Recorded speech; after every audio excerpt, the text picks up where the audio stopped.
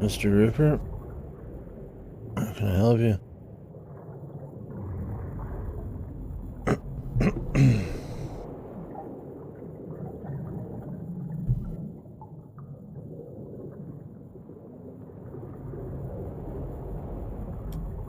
Oh, did you? I just got back in my room.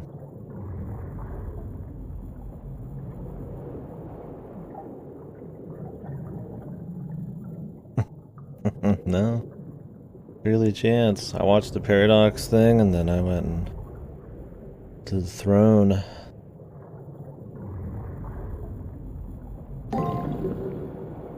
Are you finishing up post game? I could probably check the Discord, can't I? Yep. How was that?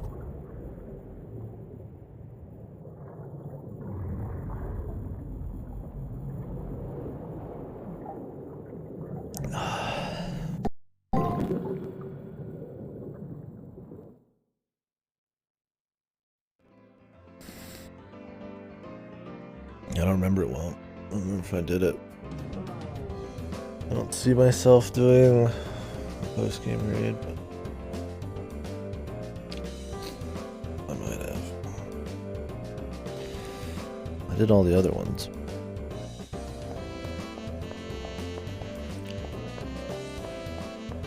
Yeah.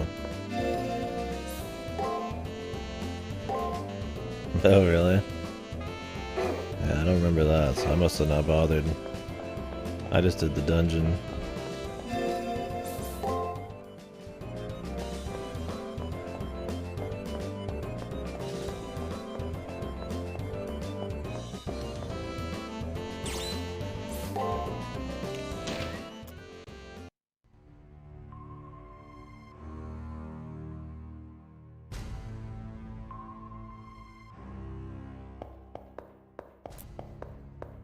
Are these gonna be like super long or something?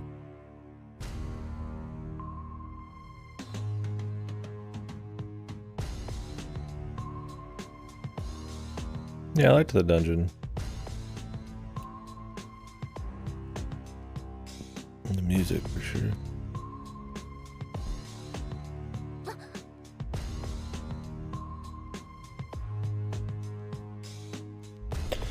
Probably Julius.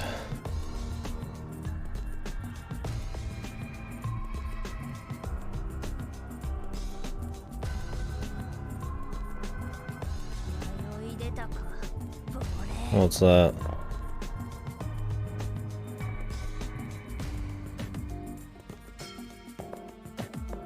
You gonna buy Ace 9 or what?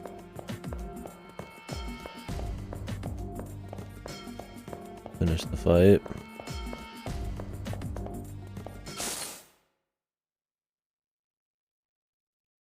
Oh, it's something you shouldn't do.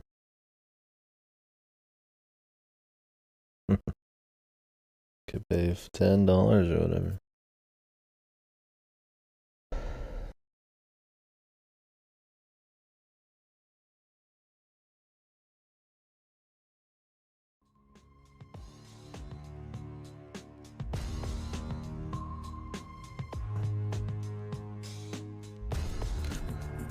That must be Julius. Hopefully we don't have to fight Li Xuan again.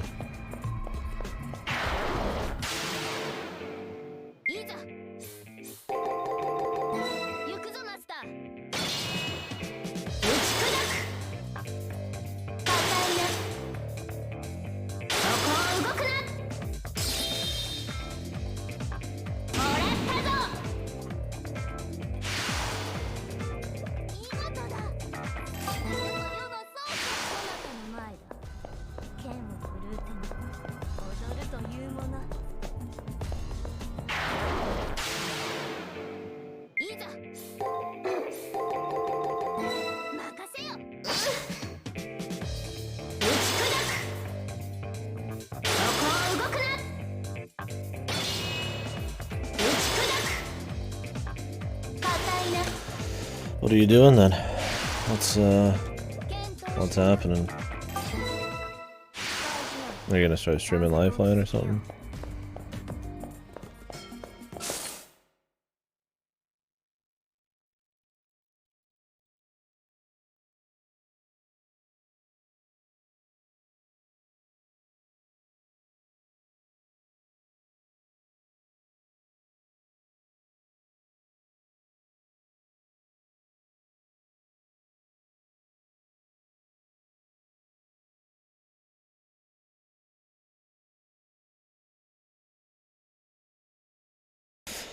Are we getting Julia's story now? I mean, I guess that'd be fun too. Didn't do much in this chapter. I will say the first 3 chapters are definitely the best. I mean, it's the most novel at the time. You get the most interactions with NPCs, but also the master servant combos are just better.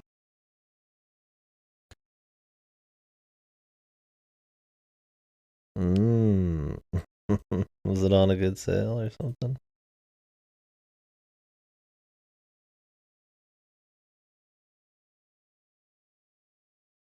Nice.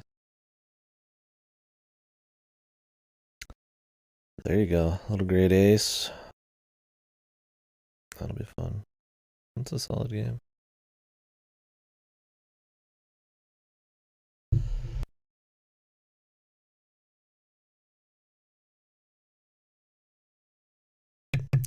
Definitely get your money's worth.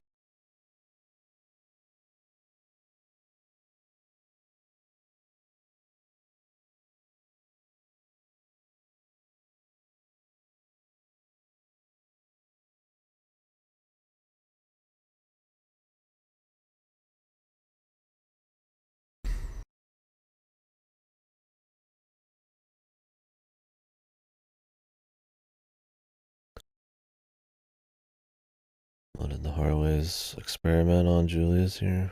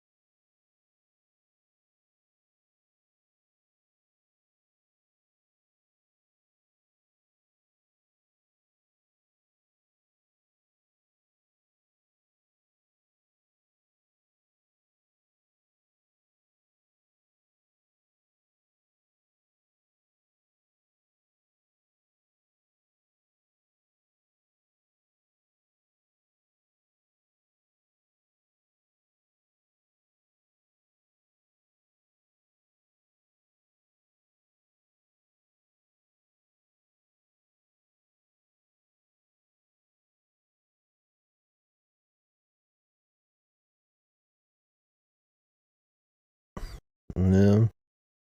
I mean, I've got my issues with it, but it still has plenty of charm, and the production value is really good. Definitely the best 3D ones.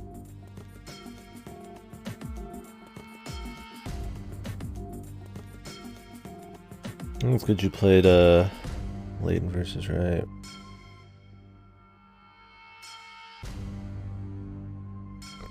You see the upgrades, if you will, where they went from.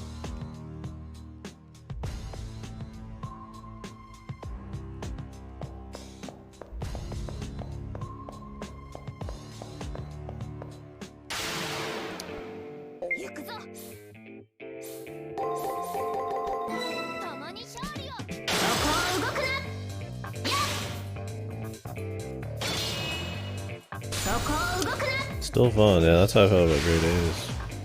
Great Ace has some of my favorite shit in the series. Like, I still prefer the originals and the investigation games generally, but...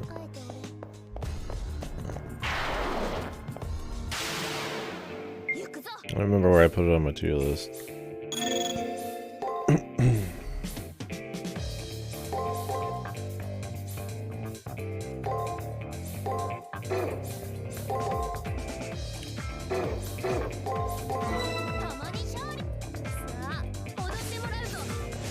I think it was pretty up there. It was, I mean,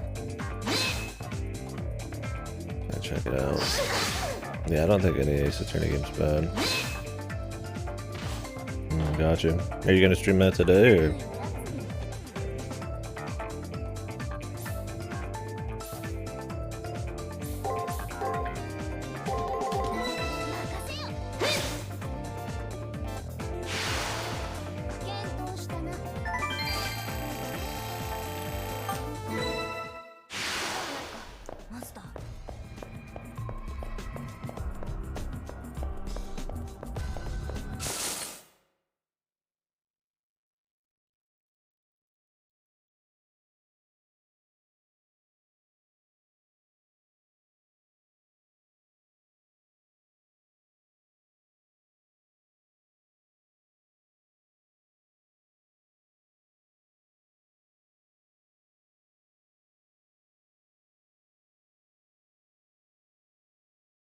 Oh, the highways, man.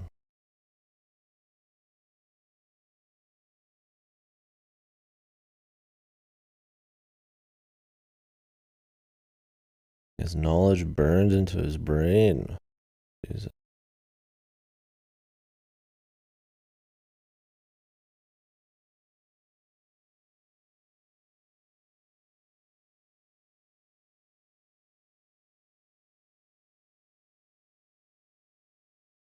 Being engineered to be the king.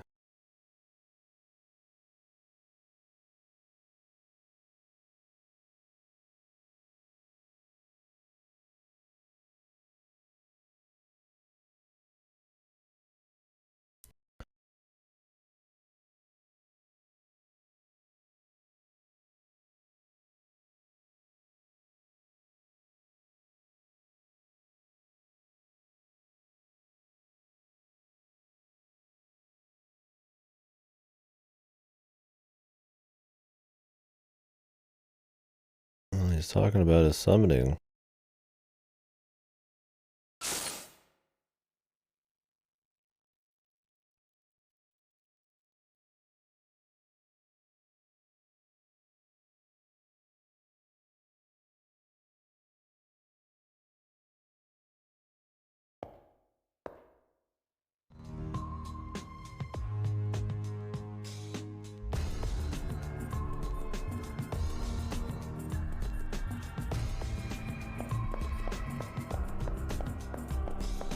So I feel like they could dip even more in everybody's story like this than they would in like an actual VN, probably.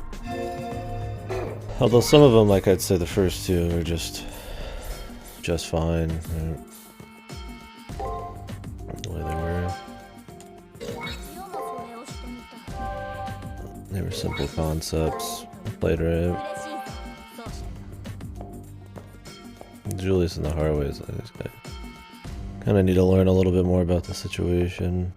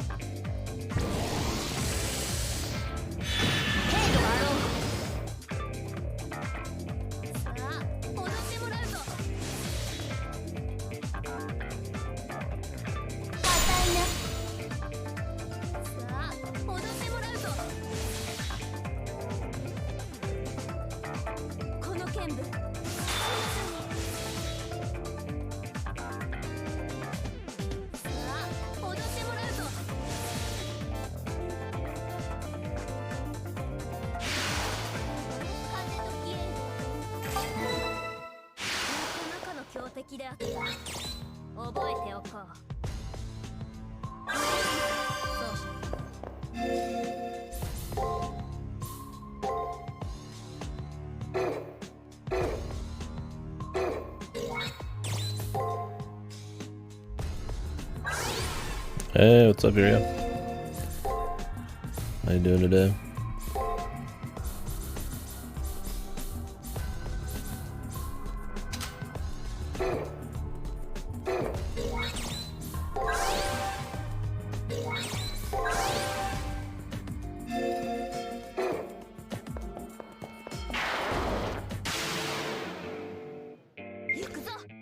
Ikuzo. Solid.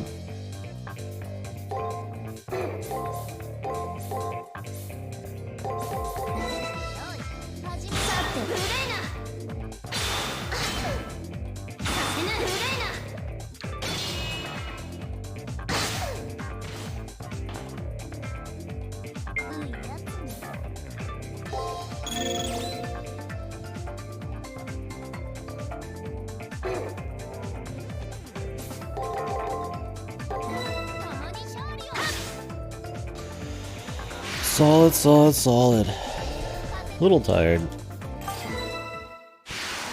Overall.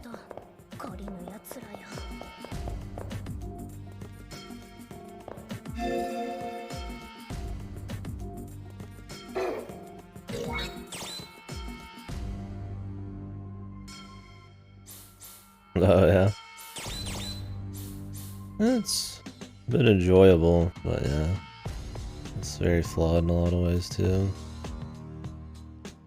For everything it does right, it kinda could go a little harder.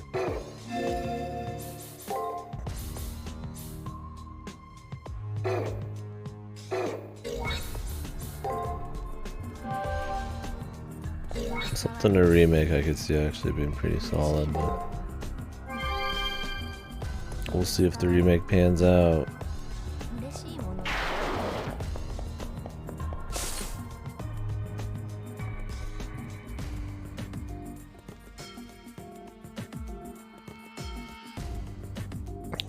It's one of those, despite being deeply flawed, it's still enjoyable.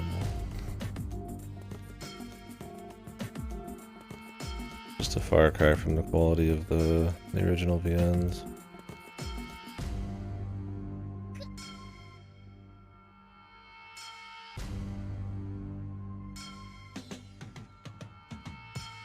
Julius.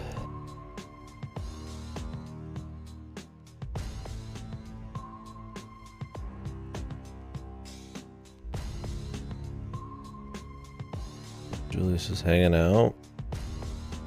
Moo woman game is.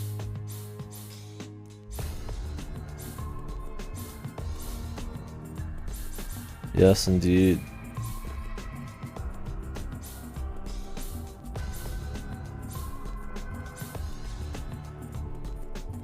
I hope I don't end up having to fight like all these people again. Julius looking a little punished.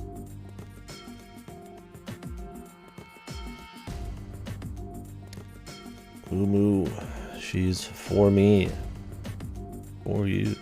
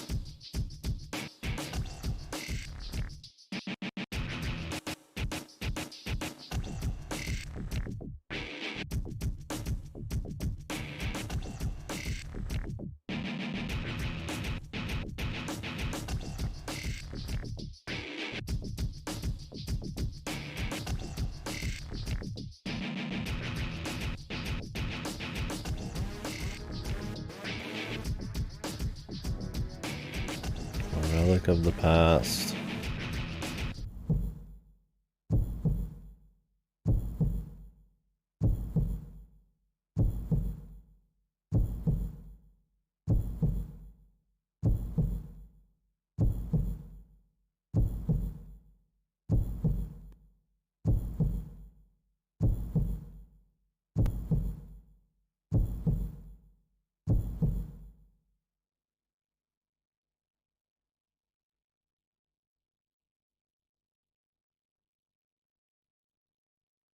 Oh, Julius. You freak.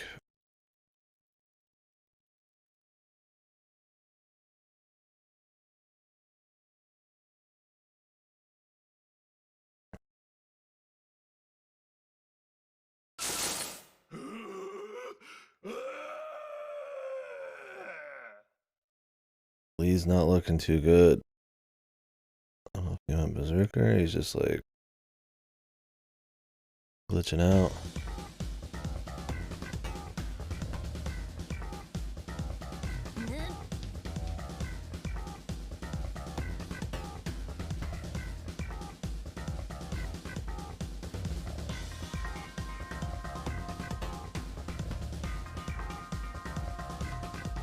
He stole their arm and used their command symbol. I guess that's possible.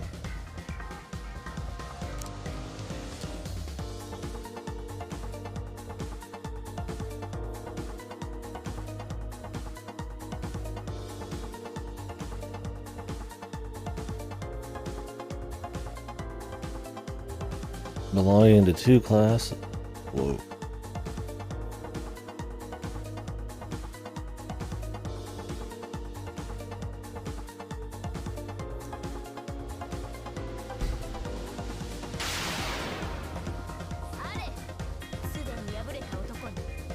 Hopefully this guy's not too difficult.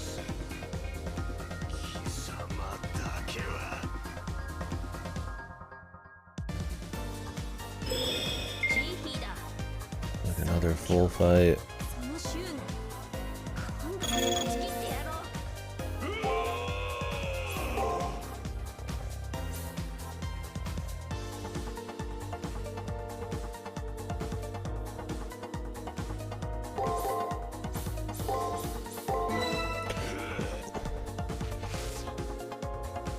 Stalking Tiger. Oh, quick 1300 damage. Nice. And here I thought he was gonna do Focus G, man. Well,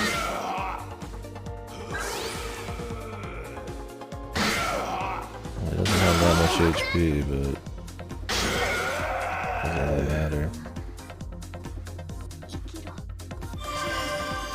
That's this game, man. Somebody will just randomly one-shot you. Move on. We move format de deceased.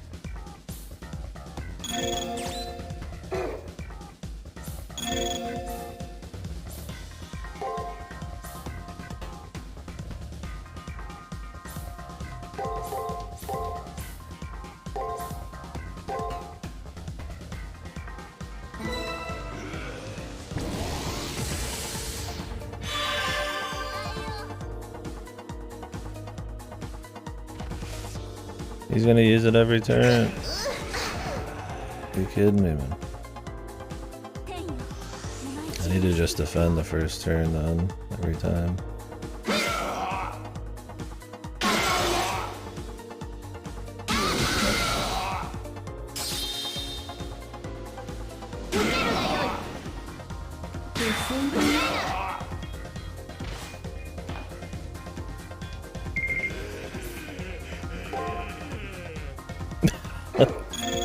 Do you think he's okay? He sounds okay, right?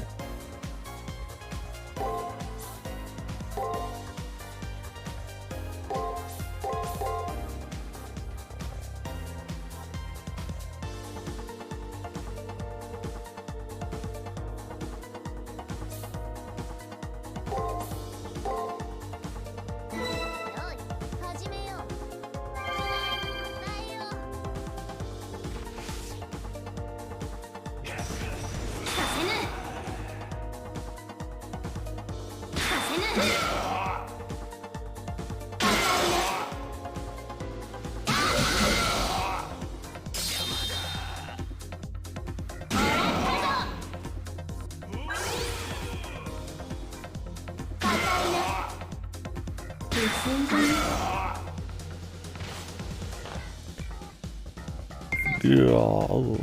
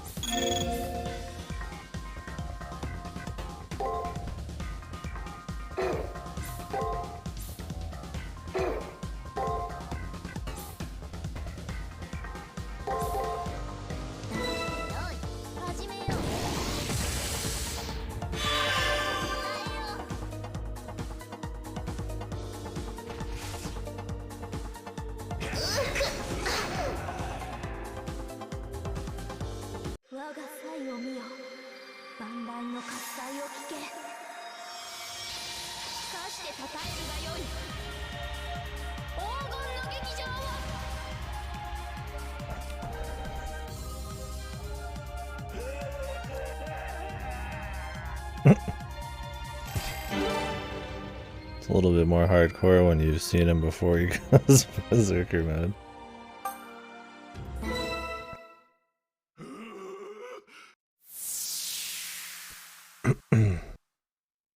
Hope there's not another fight. I was keeping a little bit of mana in the tank just in case.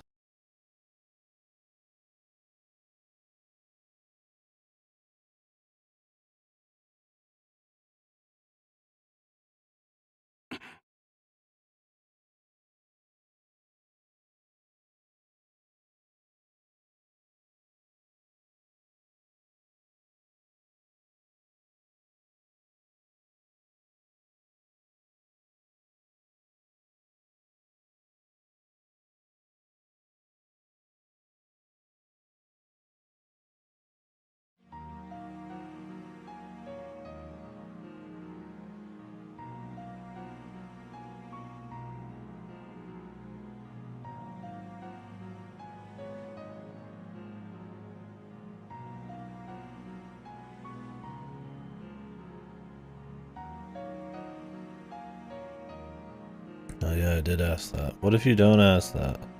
What if you just fucking do random shit? Does it just not have these? Does it just not appear? I'm sure that it still appears.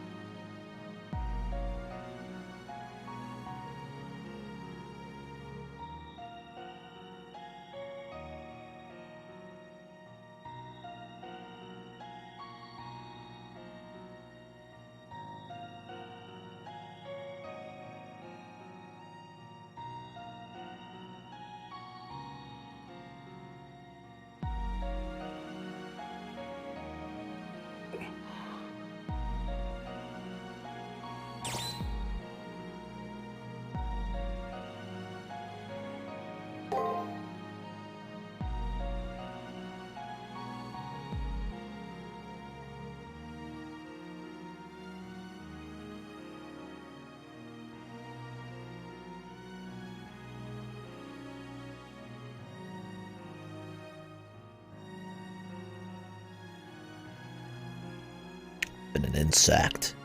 You fucking insect. You're a killer, Julius. He really does seem like a Castlevania character, man. I guess the name Julius helps a bit. Isn't there a Julius Belmont?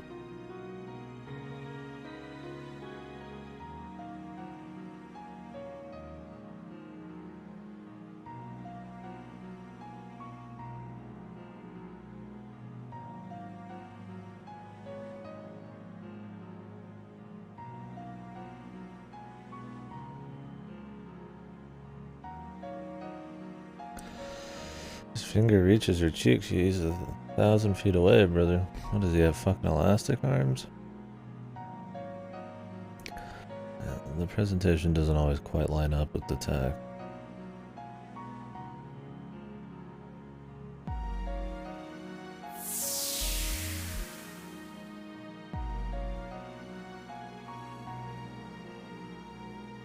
Otome Stacy's one, yeah. I fixed him. I can fix him. They get a bang, Nero, Ronnie, and fix the punished bad boy, pretty boy.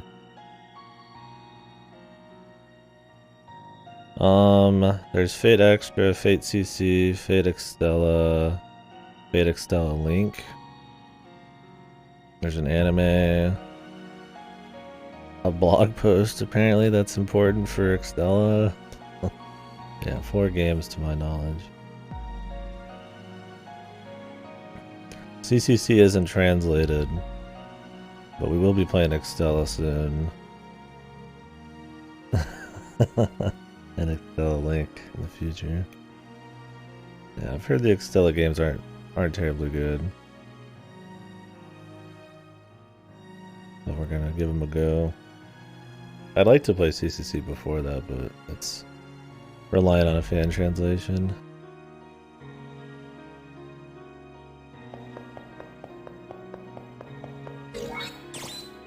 It isn't out yet.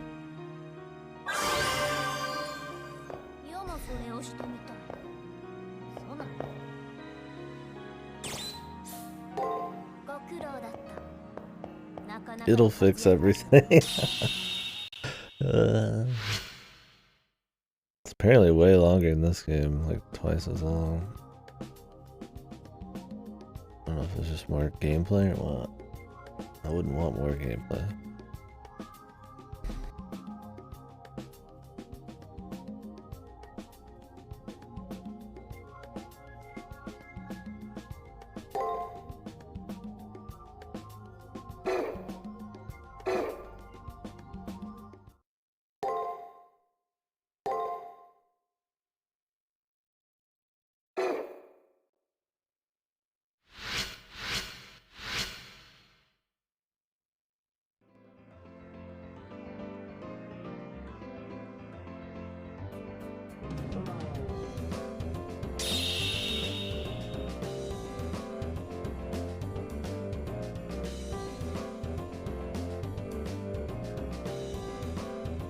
True. No matter what deep reason he had for it, he was just a fucking... chose to be a cold-blooded killer, man.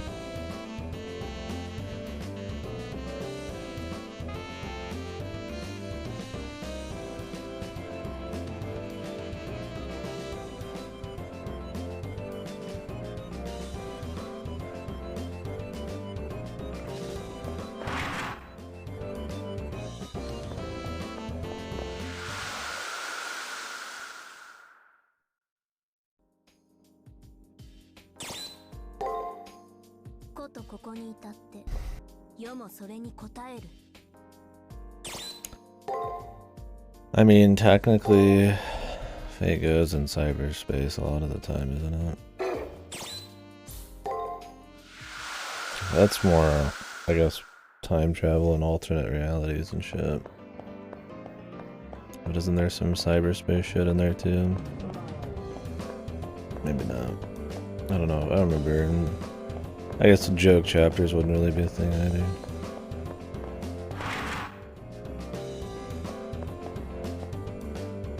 Yeah, that doesn't constitute as a whole lot, I guess.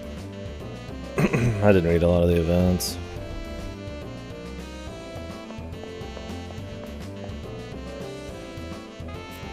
But yeah, if you want to get granular. CCC event.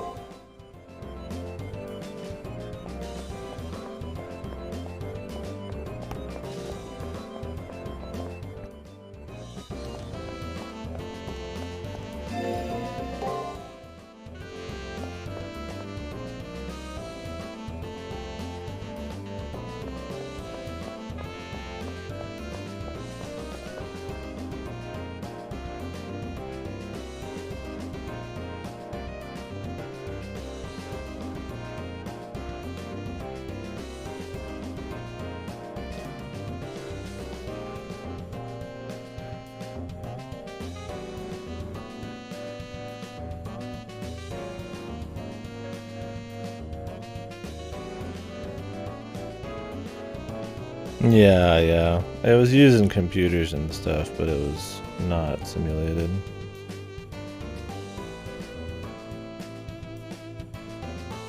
Even the weird Lost Belt shit, wasn't that?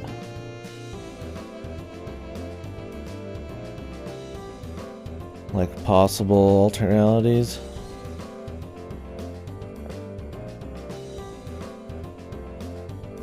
I don't know if there's... I don't think they were simulated either, but I didn't read any Lost Belt.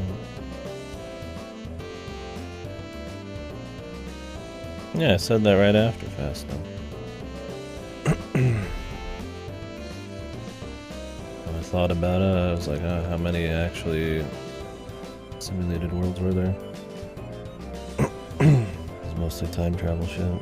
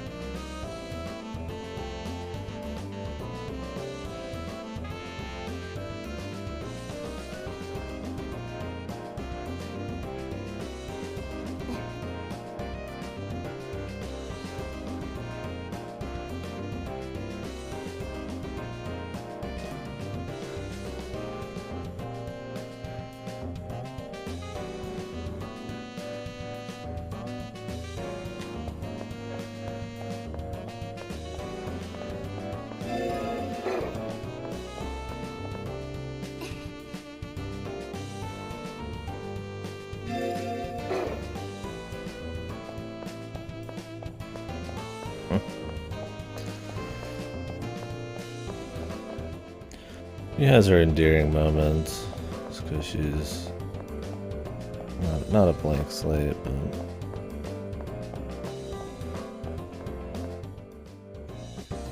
she doesn't really have much story going on. She's not like super engaging or anything, but you try to make her at least like friendly, and her being one of the few people like helping you out. It's kind of a thing. They attempt to make it so that she's some kind of importance to the main character, but yeah, I mean, I don't fully buy the fighting for your smile shit. I don't think they're that connected.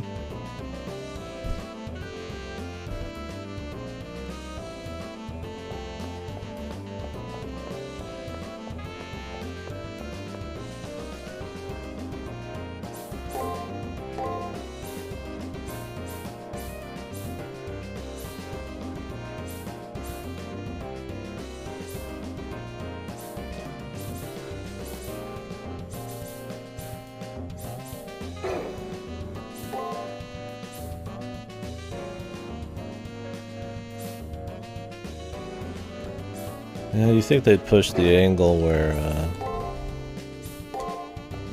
she's just fighting for survival more, which they have pushed a bit, but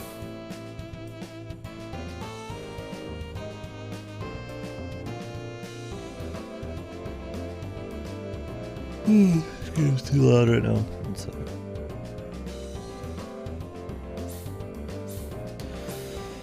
Super tired.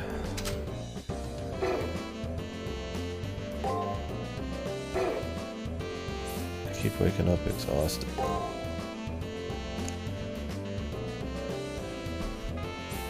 It'd be one of those where it's like you wake up and then you kind of keep going back to bed, and you have some pretty pronounced dreams, which is cool. But then when I'm actually up after like 8 hours, I'm like, ugh.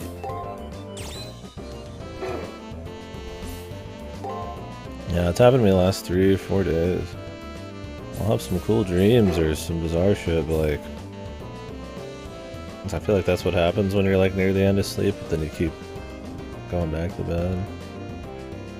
Yeah, it's just not like a super great sleep.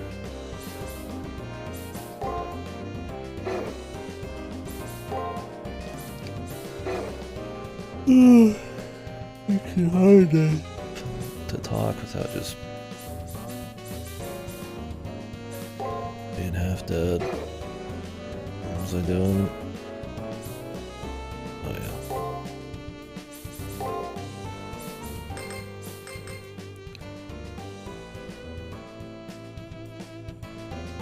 Turn it up on your guys' end.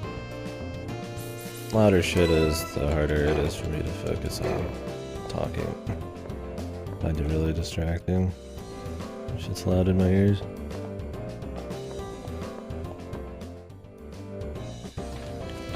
So when I'm really tired, I'm just like, wait.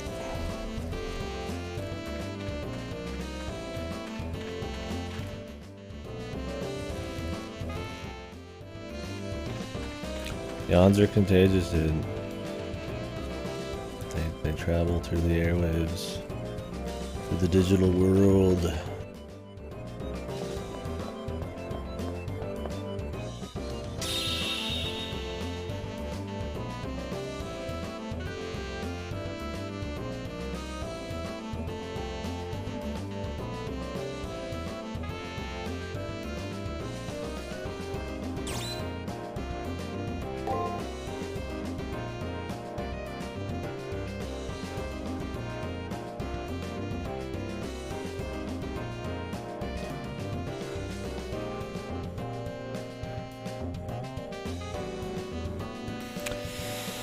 Depends. I'll have to check the mail. I should have the mail already. I might check during this, just when I get up to get a drink. I'm gonna drink some coffee right now. But that was a thought for sure. I mean, if I don't have anything in the mail, I might just sleep a little bit, or jump straight into System Shock. We'll see. More likely to get some sleep. If I do have Octopath or Little Golf Journey in the mail, I'll probably jump into this. We'll see. A lot of stuff coming out this month and some shit like that. A lot of stuff I want to be prepping for. Baldur's Gate 3 just got an official release date in August. So we need to do BG2, System Shock. Need to do the 2 Stalker games I haven't played. Do Extella and all that kind of shit. And not really counting the stuff that's just coming out. So. We will see. Yeah, I might get that. I'll check the mail. Thing is, I'm usually more tired at the beginning of the day. When I get tired at night, it's just like real quick, and then I fall asleep. Like last night, I was fucking awake. I was ready to do some more, which is probably the reason I always end up staying up way too late.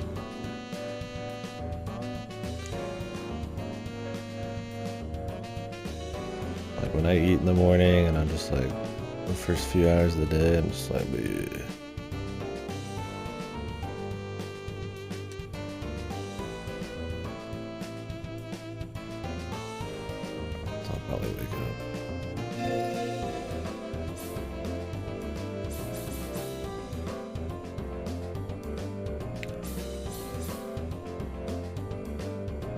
Yeah.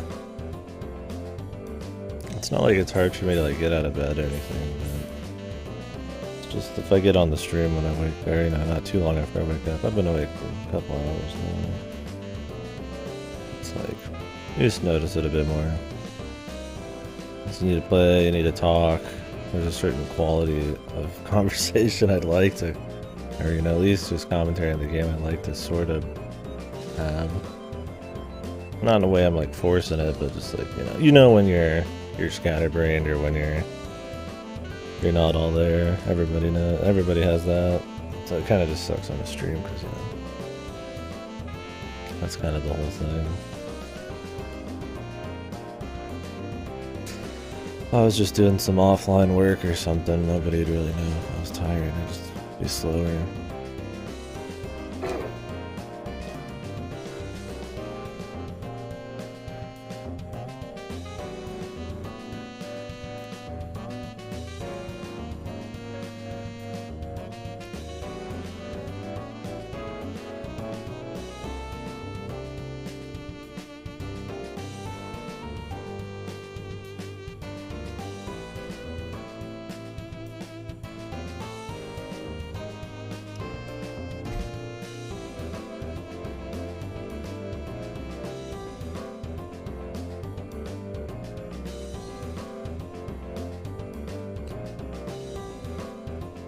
How is that the case? If she has to protect Seraph, what does that have to do with the next few fights? It's not like our dream is to destroy the moon cell. Maybe I missed a little something.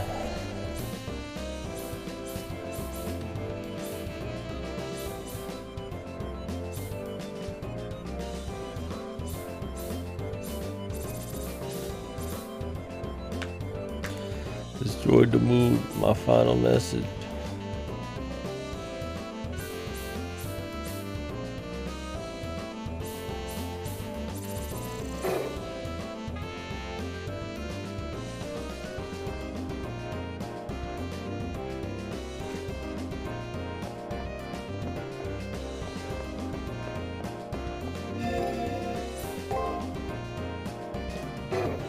Did I level up?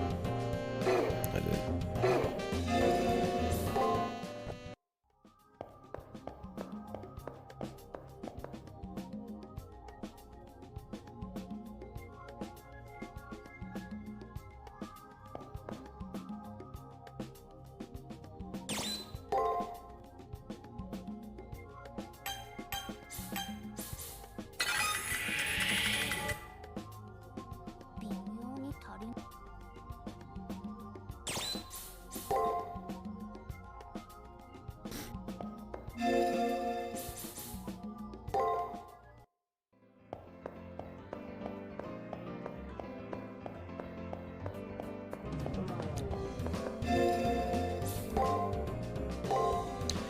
Yeah, because the way this game's gone, this feels like the Fate route, right? This feels like it's just kind of teaching you some of the basics.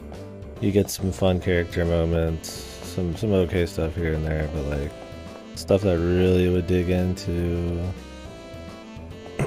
the rest of the story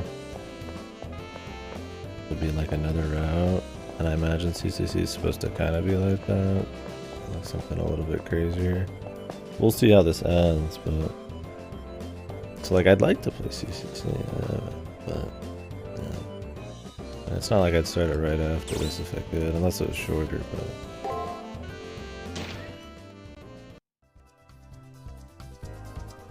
hopefully those fine folks end up finishing the translation.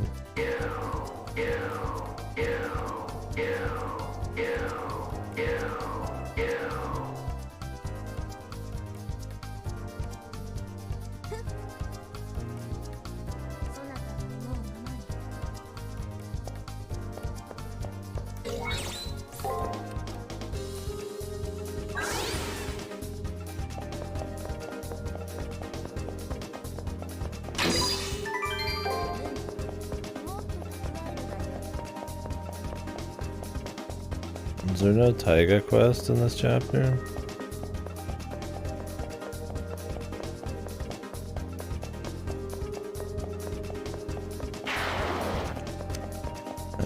Nice, 20 more. Done. Were they really hard, or are you just kind of, you know, a little bit?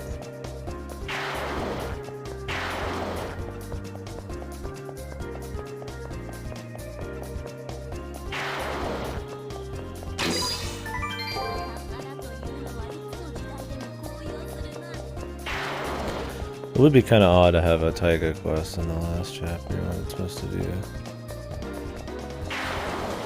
a bigger story thing. It's a little goofy. I just can't. I just can't do it, Captain. I gotcha.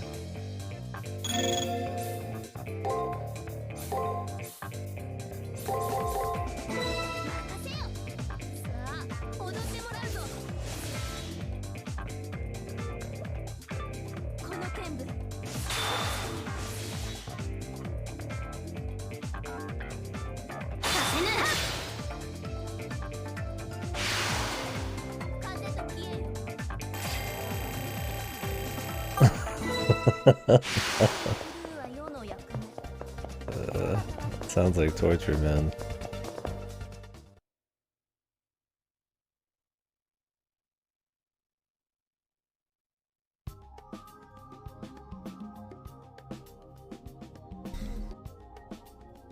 No point forcing. I'm sure you'll get the feel someday.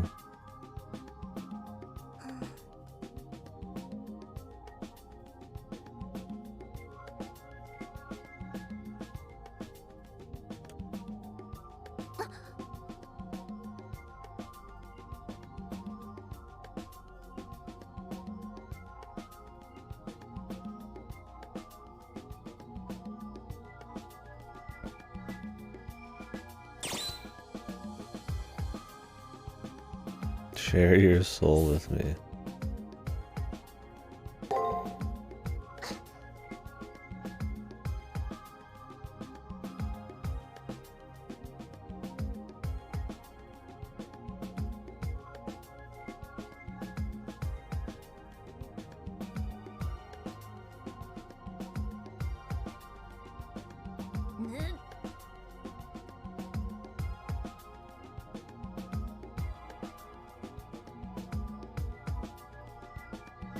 Why would we fight the moon cell though?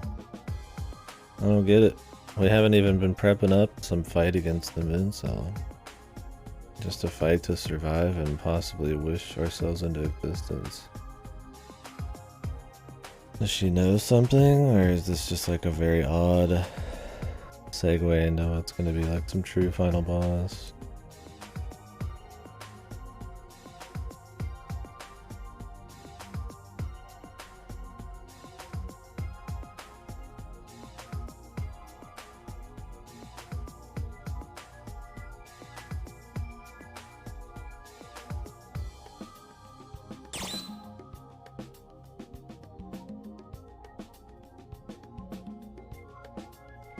No, they revealed her name. They just keep calling her Saber.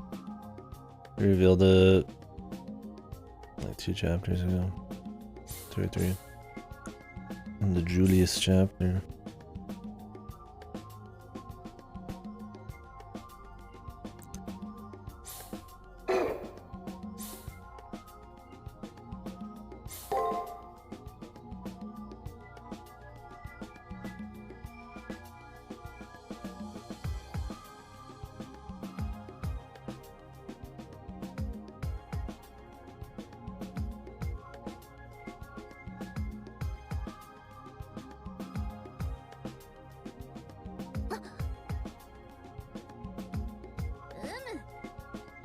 Moo.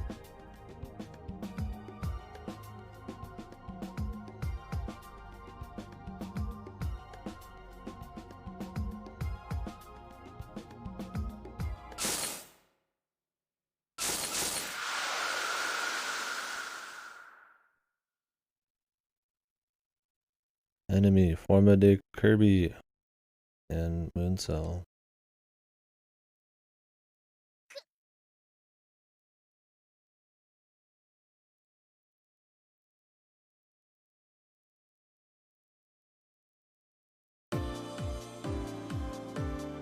Why are we fighting the moon cell?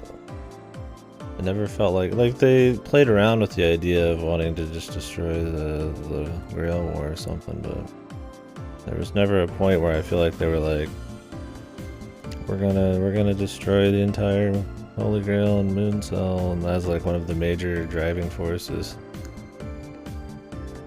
Our character flip-flops between I want to protect the smile of a brick wall and I love my wife Umu and I want to survive. Never did she flip-flop between I want to destroy the moon cell. Yeah, maybe that's it. Maybe her becoming real is some kind of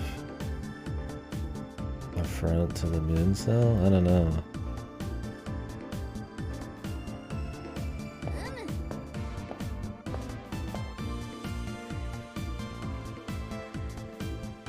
We're just inside of the simulation though.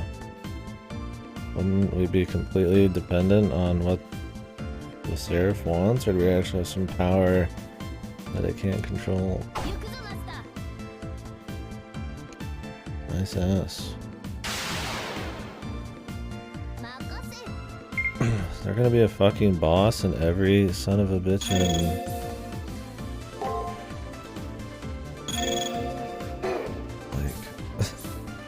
like every little area? They do. My Egyptian brick wall wife.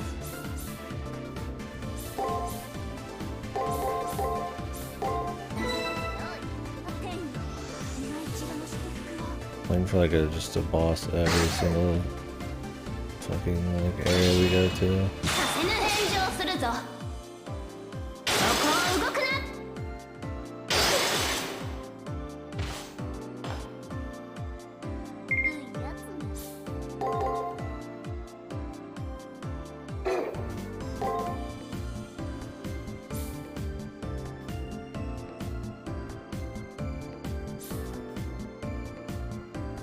Is it only gonna be breaks? Kinda doubt it.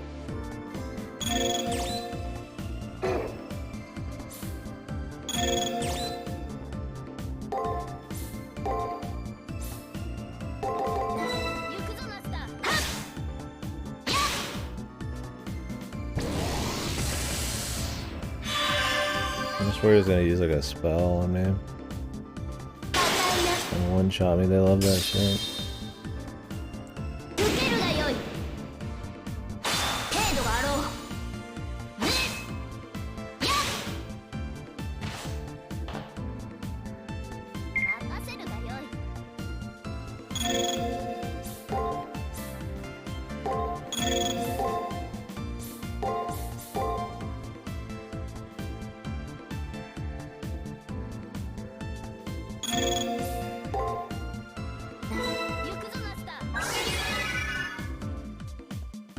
Peace.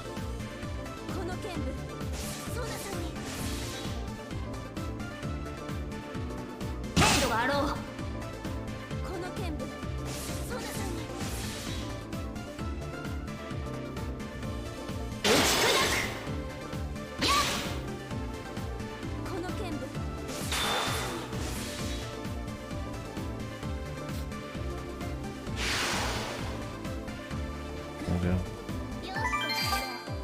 Ooh, an elixir.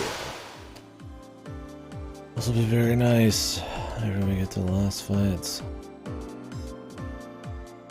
And the bond we share, even if it's against the rules.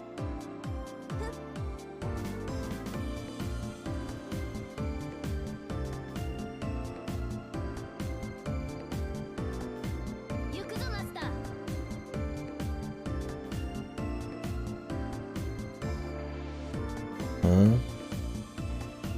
Why would he have already taken possession of the Holy Grail? Did I miss a huge plot point?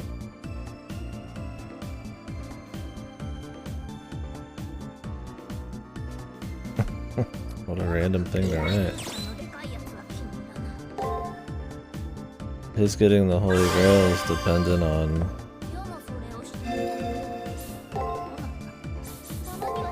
if he beats us or not.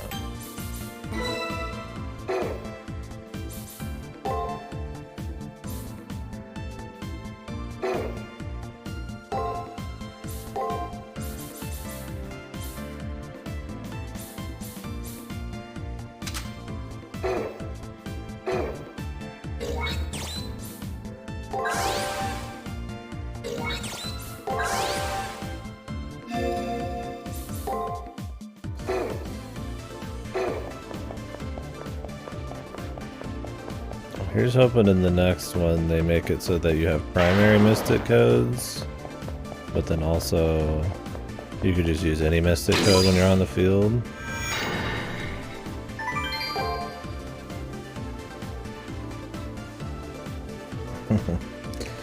No, I just don't think they actually plan on...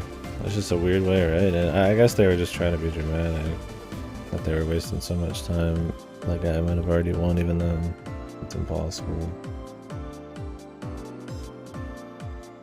Yeah. I mean, regardless, though, I do think the motivations of the character and all the antagonistic shit going on.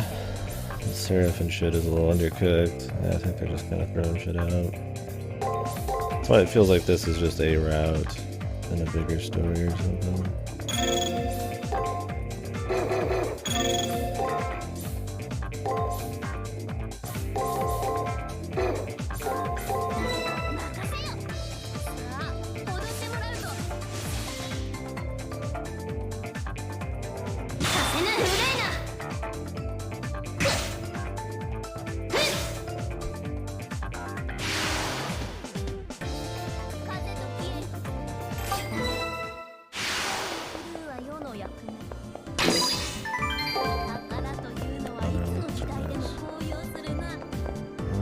That's the whole area. I don't see anything else. Unless there's some hidden shit.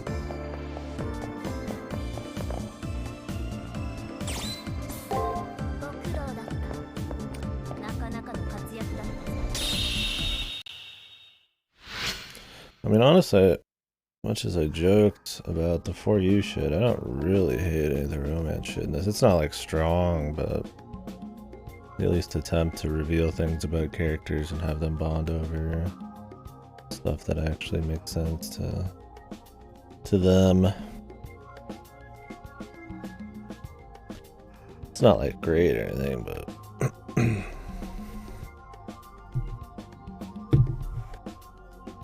yeah, it's just the overarching stuff though. Like, you know, most of the Seraph Moon lore is just like in random NPC dialogue, which generally you would probably read, but any kind of like antagonistic labeling of Seraph is kind of bizarre right now. I feel like they're almost just prepping for us to fight the bigger bad after Leo.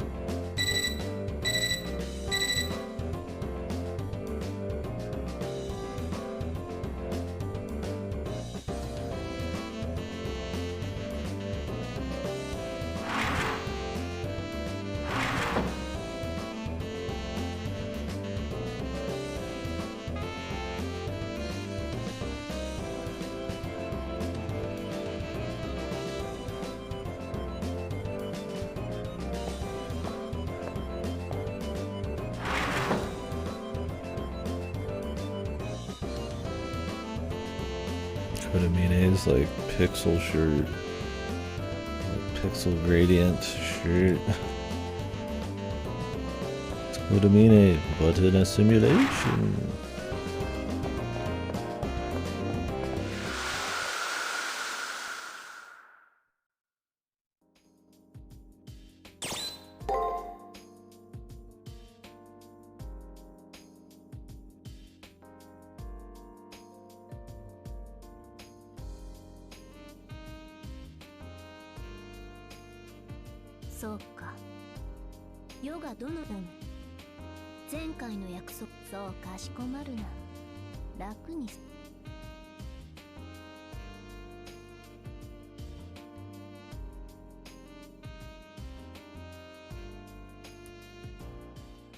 The big story.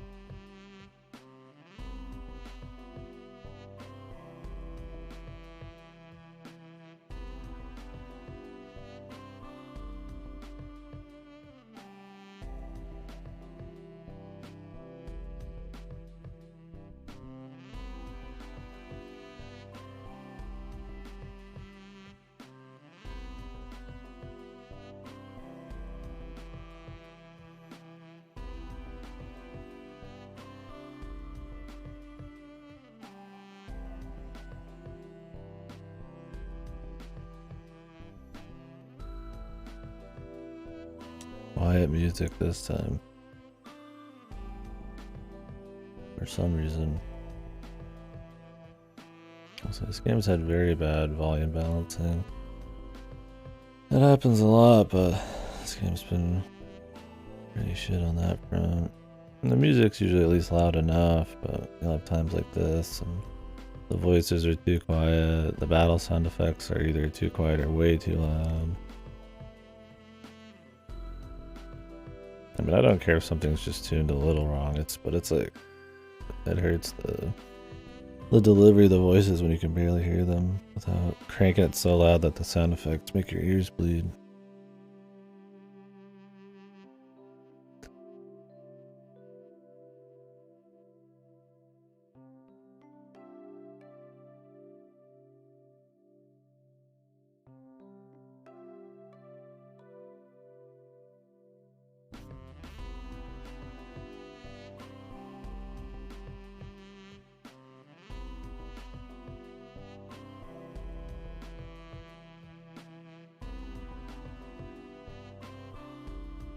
その頃からだな。銀の杯を愛用したのが原因だの。慢性的なヒステリーなどと言われてはいるが、何のこと。 Silver cup. 世は母に逆らえぬよう、幼い頃から毒を盛られていた。母が死に、解毒薬の所在。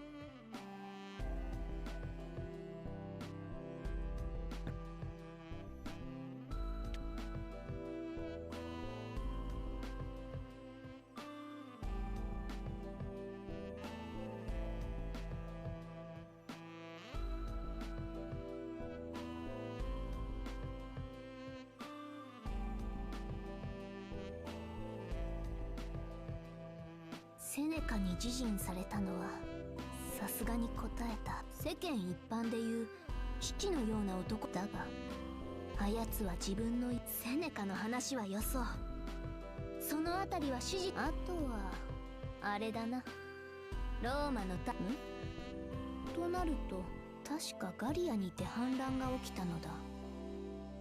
反乱を起こしたウィンデクスを信頼していた。もういっそ全てなくなってしまえと時期になったが、まあそれがあだになってな。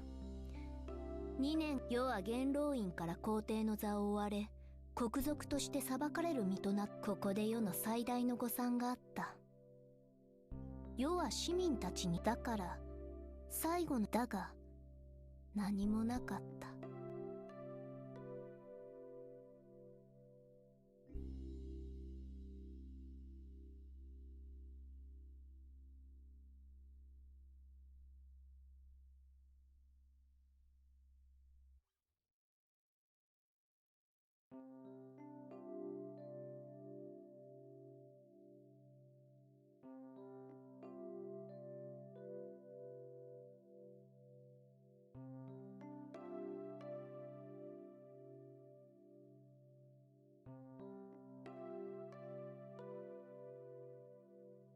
いや、それはない。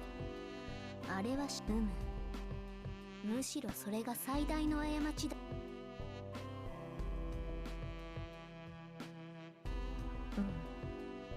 世のこの胸に灯る愛は世の愛はわがままだ。何もか美しいもの、愛すべきものには前例をも。人々が抱く愛とはもっと柔らかいや気づいていたのだ。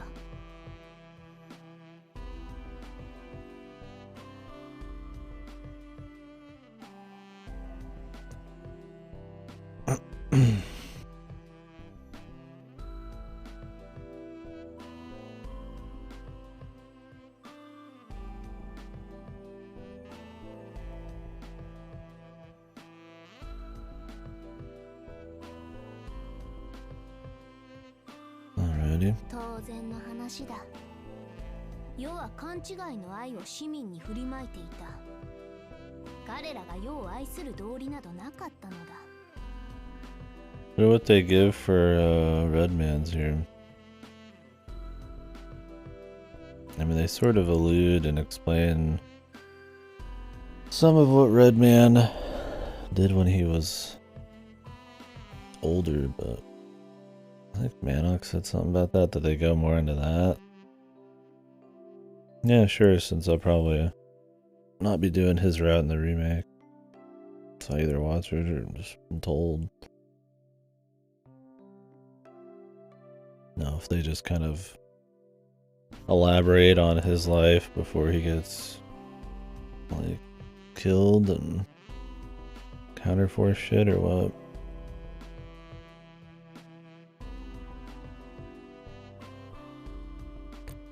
I mean, obviously he's pretty well covered in the VNs.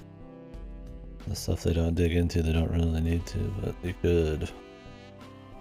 だからそれが無念だった。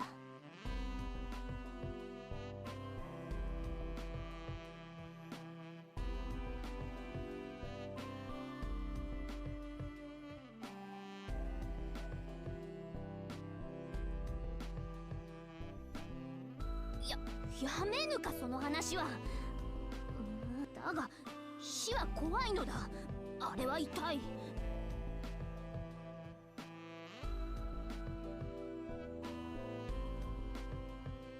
Okay.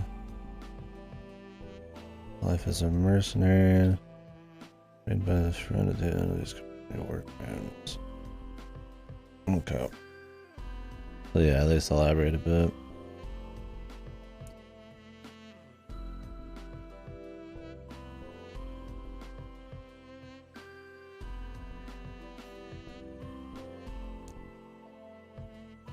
Oh, okay. Interesting. All the nameless heroes. All the who's. Not the faceless king though, right? Not Robin Hood or nothing. They had names, I guess they're all Robin Hood. A different.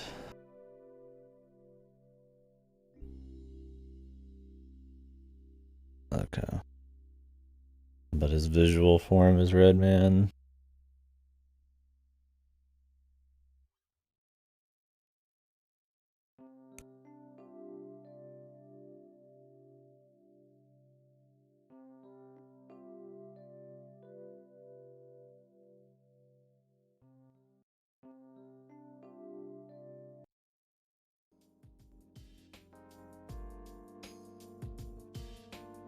世の話はこんなものだ。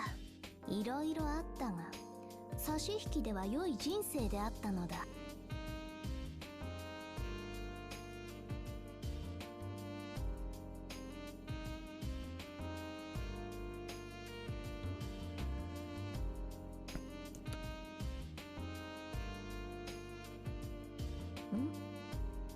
どうした？しきりにうなずいて。何か発見でもあったのか？ Oh, that's supposed to be him. Huh.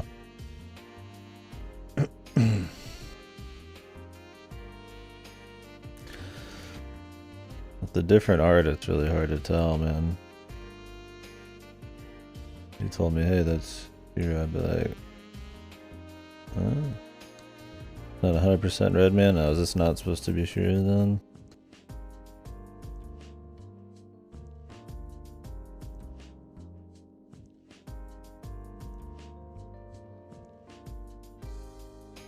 But yeah, not 100%. I get what you mean in general, though.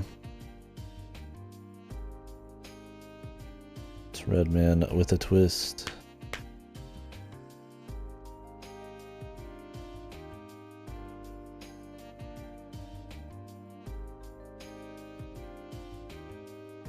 They probably could have just got somebody else, but I guess they wanted one person, one servant who's at least an actual Fate Stay Night servant, instead of baiting a new one.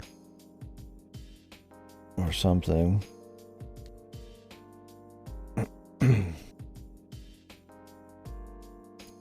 Two Emias in a trench coat. Yeah. Emiya Forma de extra artist, and then on top of that's the Takeuchi. His back, his strong back, was actually just another person.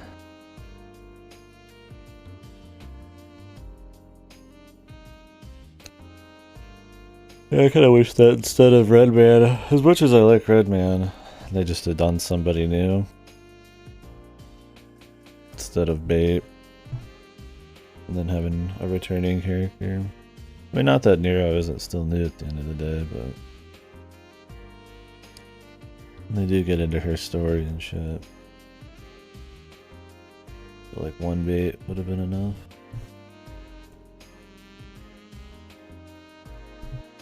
Yeah, it's not quite as strong as like Redman's story, or he's got some interesting tragic thing, or some kind of, you know, love lost with people.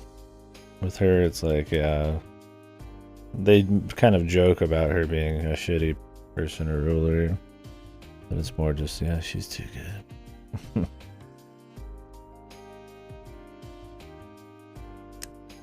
She loved Rome too much.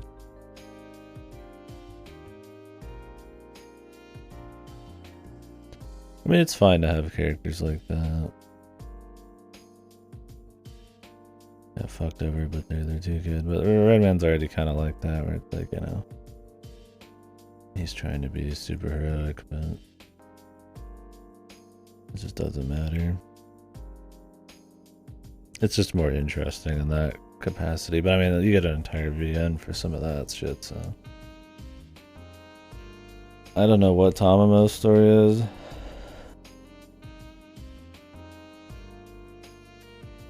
Yeah, that was kind of why I didn't want to pick him in this, is because, like, while I like Redman, he's already been done so well in the VN. It's like, do you really even want to bother, right? It's just not even worth it. Like, because they're probably not going to give him enough time, and what new stuff they reveal is probably not very necessary. If anything, it could, like, soil it a little bit. I feel like he had just exactly enough mystery left over, and you got the ideas character-wise. That's like a lot of Natsu shit. Like, he doesn't always fully explain shit, but you don't really need to. You get the important bits. I was like, having something that digs more in Redman, I'm like, it could be cool, but it could also be getting in the realm of, like, you know, making random prologues or side stories or fan fiction that kind of maybe get rid of a little of the mystique of it. Also, I just wanted to see something new. Like, if they could make another strong story with new characters, why not see it? Oh my god. I am fucking... Yoicks. Yeah, I need some water. Maybe I'm not. I don't drink enough agua, for sure. I need some water.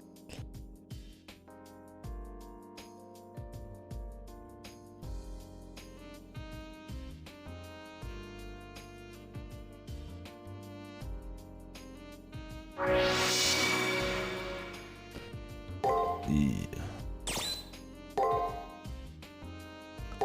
Look, can you just skip these conversations with her?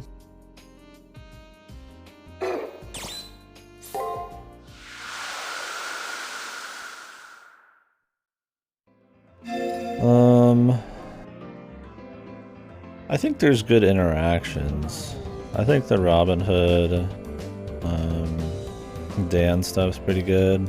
The problem is that in the VNs, you're gonna get like an 8-hour plus story involving them. In this, you're just gonna get like the bullet points. And while I think Robin Hood and Dan are like strong on that front, you'd like to see more, right?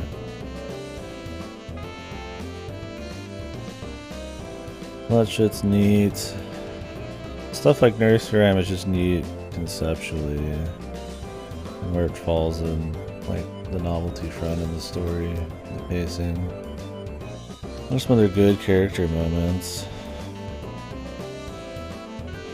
I mean, they tried doing some shit with Julius, but it wasn't super crazy. Yeah. I think there is fun character interactions, like character and servant stuff, but it's nothing that compares to the VN, sadly. just haven't thought about it. Like, I had fun with Drake and Shinji, but I wouldn't say they had, like, amazing character moments, right? They tried to do stuff with Ronnie becoming more emotional, but it's not as strong as anything you've seen in the VNs.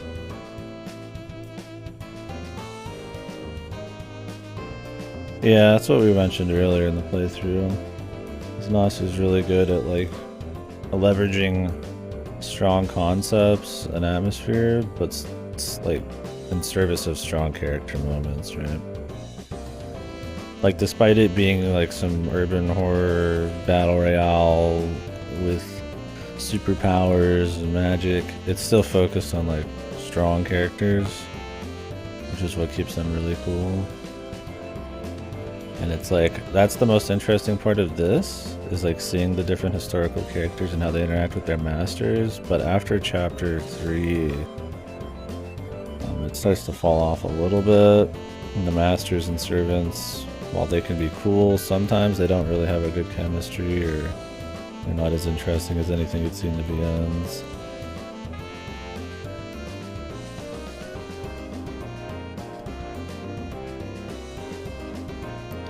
I like what it does with the battle royale aspect. There's a bit more slinking around, and people are making their own little plans and stuff. I mean, it's not like some 5-head massive brain plays, but I mean, I like that it's more focused on them existing in almost like a more stealthy, subtle way, and then acting and stuff. And planning out stuff instead of like, you know, it's PUBG and there's just a million, you know, people, or some kind of tournament of power where there's just like a bunch of people just battling it out. Raw power. Yeah, I mean, they could make it a better battle thing, but I still like the element of it. It allows you to summon all of the, you know, bring in all these crazy, interesting, superpowered characters.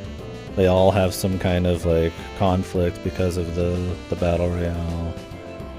They use the entire city, right? There's lots of cool set pieces because of it. I think the battle royale allows them to do a lot of really cool shit.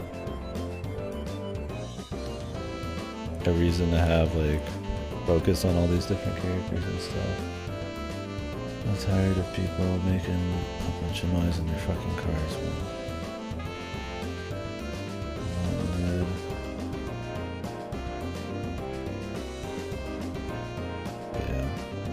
I think it's less that it's some kind of crazy, interesting, like, death game or battle royale, and more that it's used to a really strong, as a really strong, just piece of the pie. It's a really strong setup.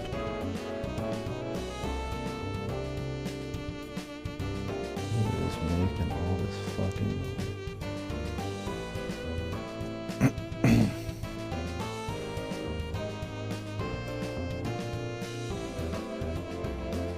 I don't know, I mean, knowing that there's a bunch of servants out there and masters, and how they keep a lot of them mysterious, and how a lot of their plans are not really just laid out to you right away.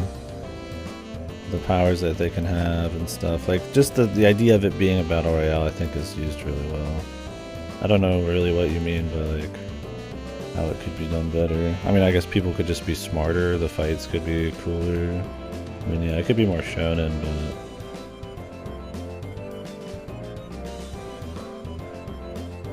I still think it's one of its strengths. But it's in service of, like, atmosphere, I feel like, and characters.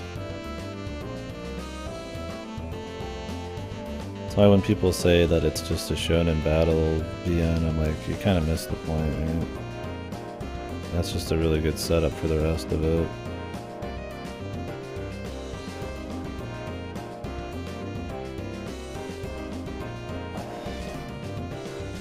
The end of Hollow.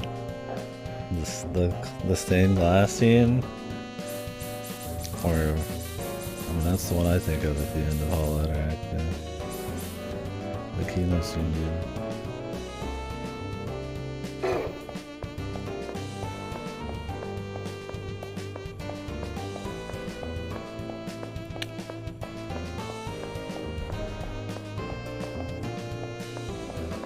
Because if it was just like, oh, there's just servants, there's just, you know, the Holy Grail, and people might come from across the world to get it, there would be a lot less tension and mystery than knowing there's like a certain amount of people already set up in the city and where they are and when they're doing shit. Like if it was just he just went out and then sometimes he ran into characters, I don't know. Like having it be like this predetermined battle royale conflict kind of sets a certain kind of atmosphere and tension to every little thing they got to do.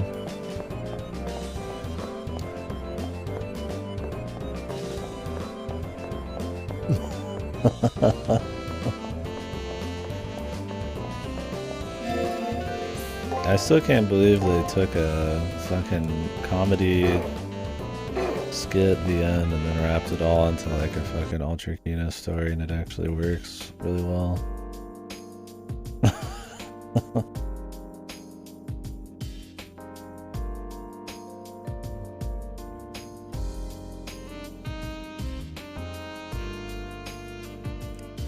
Yeah, I think it's one of the problems of this though. Like we said, like Nasu is like super good at like character work, but in this, because of the gameplay and stuff, they don't spend as much time on the actual VN parts. So while like you still might get strong bullet point kind of character shit, like with Dan and Robin Hood and all that kind of stuff, they just don't. He just doesn't get to breathe, and I've been saying that for most of VN. Is that I was like, man, I wish this was just a whole VN, right? Like, you know, it'd have more atmosphere because you would use your imagination a bit more. They would use the CGs and descriptions to do a lot of the legwork. It wouldn't be relying on like PSP presentation. The gameplay wouldn't get in the way as much, and then they could just let the characters breathe and do shit more. You still could, I guess. I mean, there's plenty of games nowadays that do like, you know, 10 hours of story and 1 hour gameplay, like Triangle Strategy, but I feel like it feels like in this game that they were pretty preoccupied with making sure there was a good gameplay split in a way. And I don't know if Nasu's writing really like vibes with that. Like he likes his slow moments, contrasted against, you know, atmospheric character shit, and, you know, the characters get a fair amount of time to build and shit. And this, it's like, you know, you're meeting some of these, you know, servants and shit, and you know them for 3 hours and they're gone, right? Or in like the VNs, it's like you're getting like 30-40 hours just so we're out. I still like some of the character interactions in this. I've overall found it enjoyable, but just very flawed. It's just like, it's a story and everything that just be better in like a VN. Like you can see kind of the tipping point where like it's starting to get more, you can see the shadows of Fate go a little bit, but like if it was a VN, I still feel like it'd probably be a pretty solid Nasu VN.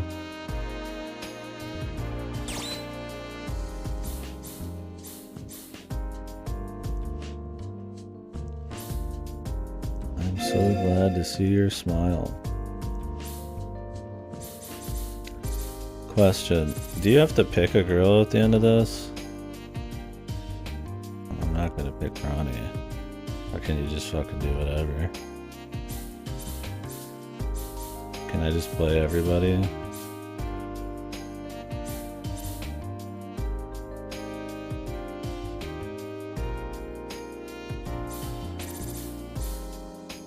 I don't know if any of these choices actually matter. Yeah, okay.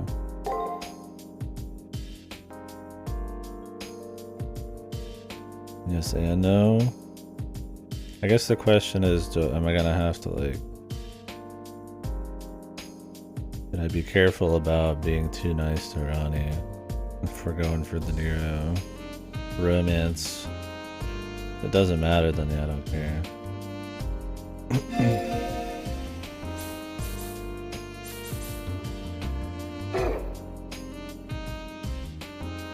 I mean, I'm fine with that too, I guess. just to see, yeah. I don't really like hate her. She's just not really like super strong of a character.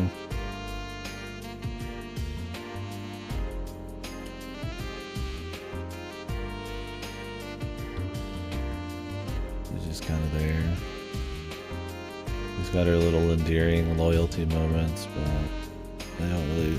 See, it feels like she should be somebody that you would dig into for like a better part of a route, but like instead it's just, you know, little bits here and there. And a lot of it's just talking shop about what we're gonna do and how great she is and how great you are, and it kind of is circular a bit.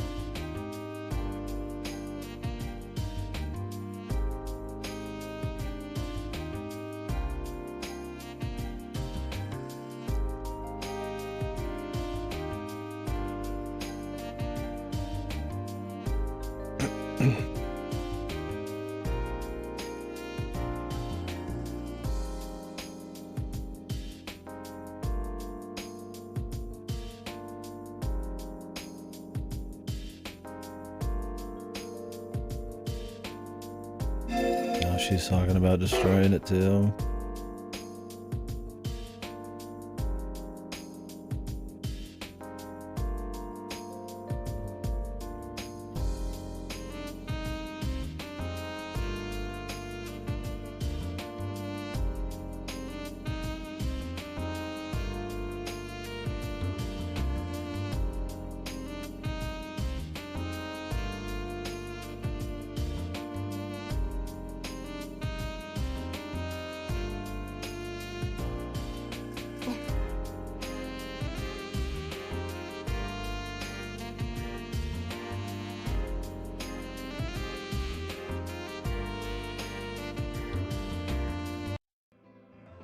Okay.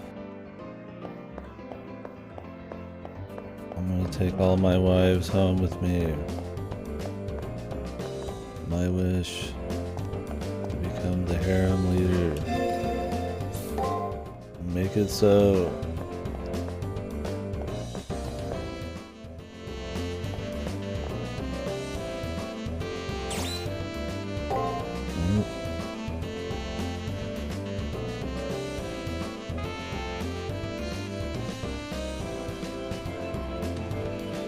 Today only on the arena second floor. The final quest. Alright.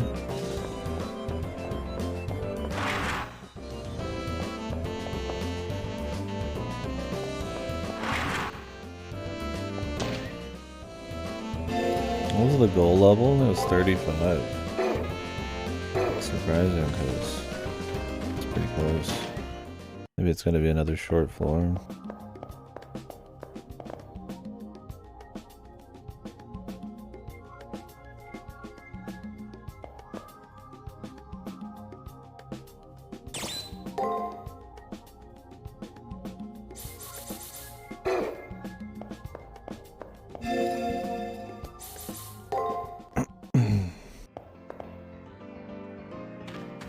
There's really a reason to check this out.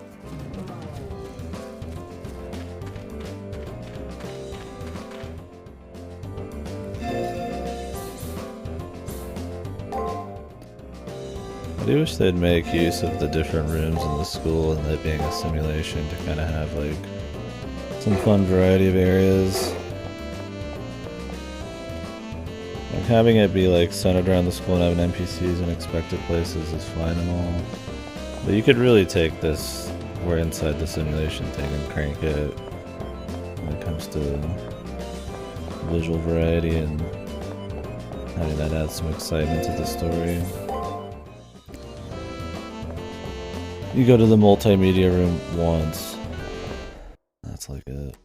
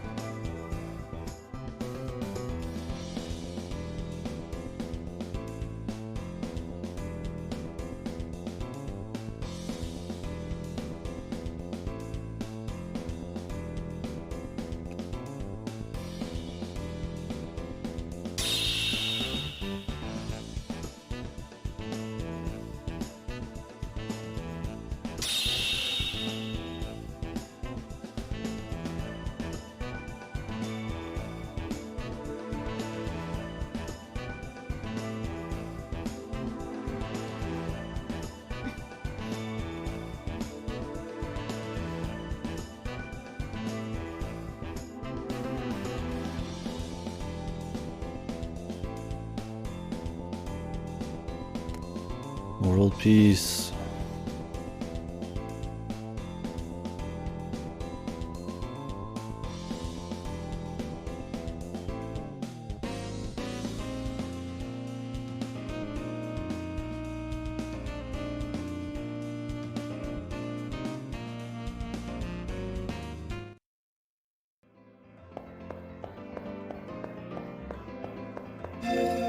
I mean, they build and they try to explain what the highways are all about and all that shit, but I think they're gonna need a little bit more. Going to care a lot.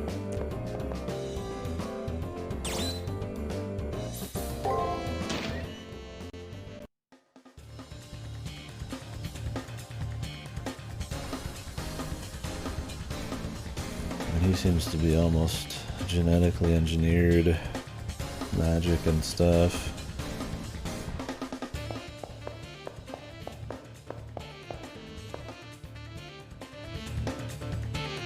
Imagine he'd have some issues with it all, but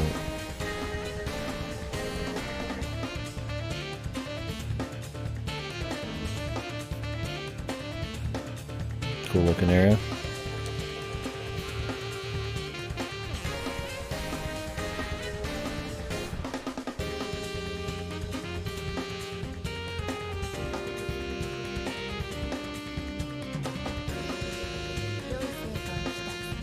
Wonder if we just won't fight them before the end. Oops, I forgot switch my shit. Where's my last save?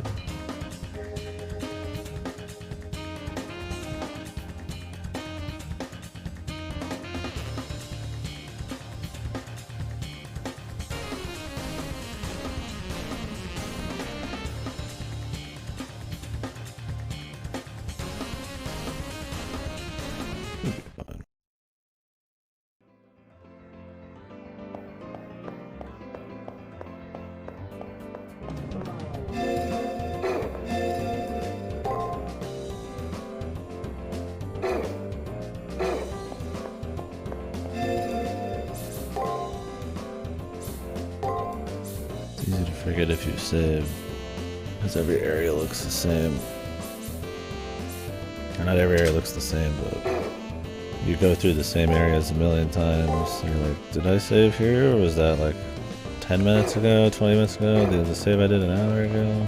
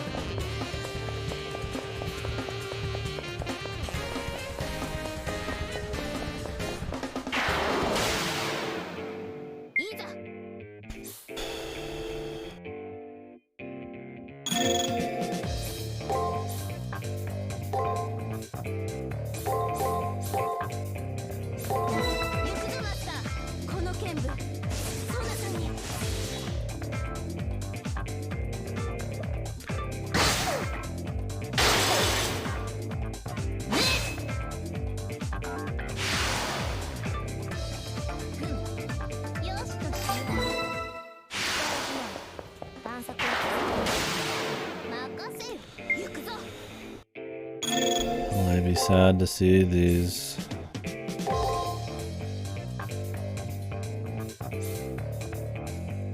copy-pasted enemies go? I don't think so.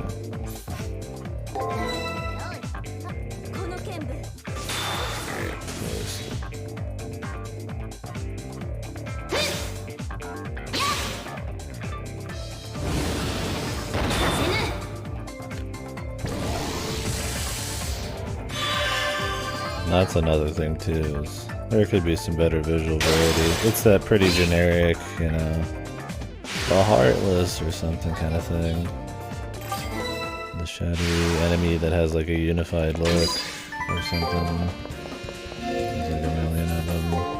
But there's only like 6 types.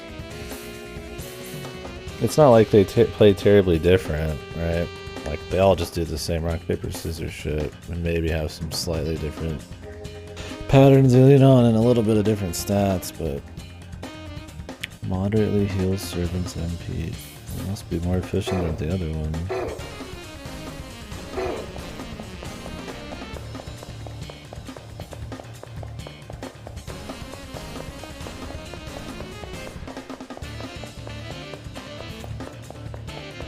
This is cool. I like being between the 2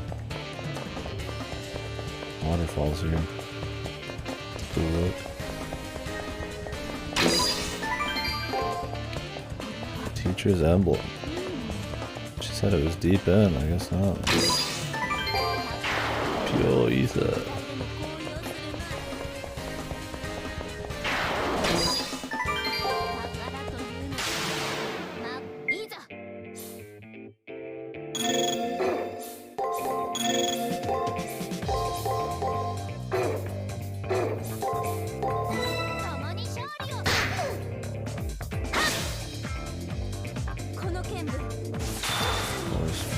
It's always right when I use the ability, man. It just makes it wasted.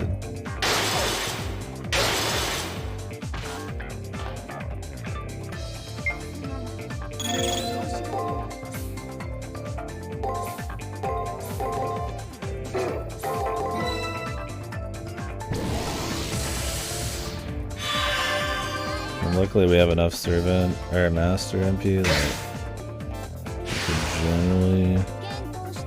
generally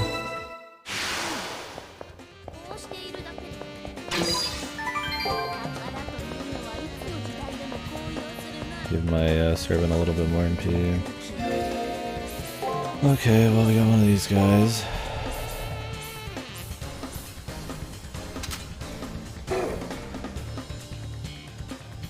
I feel like it's gonna give too much. I don't want to give it that much, man.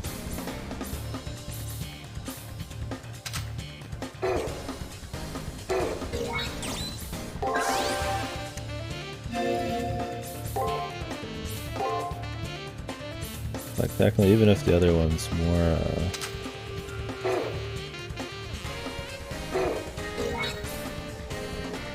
efficient.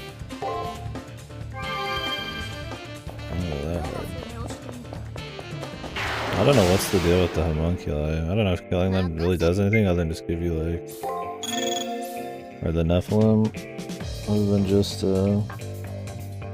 more Jews.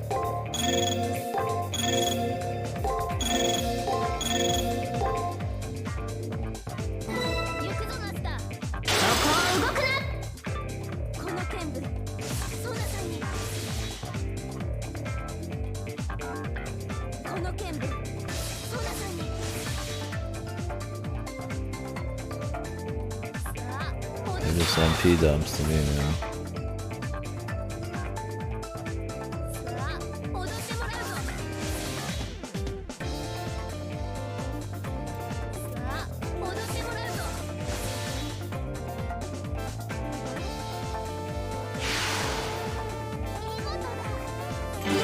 I'm probably good to spend my money on like random consumables too, so maybe I'll be a bit more.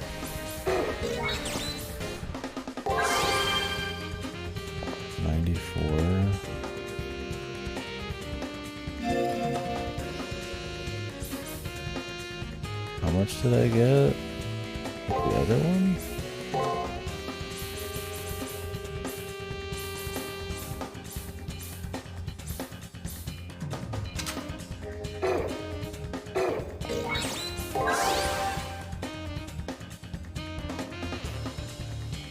This one's more efficient.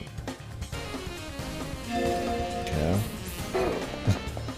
I guess the other one is more, you just want to fight, right? You don't need to spend multiple turns doing it, you just do one. interesting. I'm not gonna give Saber too much more there. Well, we got the Taiga's thing.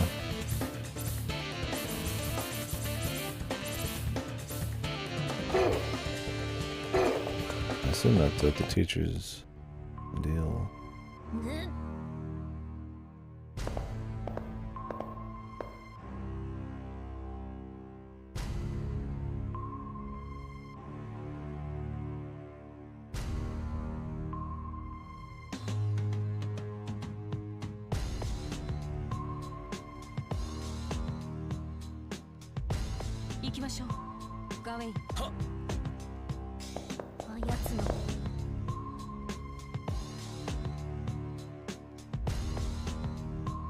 We're gonna fight.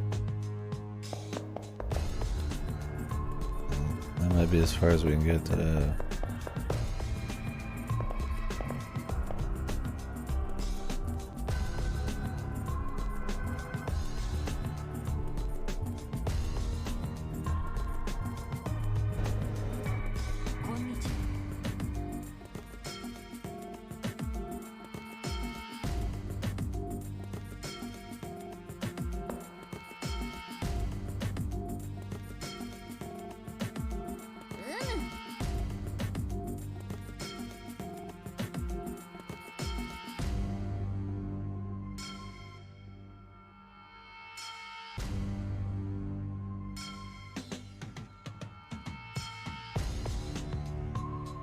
The Holy Sword.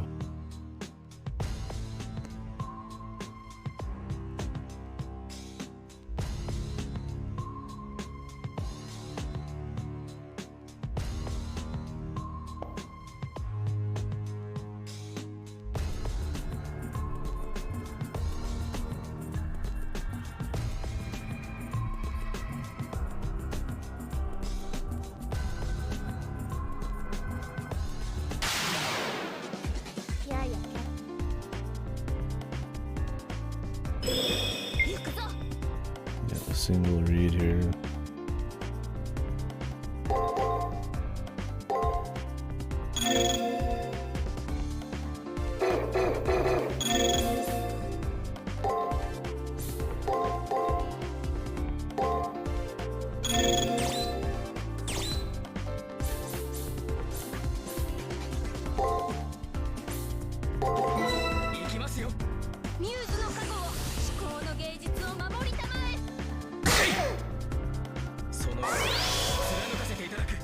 Divine Aegis.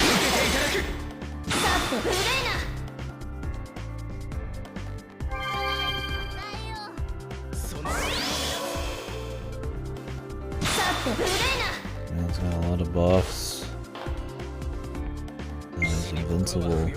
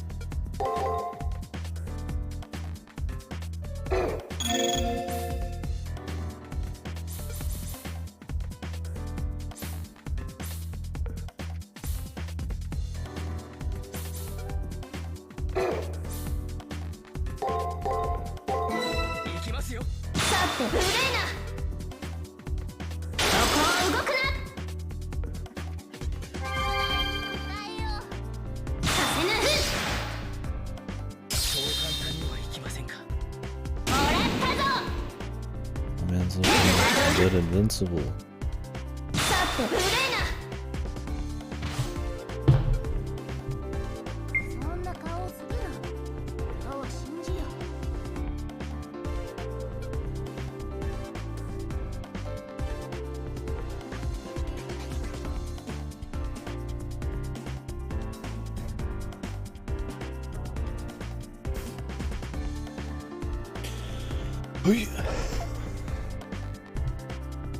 One sec.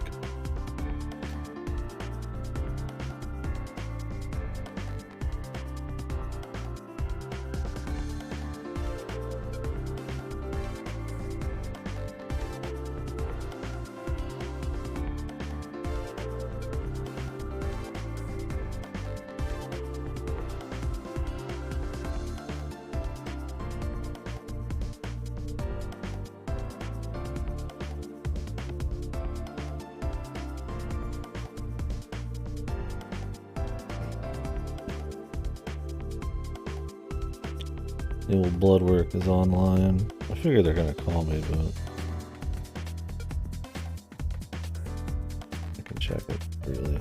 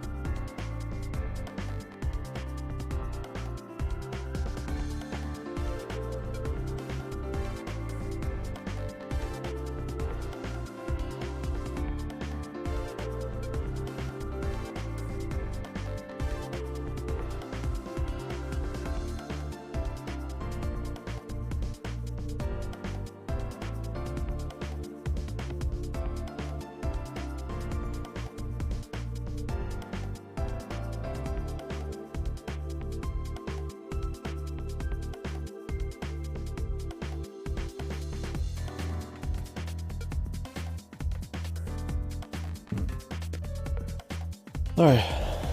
Yeah, I don't really know what all that means.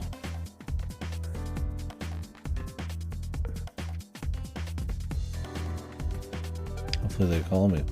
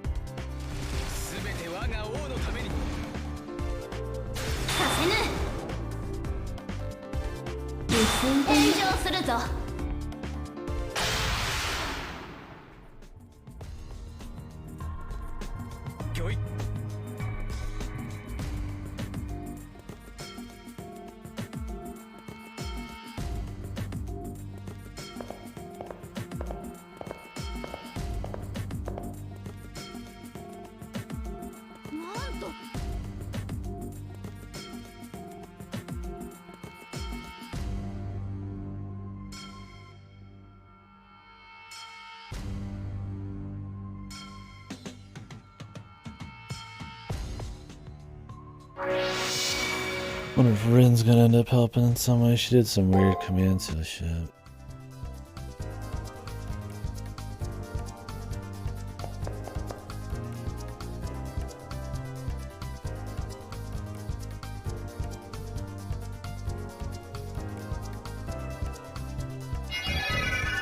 Supposed to leave now.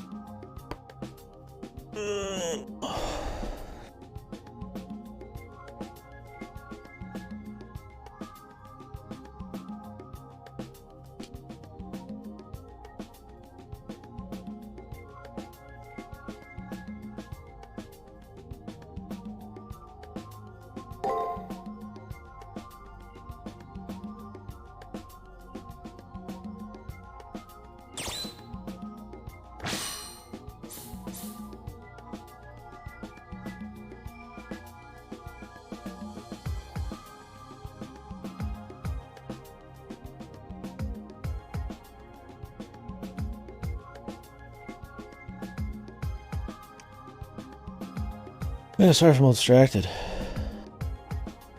Oh, looking at medical documents is it all looks extremely crazy, but you have no idea what it actually really is or how it can be handled.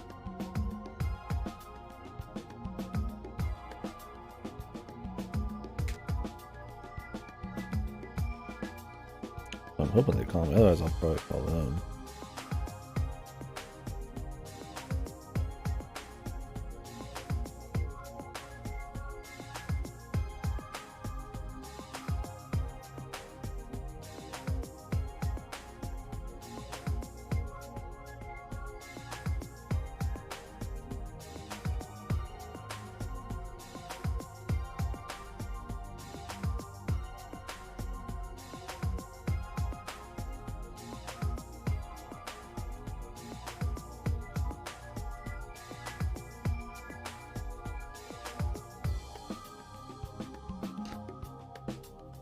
I'm gonna take a quick break actually, just so I'm not putting on any airs about doing anything right now. I'll be back in a few.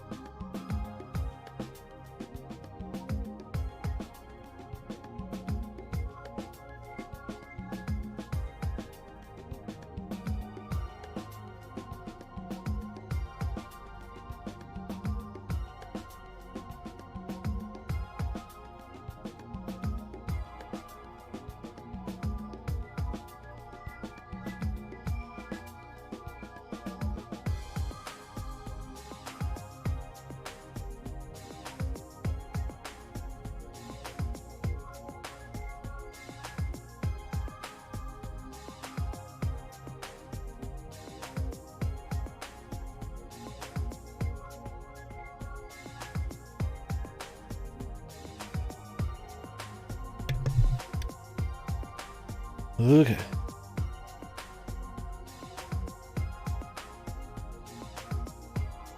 Sorry about that.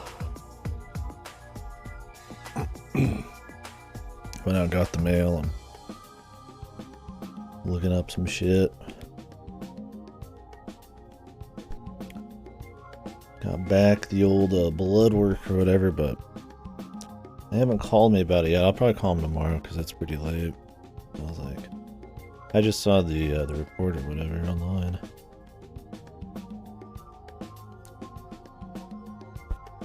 I don't really know what it all means.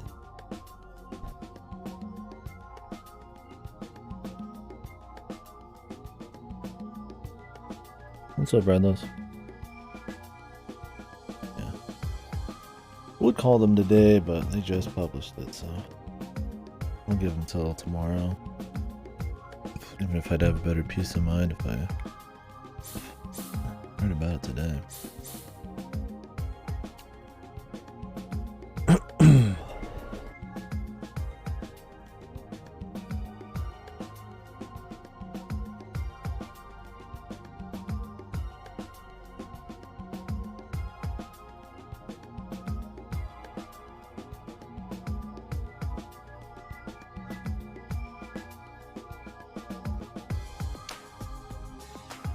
But it's one of those things where you read a medical document and you're like, I got no idea what this means.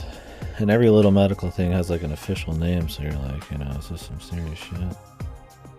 Like secondary polycythemia.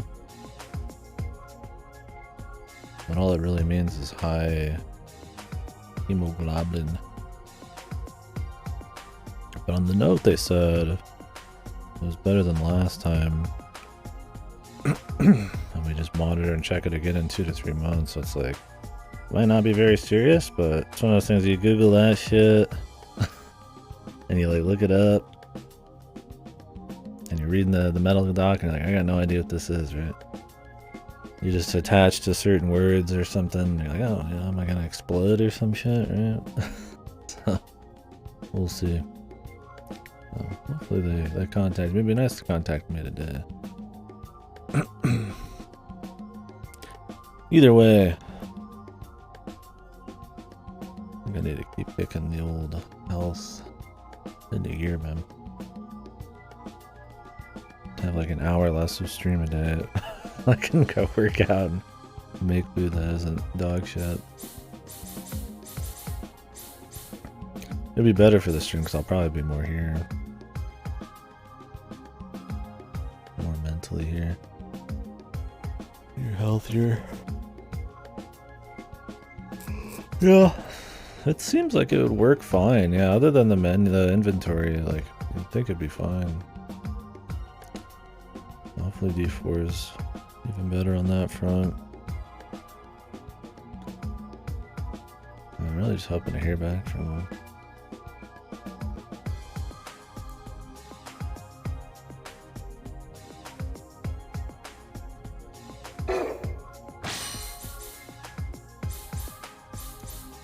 When I read online, it's something that just disappears, possibly. It's like, probably just being healthier and medicine might be enough. But then again, who knows?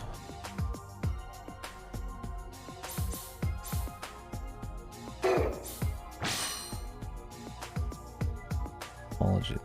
Apologies for the distraction.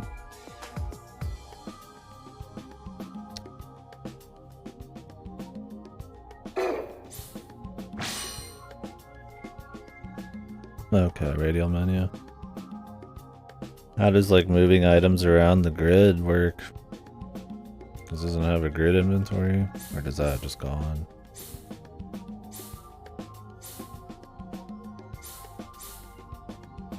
There is no grid, okay. I was like, that has to be changed in some way. Otherwise it'd just be like a Tetris thing. I mean, I guess it could just be like Resident Evil.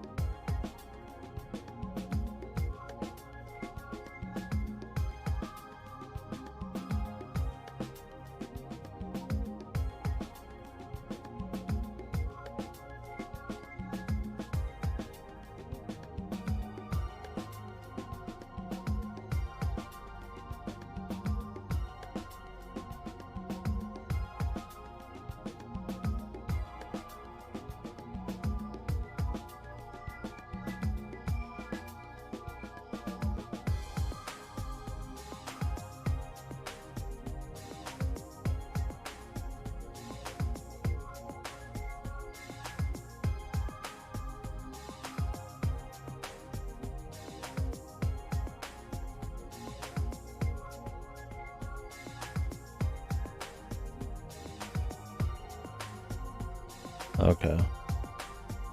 Oh. I wonder if they changed that in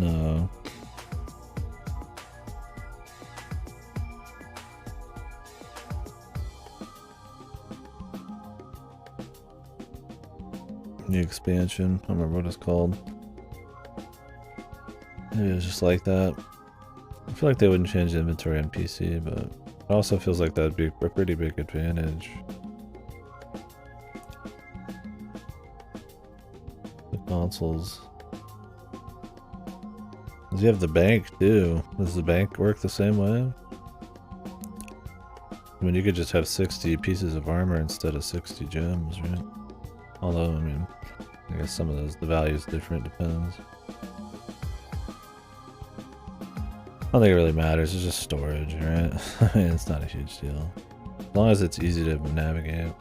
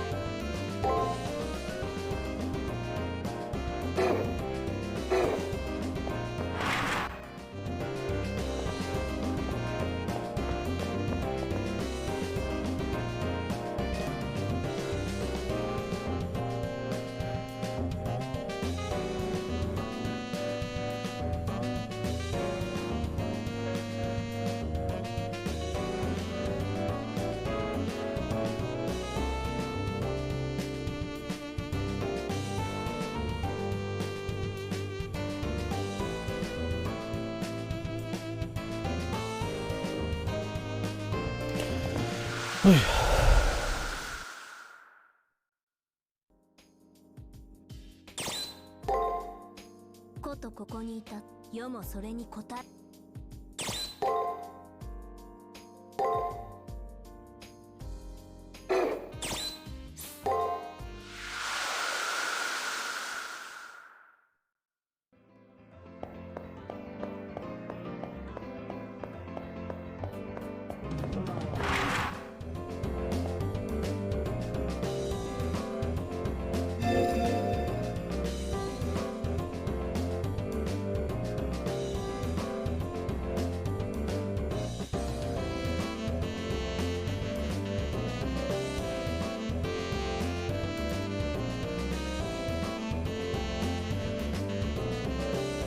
And so replicates that function that the hell got used to.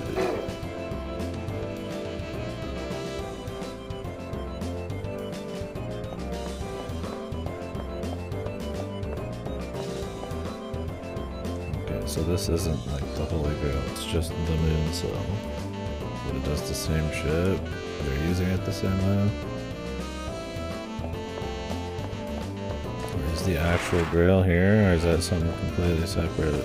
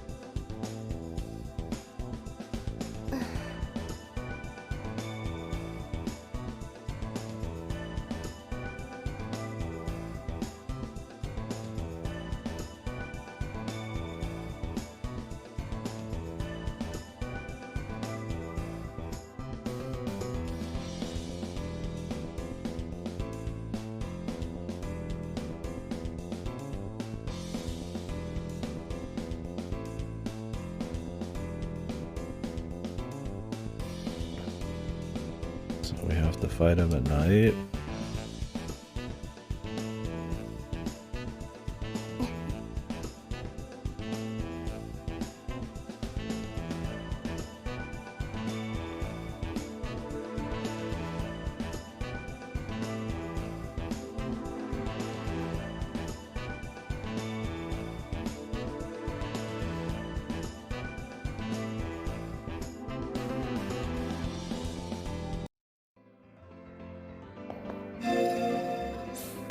Oy.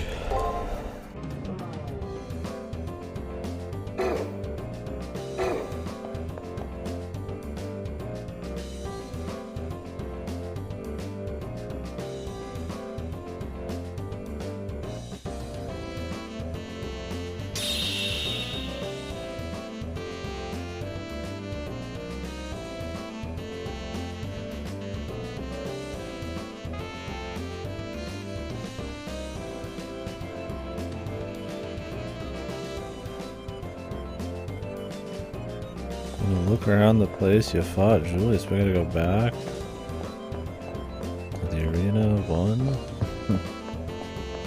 Interesting. Well, we still have a bit of arena 2 to do, so.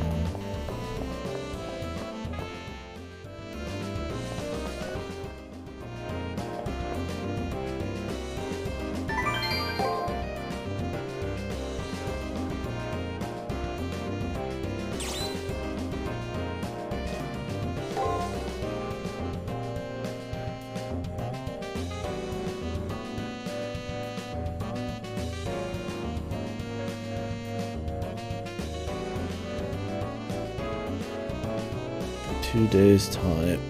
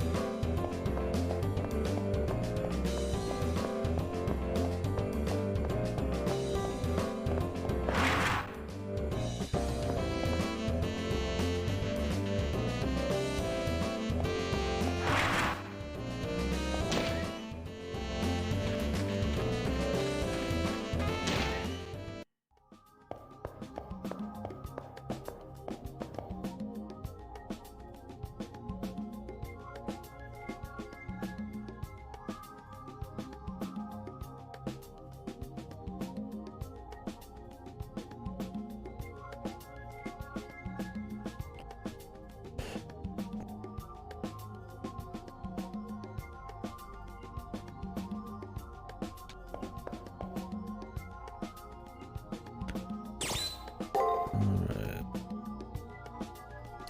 I'm gonna go no cam. I am a little distracted. But I'm kind of waiting for that call.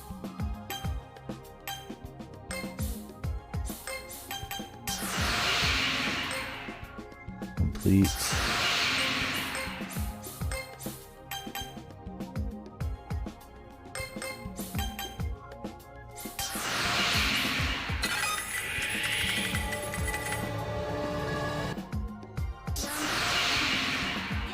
The blossom of the court.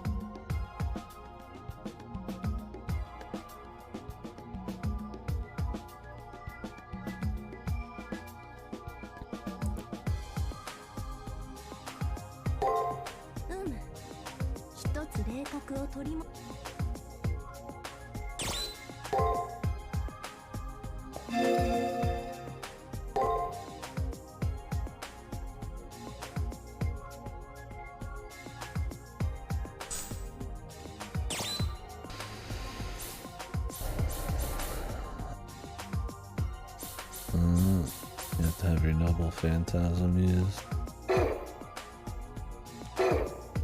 I guess you could just spam at the very, after your ways in.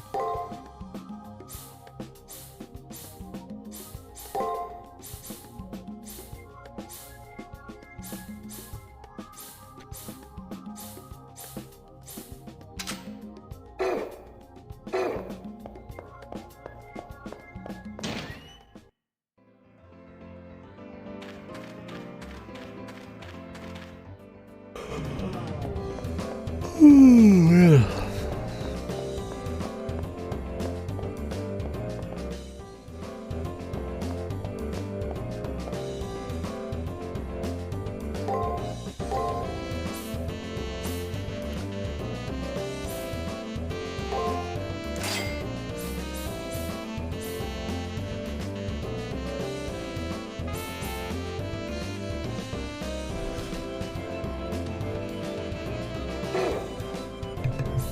Excuse me.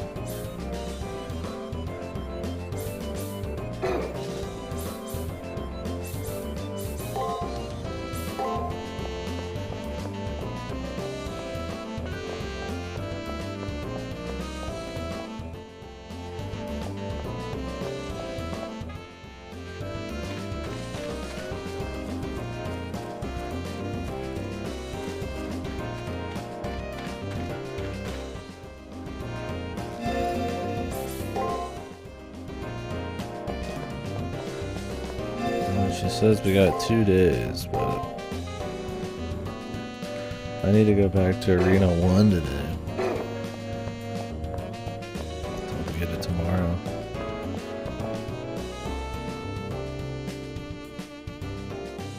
Or hopefully, anyways.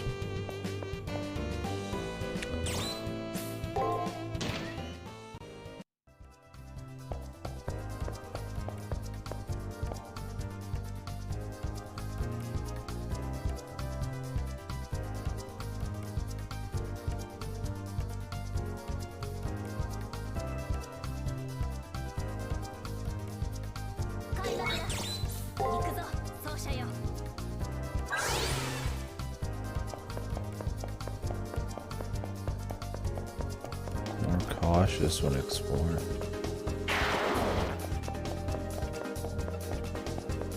Why is that?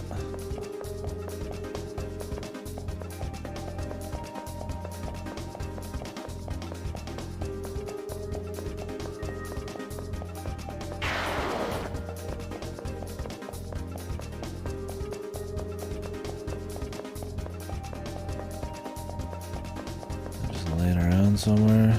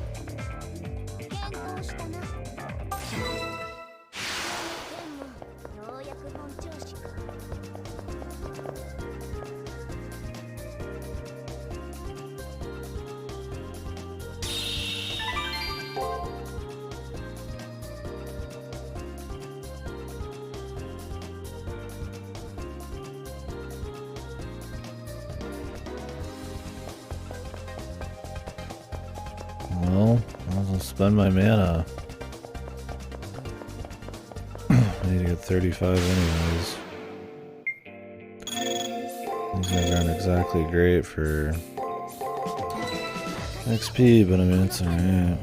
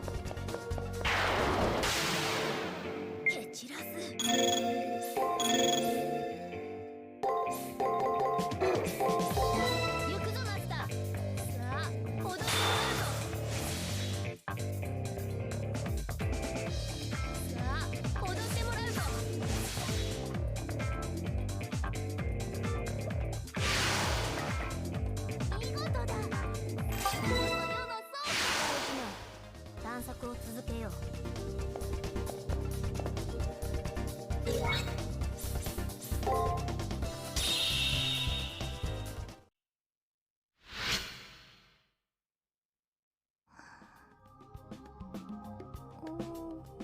Said as soon as she returned, but guess not.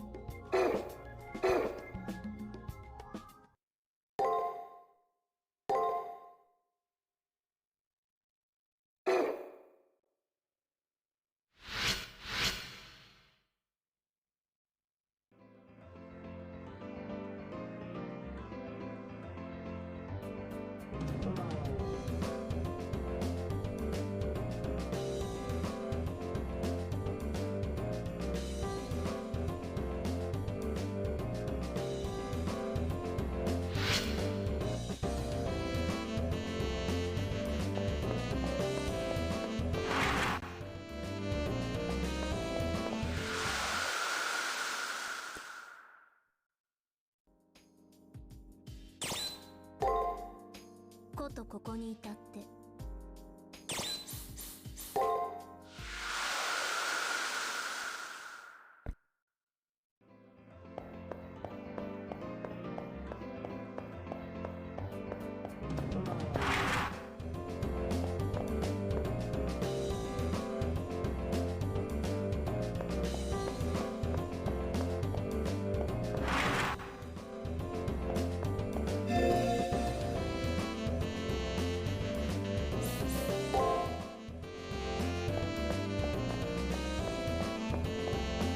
Is there even any point checking everything? I don't know if we're gonna really see anything. There's like nobody left.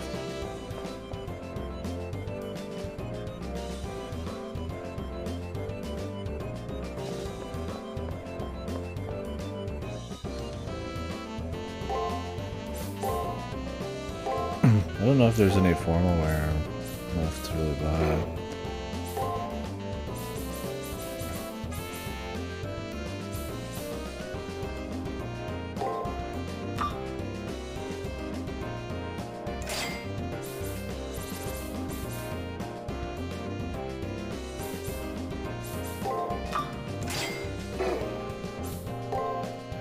I mean, there is, but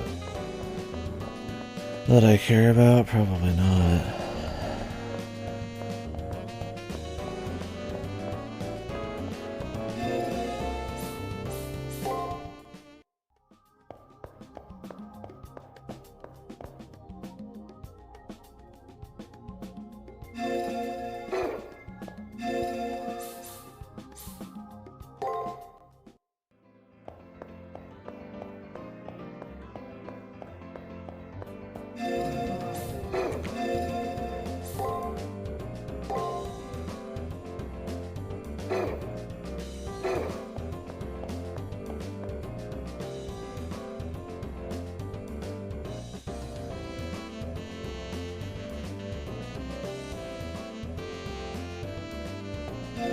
They want me to go there now. Okay, I thought like she was already gonna go in, but I see. They like warped me back. I'm supposed to talk to her. Oh, she did say this evening. I guess she meant like now, and not like when we came back. It's just weird because it's odd that like they'll do stuff midday and then warp back to the classroom and then come back here. I feel like you should just always have access, but I thought it was just like a tomorrow thing.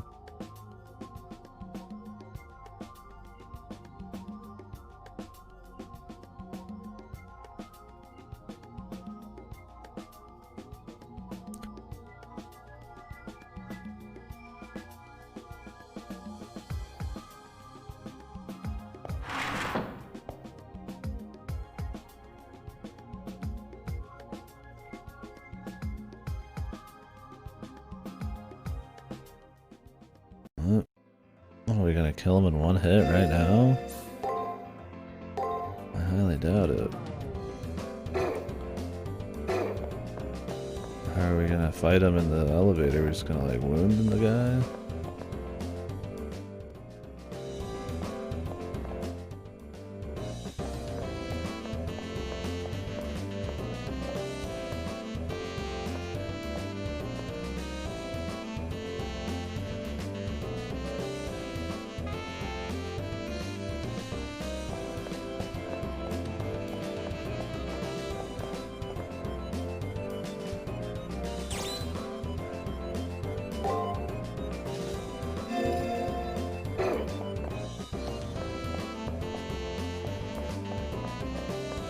I'm supposed to chase him down in the arena?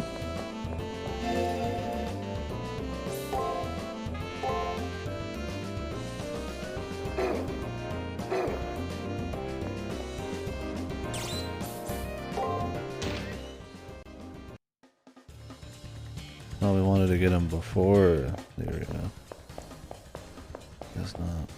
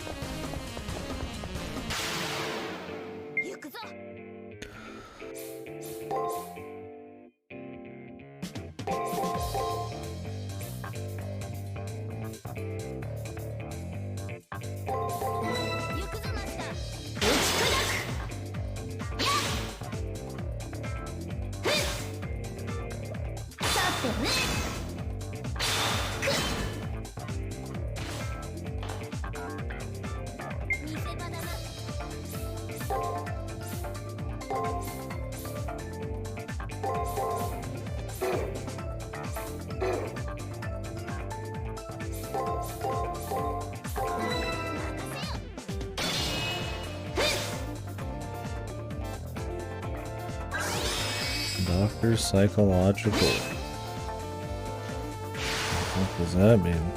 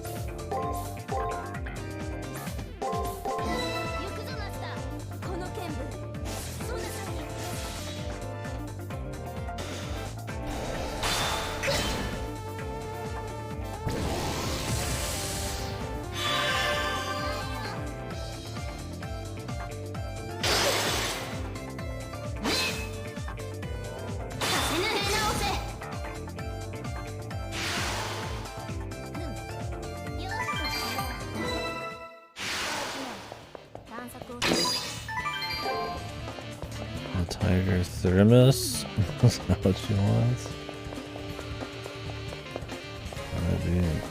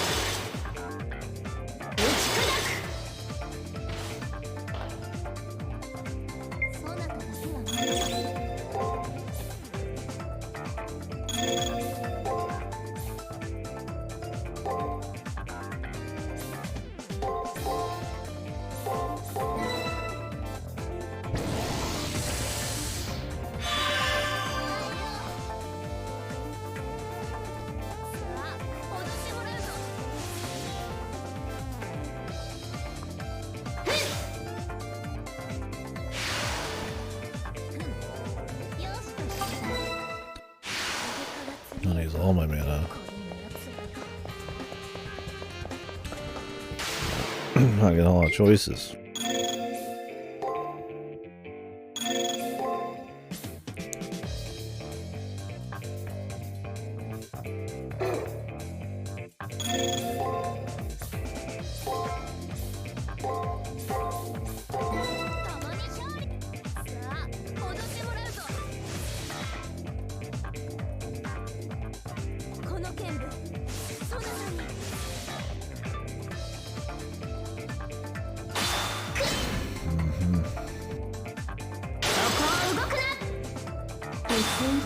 I always end up guarding on the turn that they end up waiting.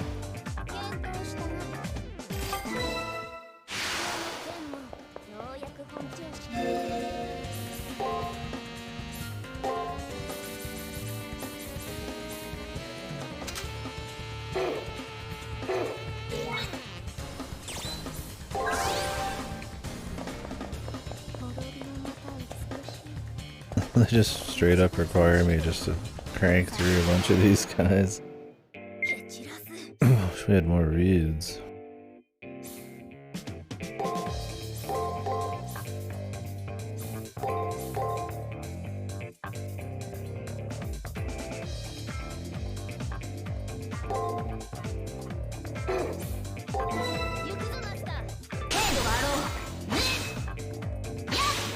I always didn't get crit against as well. That shit sucks.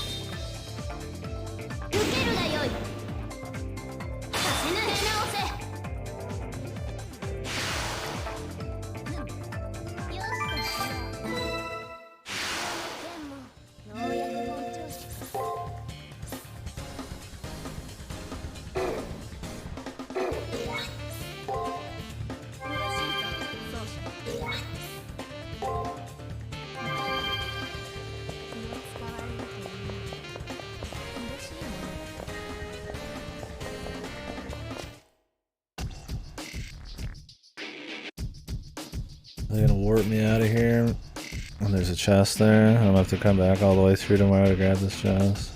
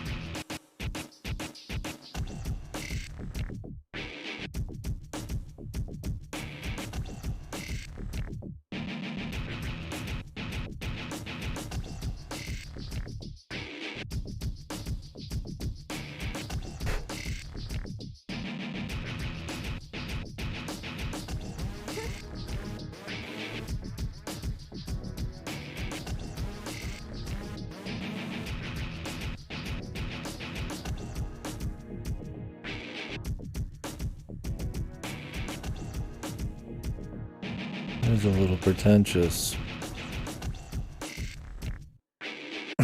Wayne has lost his school. Well, she's good at getting under his skin.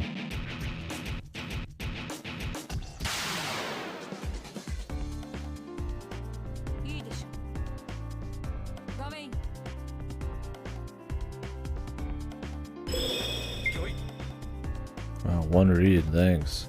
Might as well have none.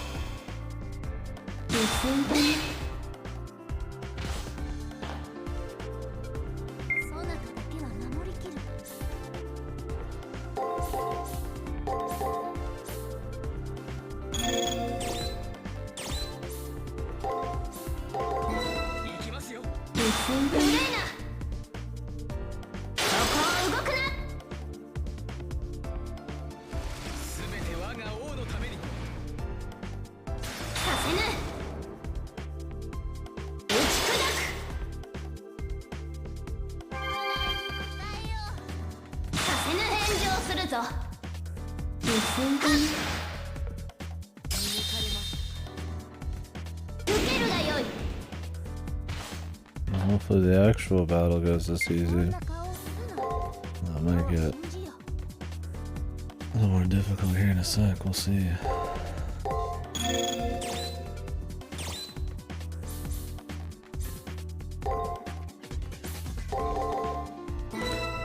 What the last code cast is. The very last turn. You think I'd just be straight damage.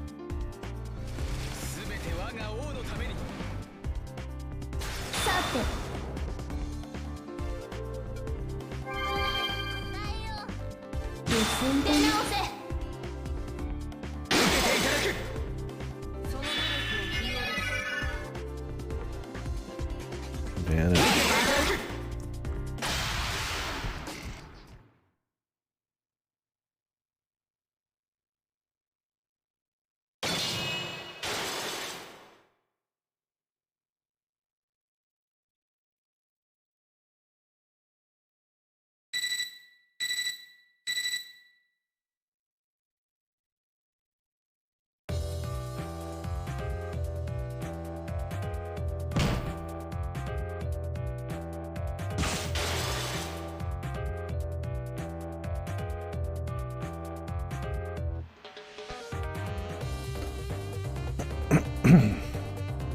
Did the sun actually go dark? Is he like wounded?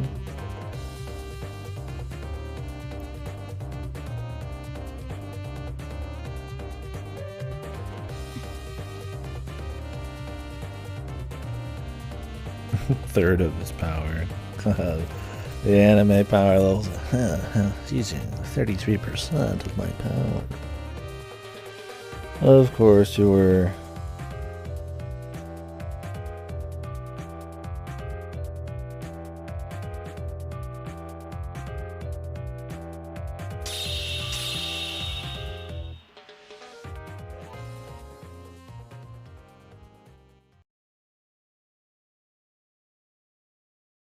Neutralized it.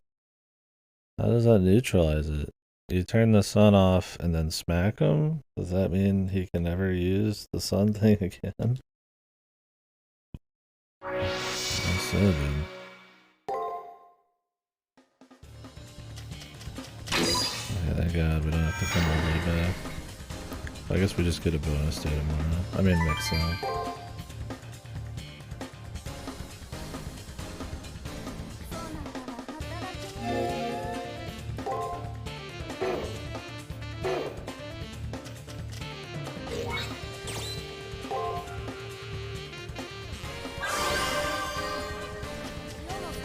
I mean, I'm only gonna get one more level.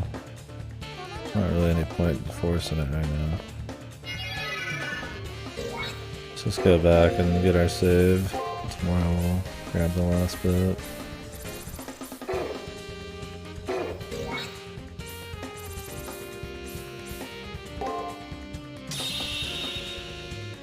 Buy one more of these. That'll be the last one though. Or seemingly the last one.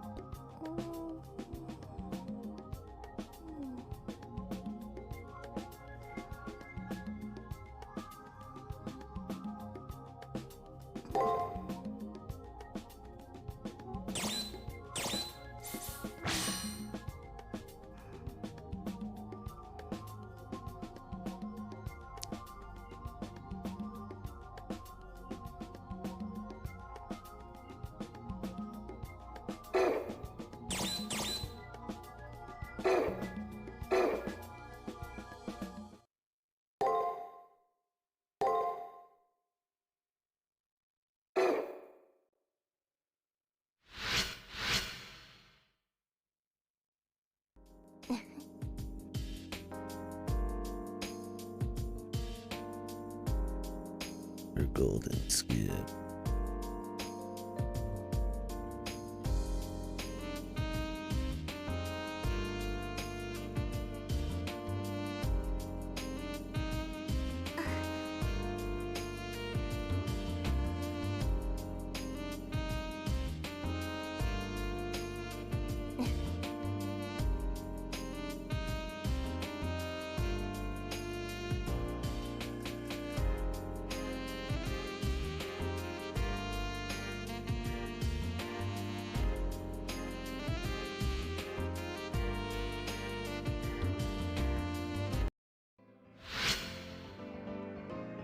Characters playing all the fields, man.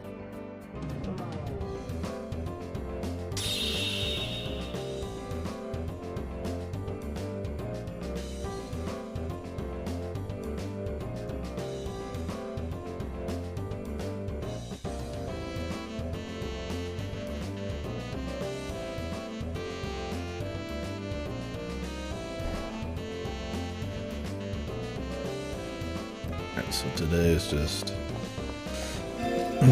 player prep day. I'll do one last run around every area too. Turn in that last thing to Taiga as well.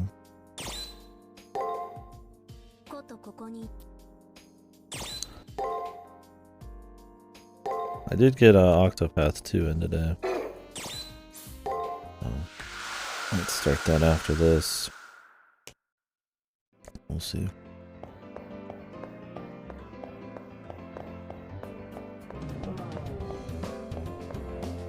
Bike ride actually. After this we'll see how I'm feeling.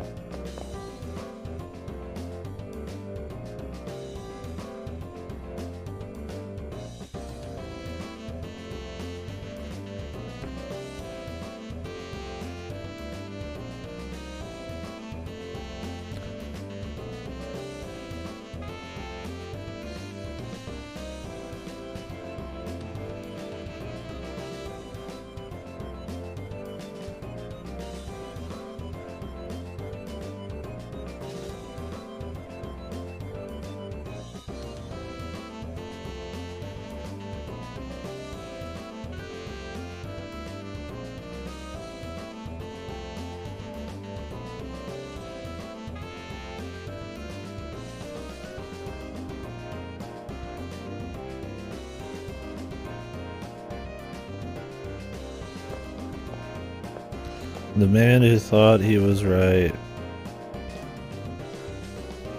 Is he gonna like, is his facade gonna crack, or is he just gonna be that like completely cocksure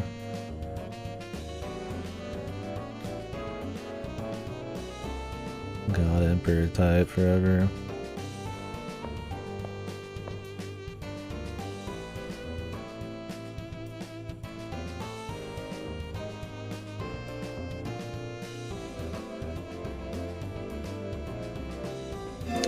Well, he's definitely good. He's good in the way that you want to beat the shit out of him, man, for sure. He's one of those characters you want to see get knocked down like a pig types.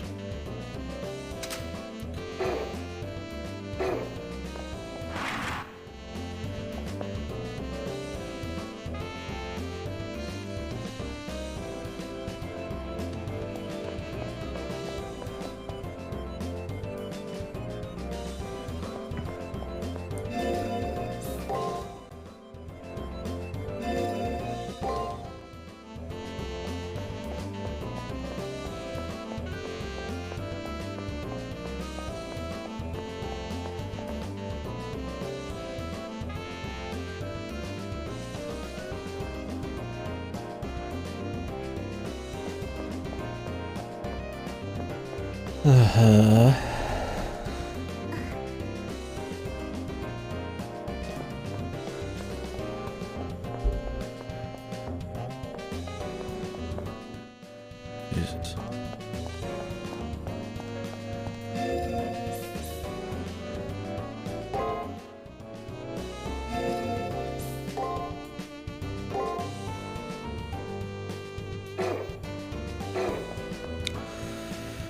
The final Taiga thing.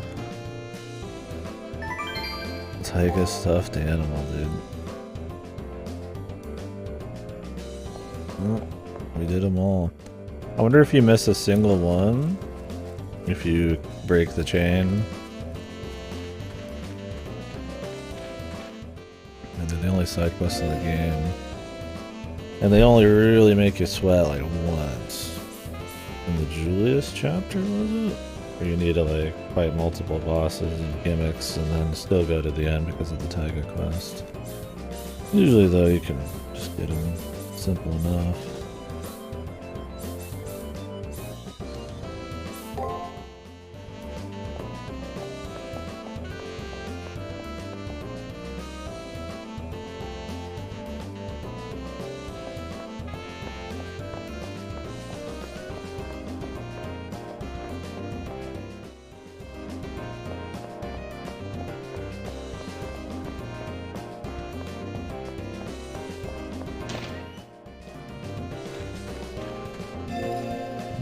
I level up there? I don't think so. We're close. We'll level up tomorrow. And spend money. I assume that'll be the point of no return. I gotta spend all my money. What's up though, anyways? Although to be fair, I really have everything I already kind of need. If I could buy elixirs, that'd be one thing, but on the off chance this keeps going, I might hold on to the money.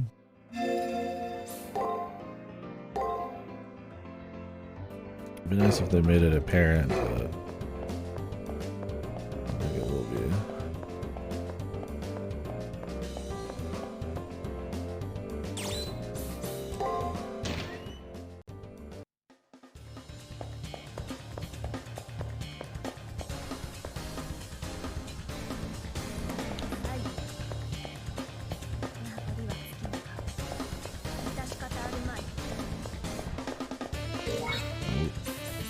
I didn't get the return crystal. My last return crystal. We're not gonna go very far in. Or, at least I didn't plan on it. Where are all the fights?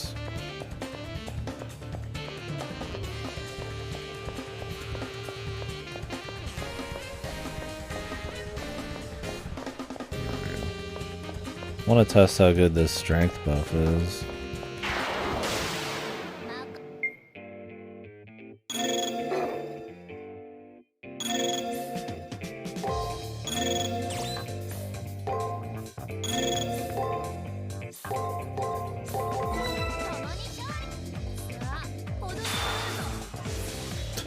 I'm really good to tell when he's guarding.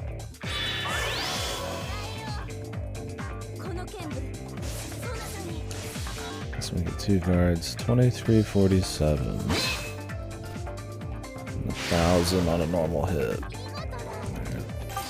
Let's go run into another one.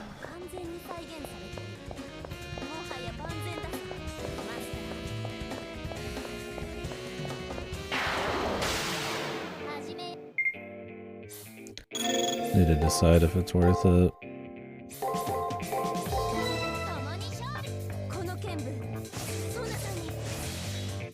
It's about 300 more damage. 300 on that too. It's almost like a flash. Yeah, it's pretty good. The thing is, like, if you upgrade your strength, you can rely on that. Right?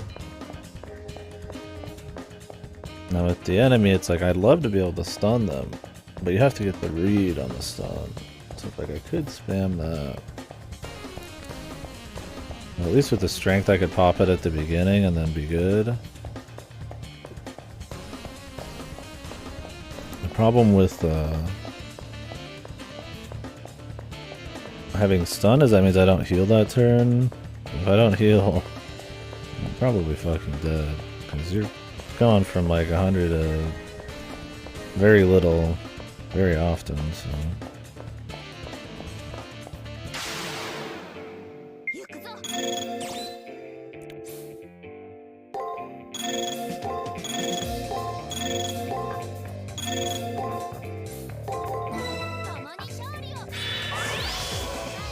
Depends on how long this buff lasts, too.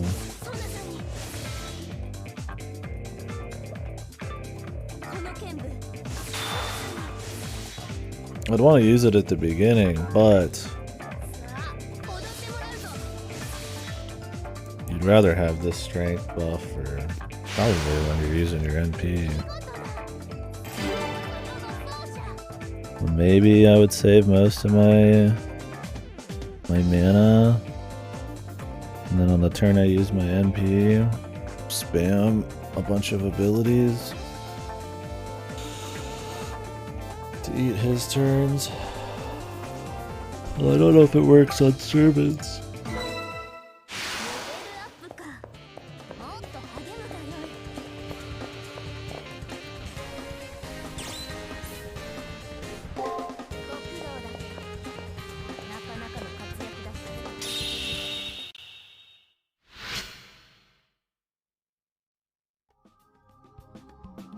The Taiga plushie, dude.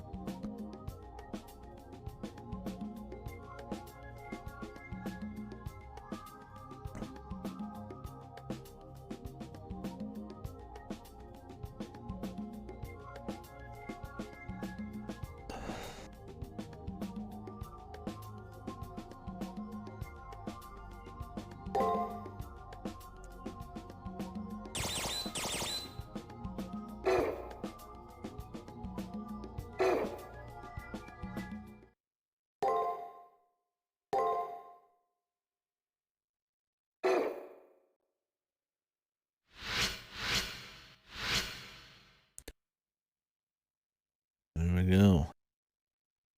The tension.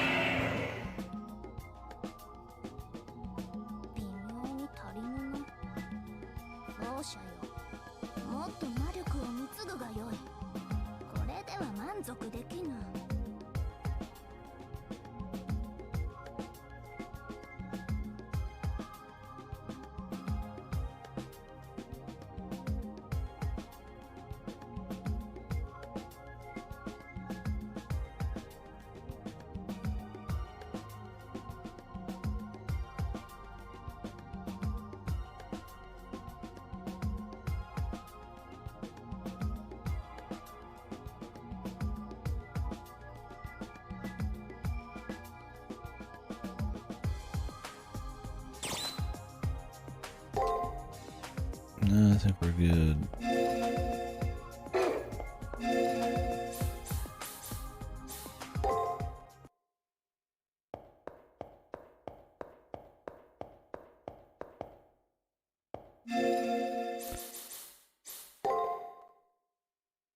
I don't know if it's safe to spend all my money. Is it? I don't really need to, so I guess it's... I need to bother.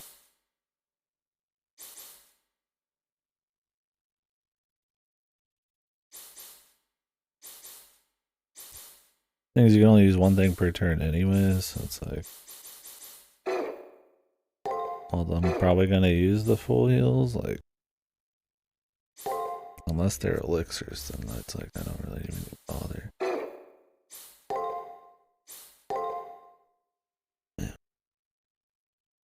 wish the doc would have called me today, man.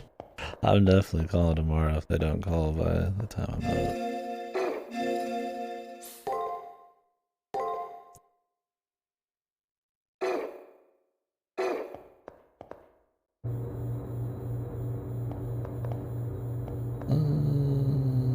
Well, I think we're good. Can I go to the arena, bros?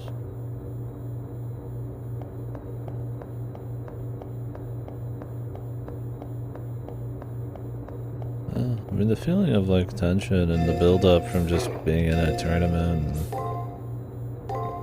the fights having, not truly being super hard, but still pretty sweaty. It's good. And the story build up, regardless of the format. I mean, they're talking about who's gonna win and the stakes and all this and that.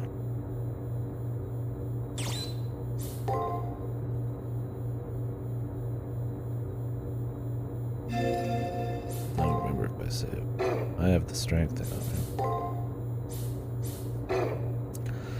last fight I didn't even have the right thing on, which really didn't matter because I ended up just healing most of the time anyways. You just never get enough reads and the enemy does so much damage that with the insta-kills, you really need to just have like yourself topped off.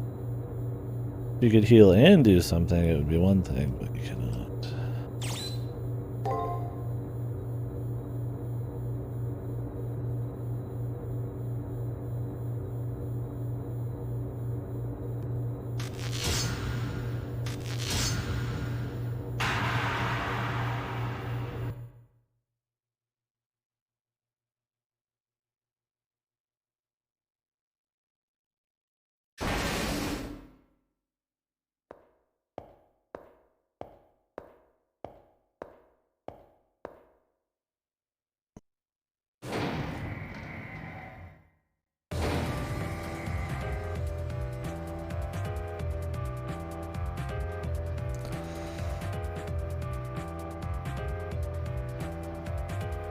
I do want to see this guy get destroyed, man. Very entertaining. His reaction.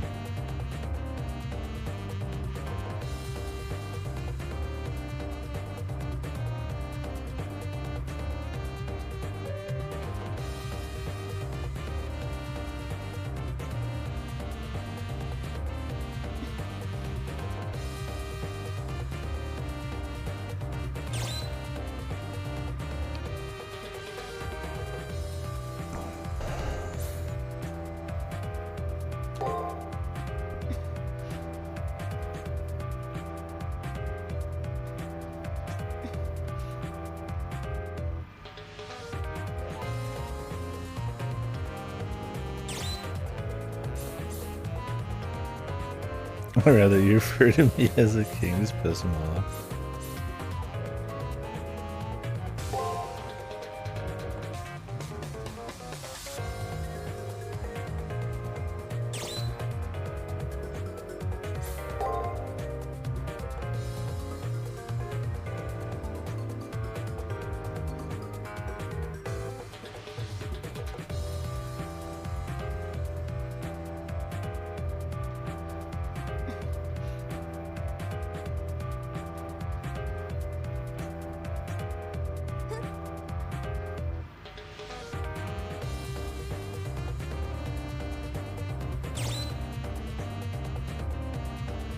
Oh wait, I forgot to go do the thingy.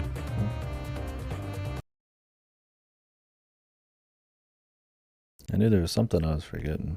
I got too caught up being distracted by my phone.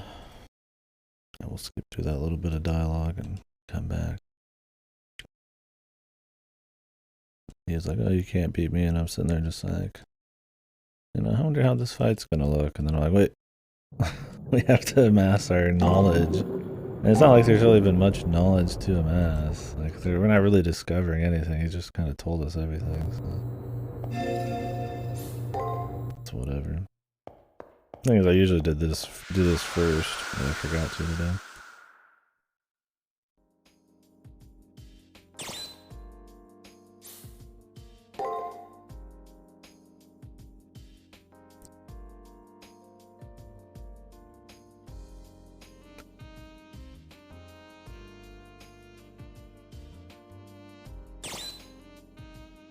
Mordred.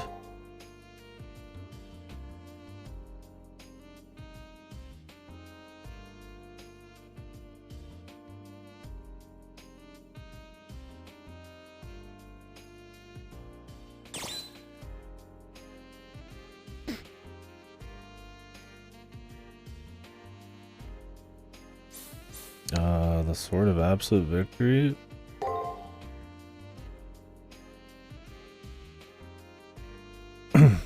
Oh, they ask you again. You get it wrong. Okay.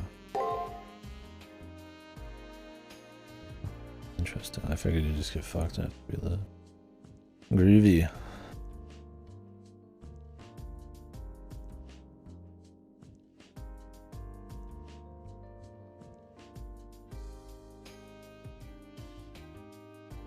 Fasto. Take it easy. Don't you take it easy.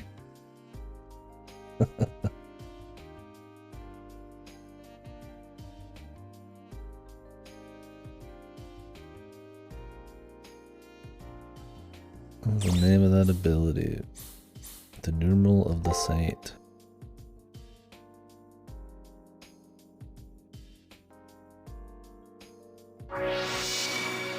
It's cool they let you get it wrong though. Figured with them, with the dungeons, they'd have you fucking reload the whole thing.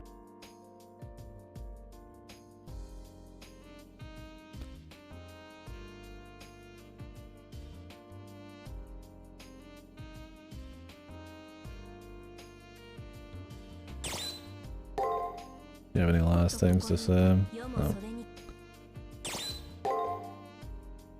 Any other extremely important things I forgot? I don't think so.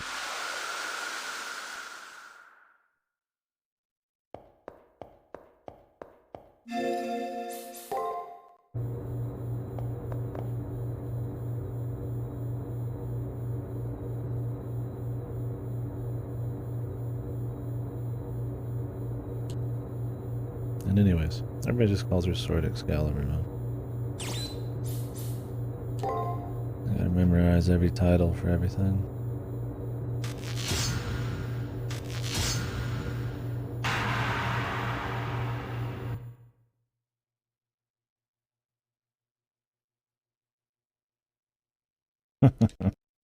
Fuck the tuny names, man. I knew that his was the sister to Excalibur.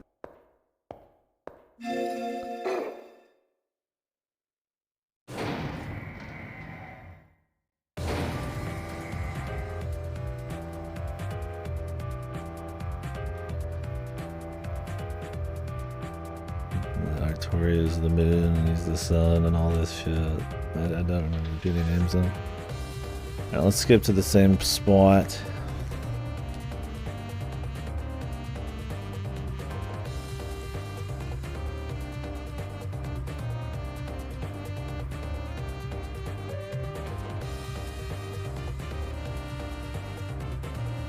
Well, they don't really let you skip here.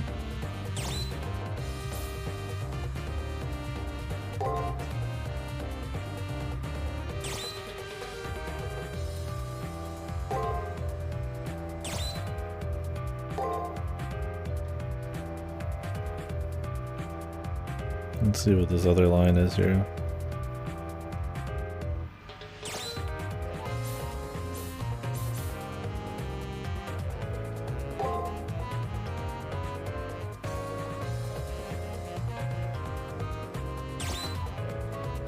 The proof is in a pudding. There's a lot of different dialogue.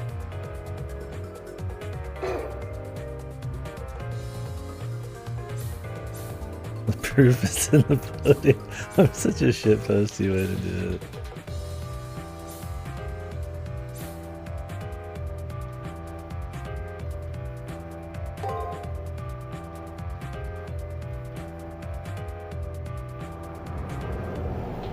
Yeah, I feel like the other dialogue options are more interesting.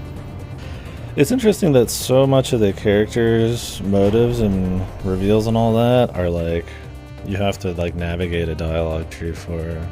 Like, that was not even interesting at all. He doesn't say, oh, you know, you're a sign of progression, I'm a sign of fucking, you know, stagnation and all this and that. He's just like, yeah, I'm really excited to fight you.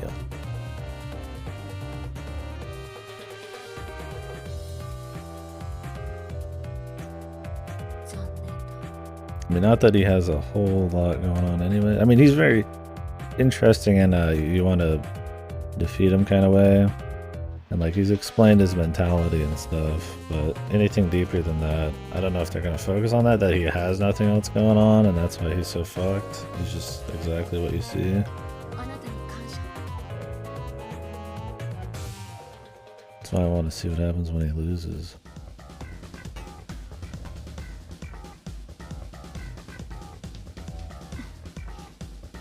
Yeah, Gawain had nothing to say there. Just super lame. It's just funny. The thing is, Julius remembered a line you picked when you see him again, and I don't know if that's like always happens. He calls her the whore of Babylon. Oh, he loses his cool. Yeah, I kind of wish that the dialogue trees weren't actually a thing there. Like, that they were fake choices and just strong, like, reactions.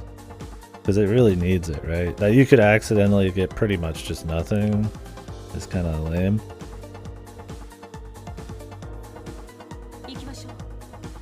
Those are some of the few moments that you get like really heated character interactions.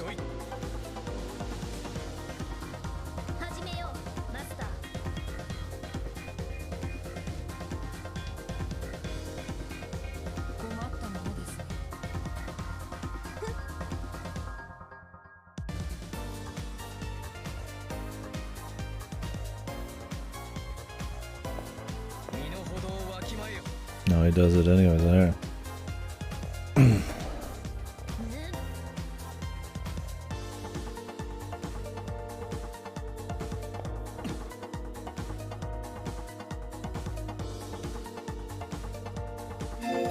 I do like this line. If you don't support his politics, you're just a dog. He's just like a mindless knight.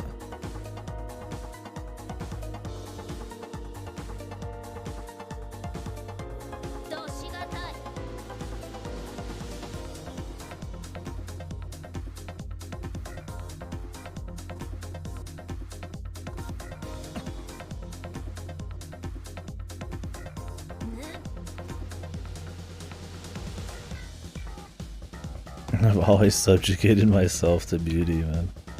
Oh yes, the amorphous concept of beauty.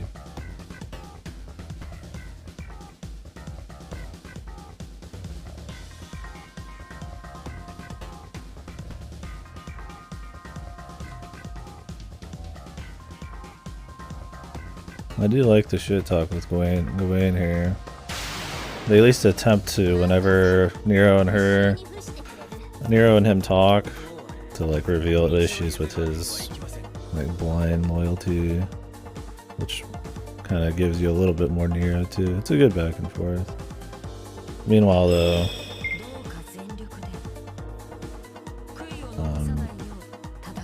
the other guy doesn't have much to say. Oh yeah, no, that's what I figure Redman can throw some shit, man, and Tomimo can probably annihilate. The thing with Nero is like all of her shit talk has to be laced with this like imperial like, you know,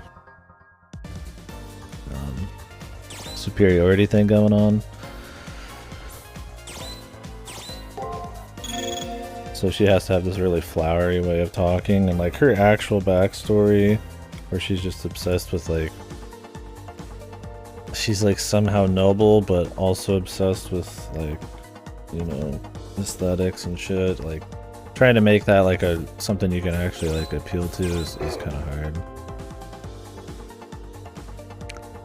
But Redman would talk just like a normal person but probably shit on the guy, and yeah, I don't know how Tomimo is, but pretty interesting.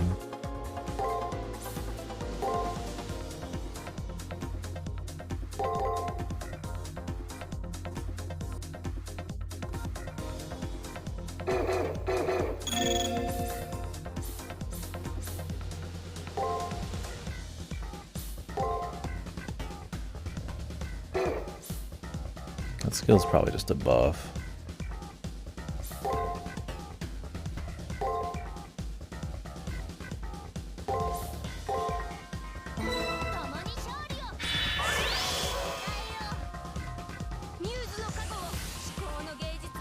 Really? Bizarre.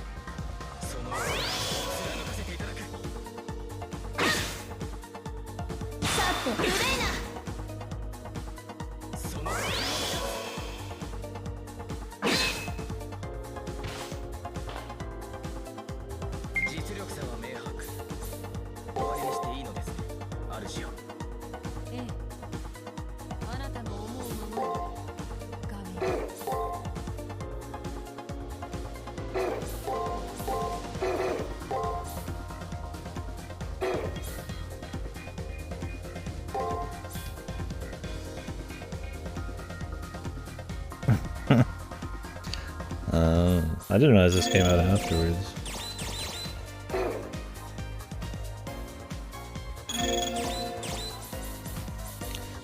Interesting, interesting.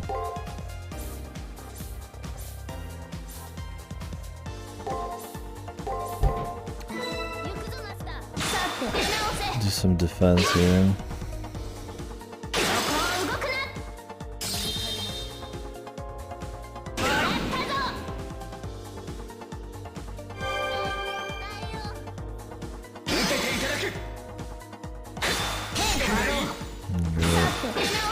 We could almost died there.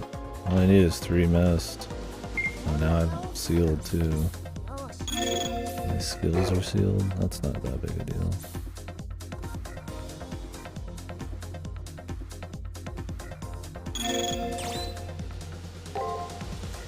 The strength buff does not last very long, does it? We'll try to throw one out right before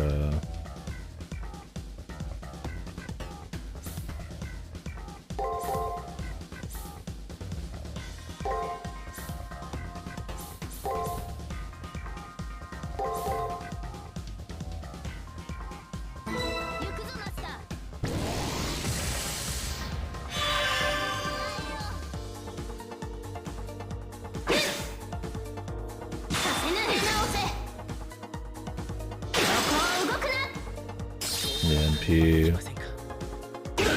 I'm gonna save the MP turns though for later in the fight, so we don't end up with another Lancer situation.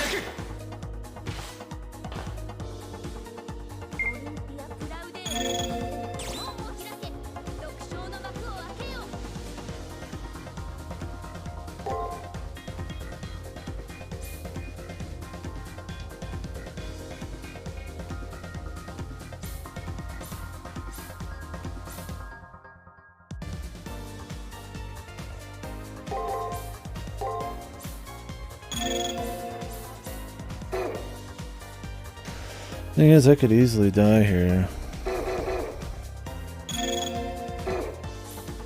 It's just really hard to do anything other than heal, man.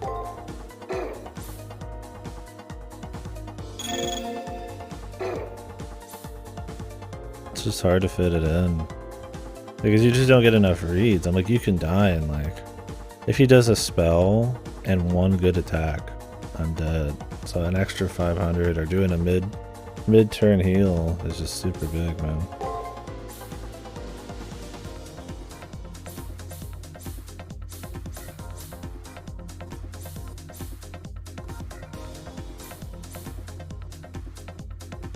Let me shut my door.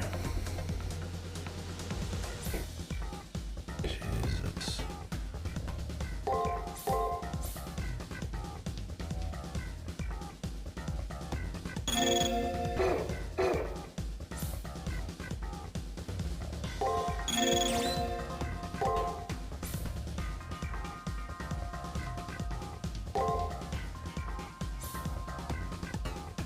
I don't know if he alternates.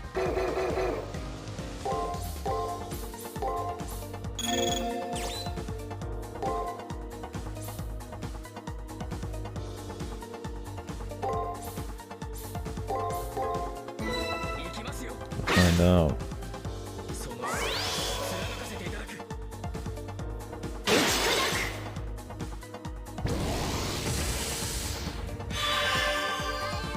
was overkill, but it's like you have to prep for these like possible fuck ups.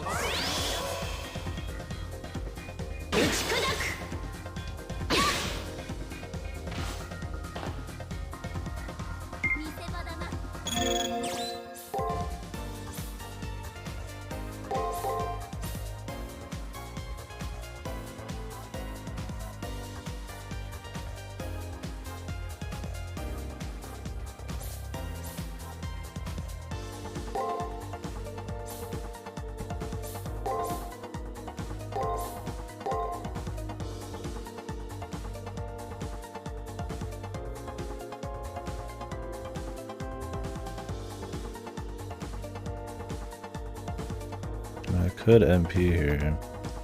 I'll make 2 turns of the buff. Make use of 2 turns of the buff. Problem is you don't want to leave these guys at their last bit of health, because that's when they're at their fucking worst, man. We'll do another turn.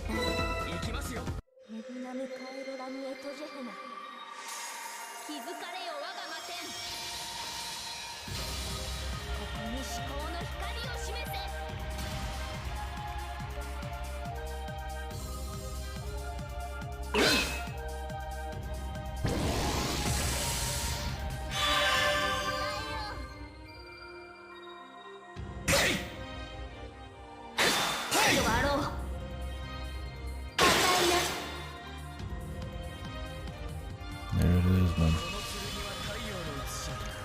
After I got 2 hits off, we're probably gonna proc in the insta-death. Oh, he insta-kills you anyways. They just gave up on actually having it do normal damage. Everything always insta-kills. You're like forced to use the back from death shit every time.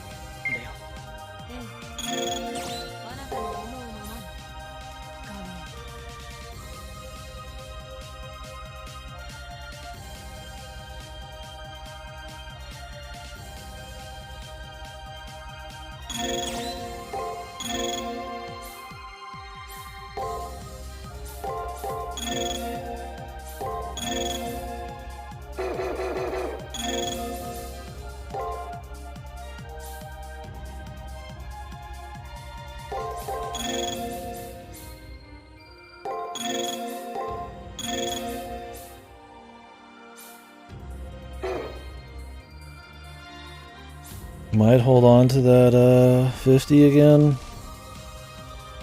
Or I could spend it and just pop an elixir. Maybe I'll spend it.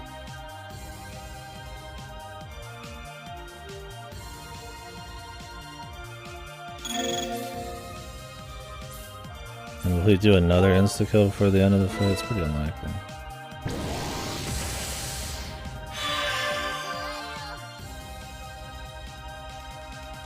On top of the one I'm already setting up for? I don't think so.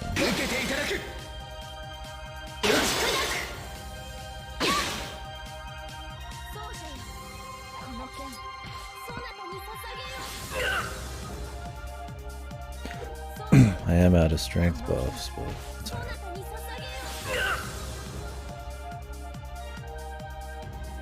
Dude, he used it again.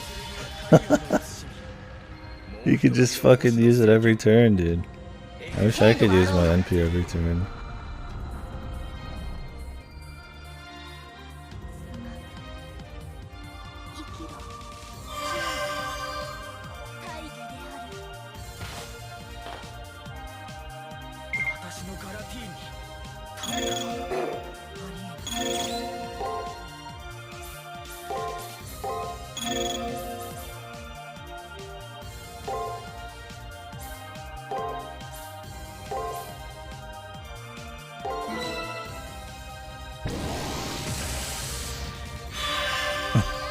It just uses an insta-kill every turn. The combat is deeply flawed, because it always ends up in that same gimmicky way.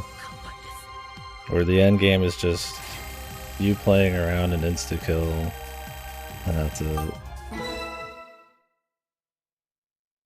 Also, saving your buffs and shit in the very end's pretty OP.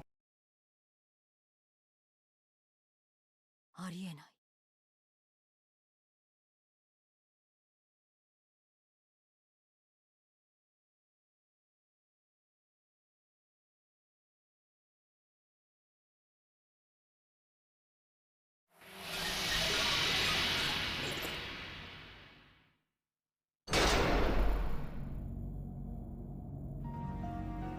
驚きました。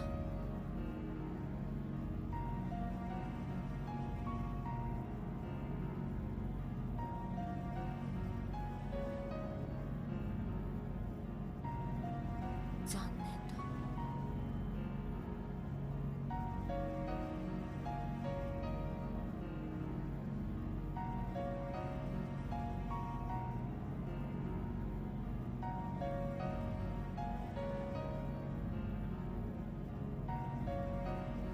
I was really hoping this guy would just lose it.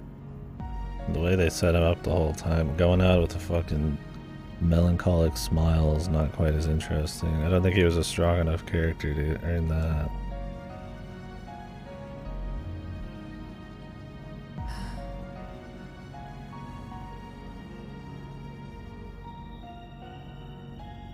Really? Who likes this guy? He's like the perfect, you want to beat him up kind of guy, right? Or he's just so dead sure that his like he's already won. He's just super like that holier than thou confidence. His like fucking mentality or whatever. Like all of your of trying to make everything like fucking law ending and shit, and then like every friend of yours hates him. Why would I feel sad about him? It's like, yeah, I get the idea that he's like, he thinks he's doing the right thing or something, but like that he's got pulled the wool so far over his eyes and by the other highways, and then he gets the realization here at the end would be cool.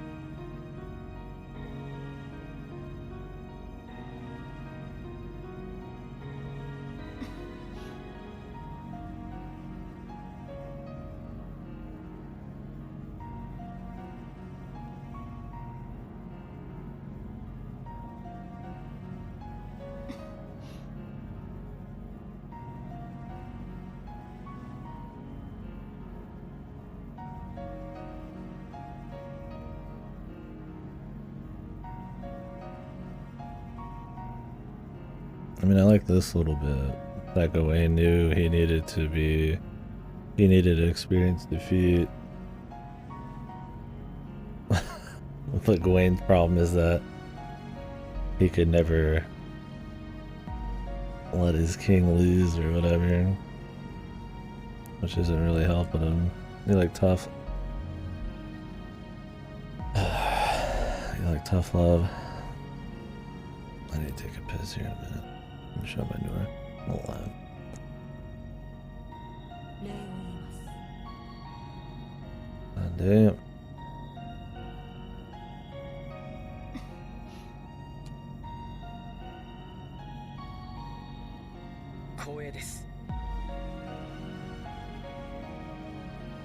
Well, he got his defeat. Too bad it cost him his life.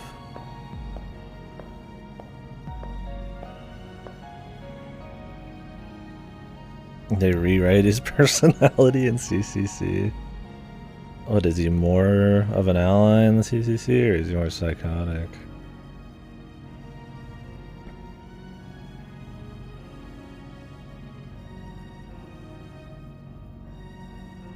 This is kind of cheesy. Because I just don't feel it as much. I mean, I get the idea of what's going on here, but it feels like they're whacking off this character too hard when he's very clearly not. He's a villain who doesn't think he is, right? He just cracks jokes. They're like, ah, yes, the serene, holier than thou character who's perfect in all ways, at least to himself and most of the world, needs to warm up a little bit. I mean, that's his whole character. He needs just a more sudden realization that his philosophy is wrong, or that he can be defeated. Like, that's what the whole character needed by the end, even if it was just a cathartic kind of moment for the player, not like the smiley jokesman or something.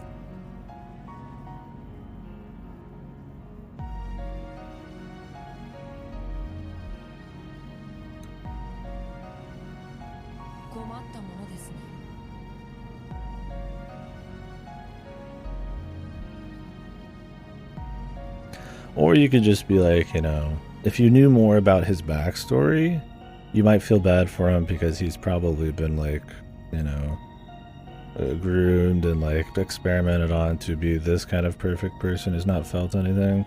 But you only get to see a little bit of that. That they say they thaumaturgically implant lessons into his mind makes you think that he's probably gone through some shit. But, like, they don't go deep enough, man, to own this part. He, for the most part, just seems like the pseudo-villain.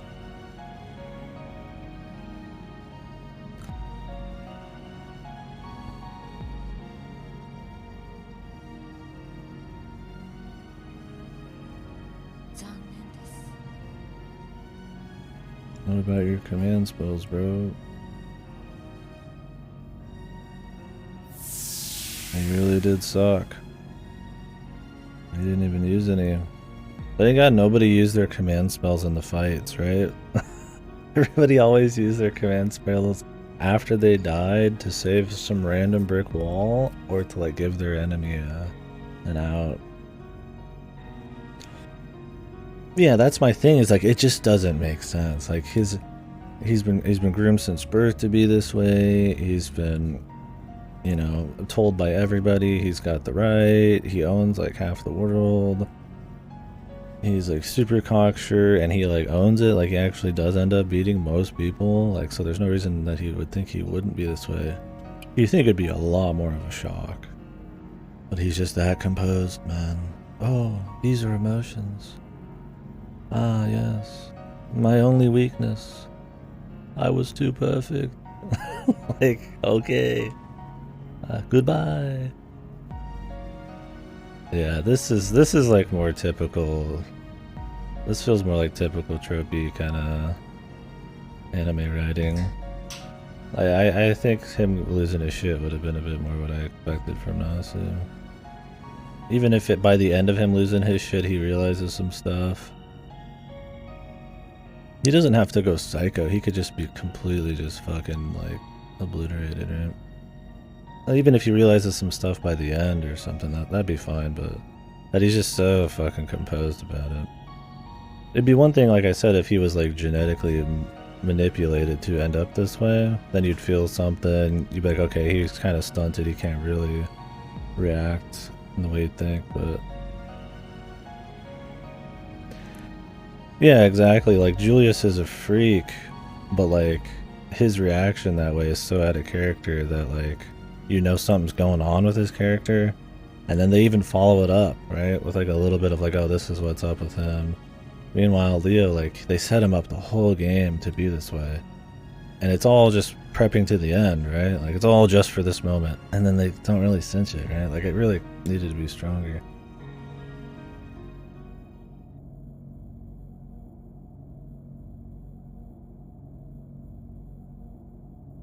Is it over? Okay, I really need to. Hopefully this is a save. I need to fucking shut my fucking door. I'm hearing more shit from the living room than from my own game. I got cooking, I got Columbo, the lights are on. Alright, I'll be right back, folks.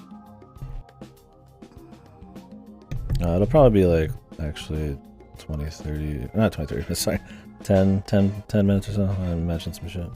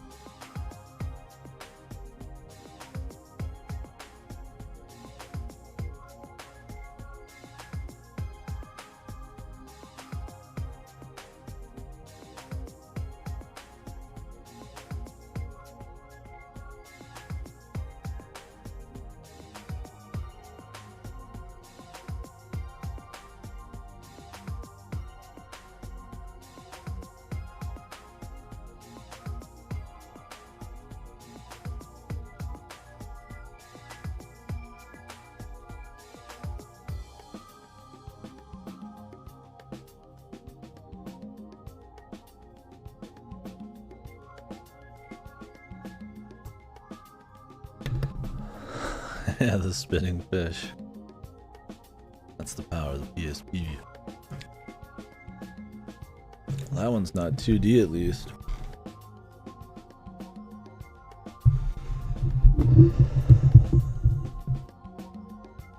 Alright, I got a little bit of food. And then continue here.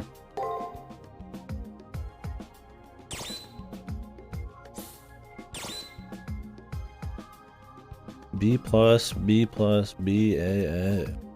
Yep. Motherfucker was stacked. I ain't even close to having that many stats. I'm like D's and C's with like 1 A plus and like a B or something on defense. Gawain, the 3-star. Wasn't he a 3-star? Or is he a 4-star? He might be a 4-star. It's always funny seeing how Fago will like put these in rarity. He's like a god, but he's not even a 5-star.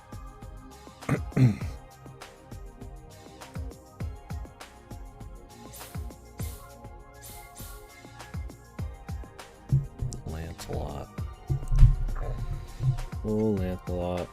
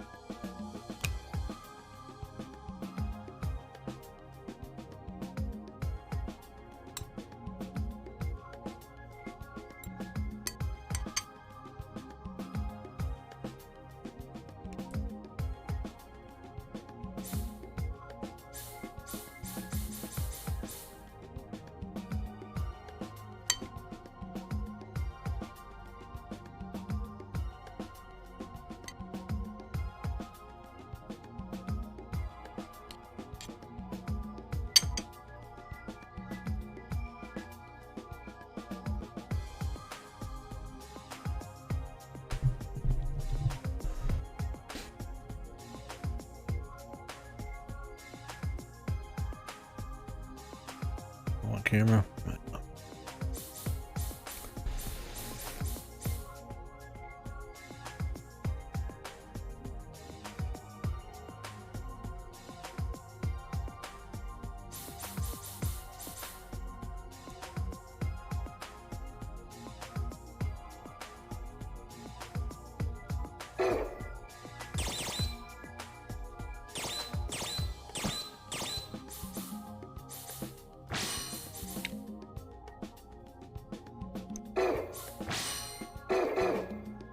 Cool. Oh, sure, yeah.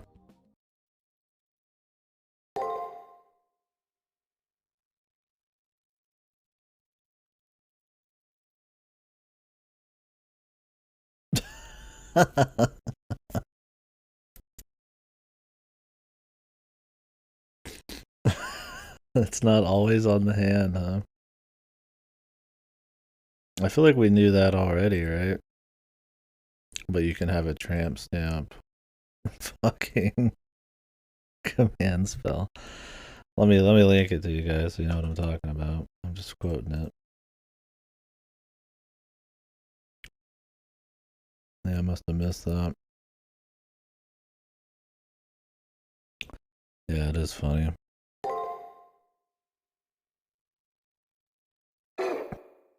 You gotta have the fucking womb command spells, dude.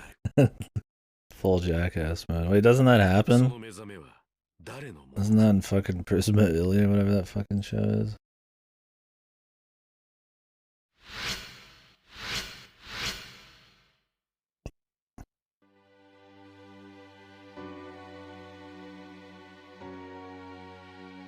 You shall not sully this gentleman with your evil hands.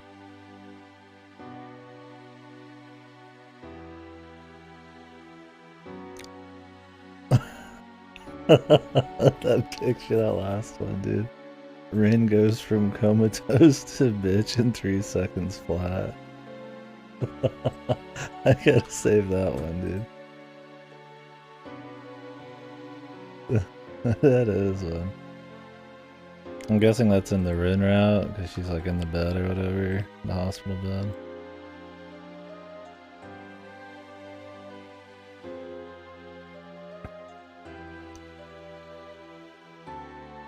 Yeah, that's really good.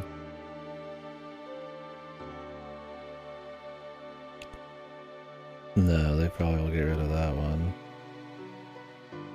Here, let me send it to you guys too.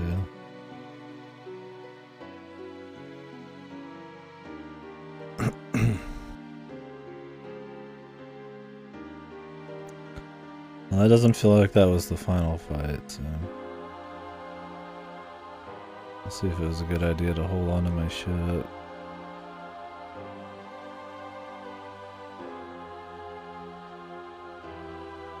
It's never easy. Has there ever been a time where you just get the Holy Grail? I don't remember. I mean, the VN, there's always some bizarre shit going on because it was never properly Grail stuff anyways. I don't remember from Apocrypha what happens. Yeah, what happens is... That's such a... It's such a mess of a fucking show that I barely remember. I remember Astolfo as Hippogriff flying away. I remember Shiro as fucking what's-his-face. And then the chick with the Hanging Gardens of Babylon at the end. And like that's... I don't even remember what they actually wish for.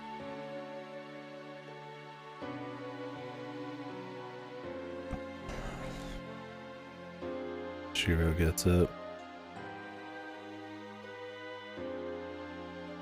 Immortality is bad. Based. Good old Apocrypha, man. I want to read Fate's Strange Fake, man.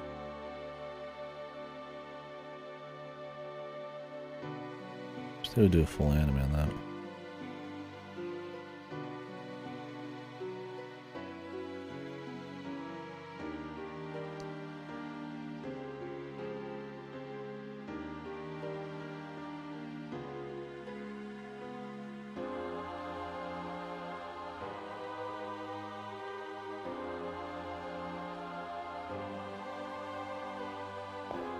No, did you? I could just go for like some good Fate media.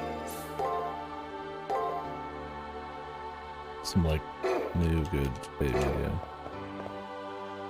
I mean, yeah, I could rewatch a movie or whatever, but... Or watch a movie that's a remake of a VN route, like Heaven's Field, but something fresh would be cool.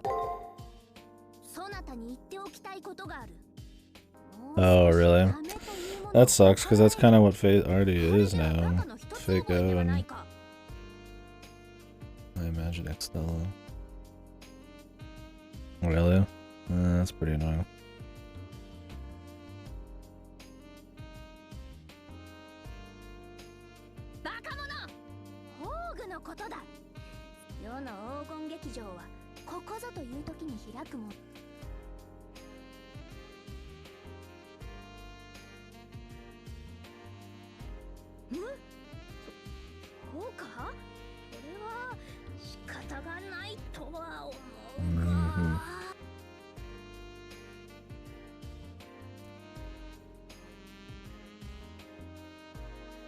He's too horny. なぜも何も生前世が最も世は剣士であり芸術家だからな工芸そこ呆れるでない下手の横好きさすがに脚本はニーズがないと悟り自分から控えもしたのだ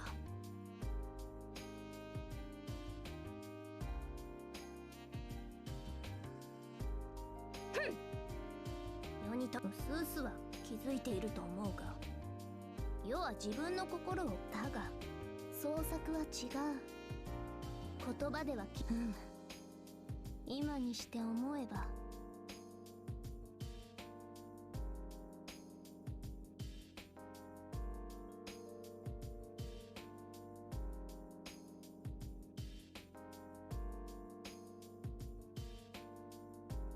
かし少しだけ残念だ。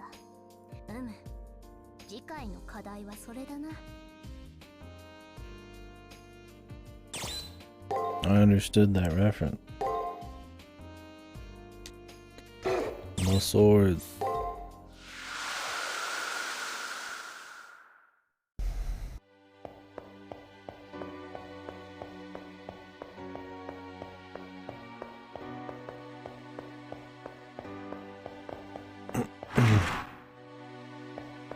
Anybody out and about?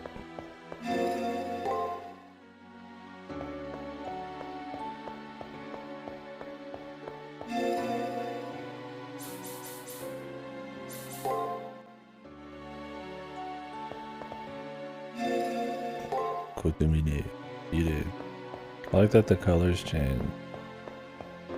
Got new music.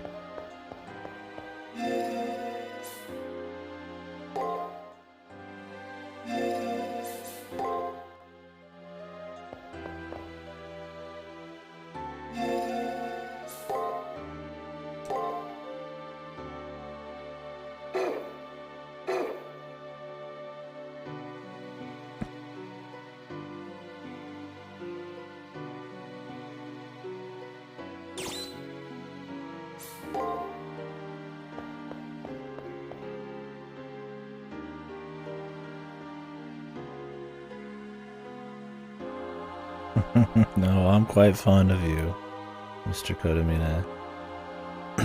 Wish we could hear his fucking voice, man. The voice of the priest.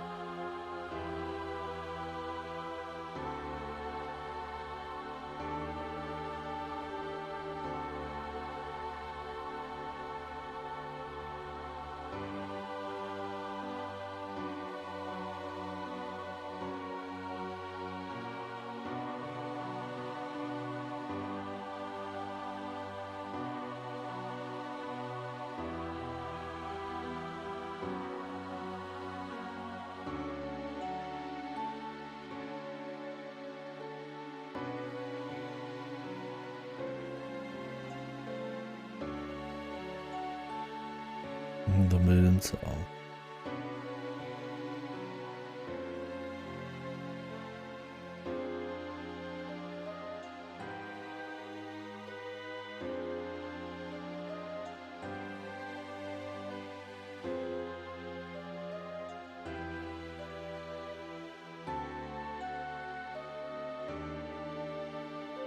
All things that are seen must be seen.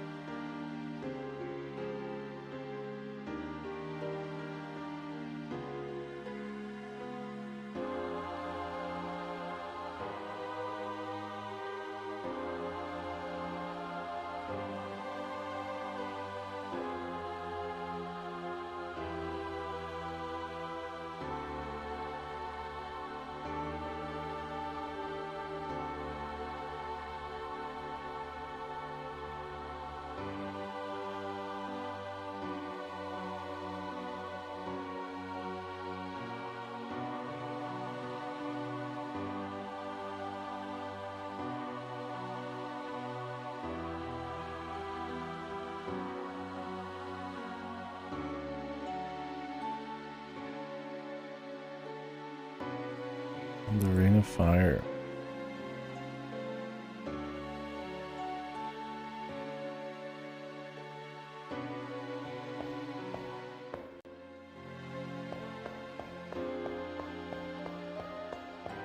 Mysterious.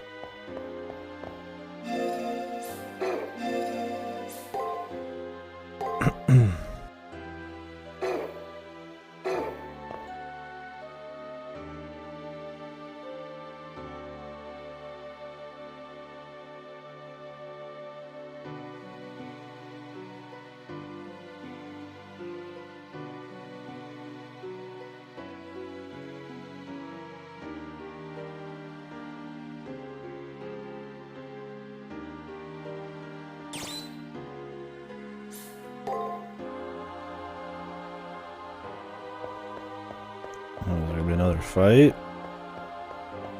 I guess I'll go to the arena. You can just leave and come back whenever you want.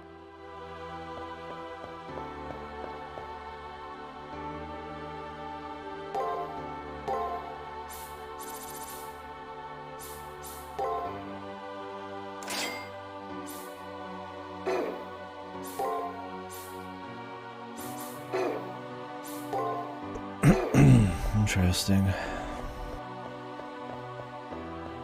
Where's Taiga?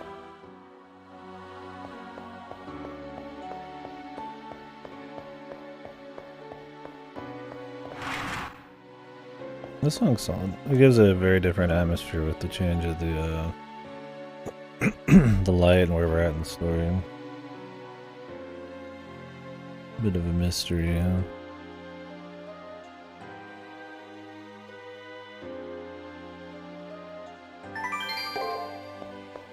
Is she like...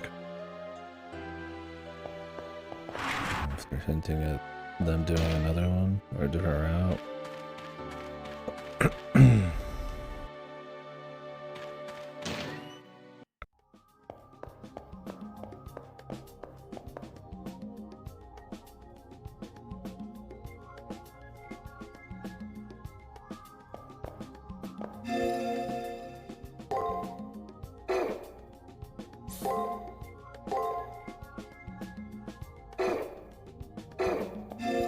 Where's fucking Taiga, man?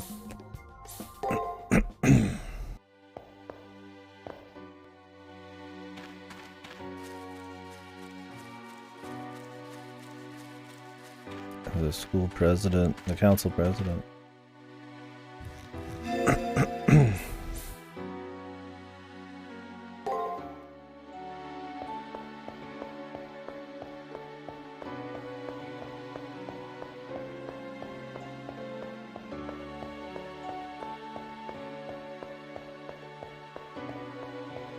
Yeah, that's what I was saying. There's not many rooms in this game. And then the few rooms they have, like the multimedia room, the archery range, don't even get used in the story at all. It's actually bizarre.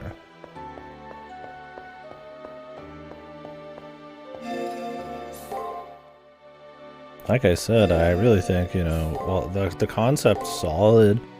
Some kind of simulated world where an apocalypse and a crazy political state's going on outside of it, so you're learning about it while you're in it.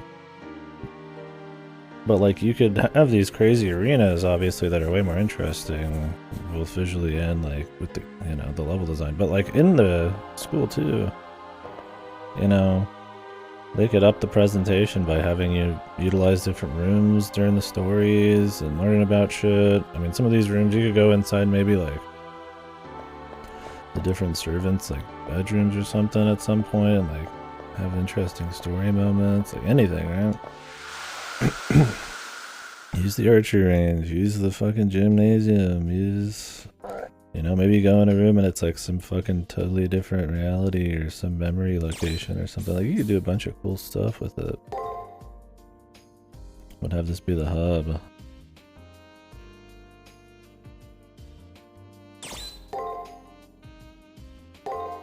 Like I said earlier, I think there's like, it's a good setup for a lot of stuff, but they just never quite either nail it or go far enough.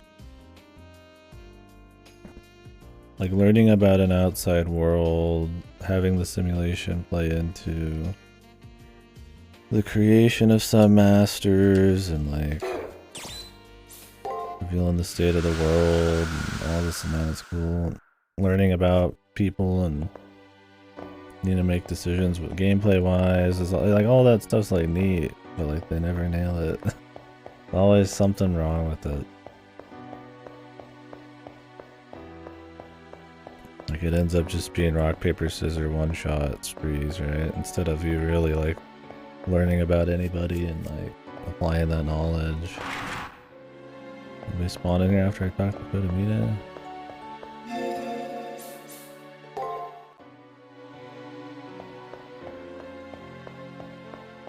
Is Taiga just not around? It's not.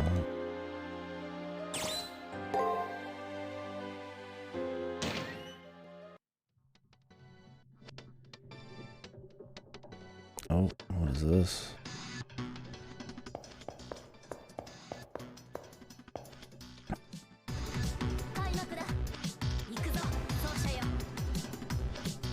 New area.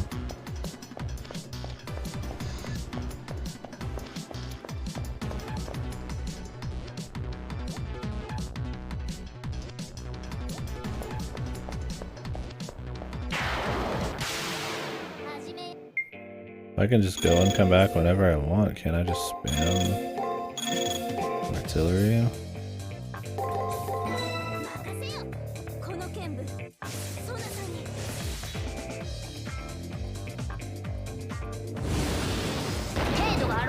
Is this just for fun? Or do we have an actual fight on our hands? Coming up.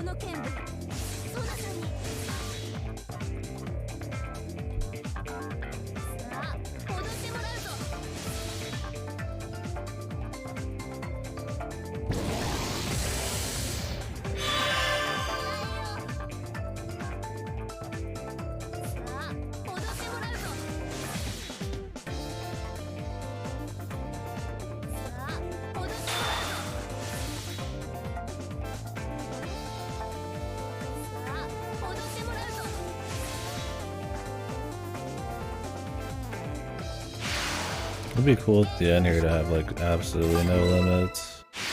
We just leave and come back in whenever we want.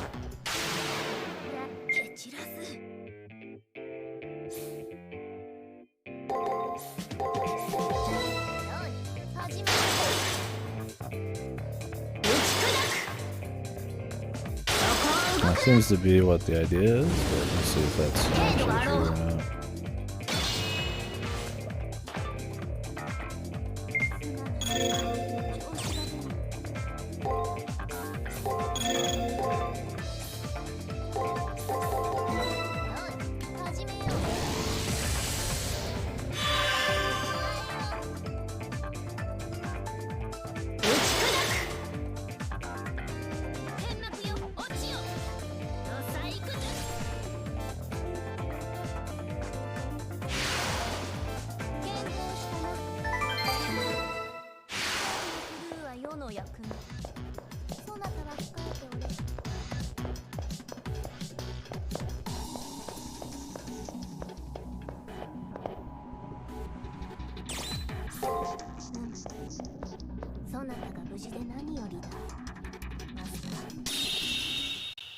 Well, now I'm curious what all that even is.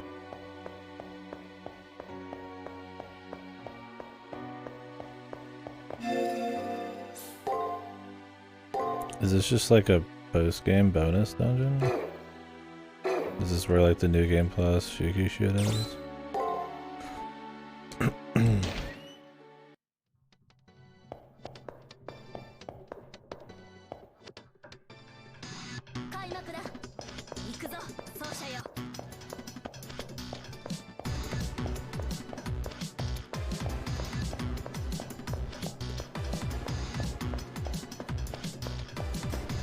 What's farther in?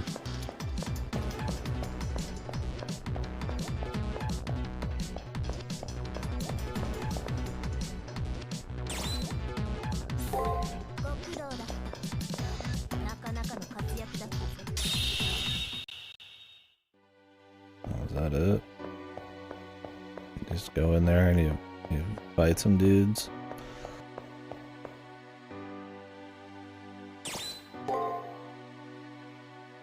Just a training area? Oh, what? Maybe there is stuff that spawns here.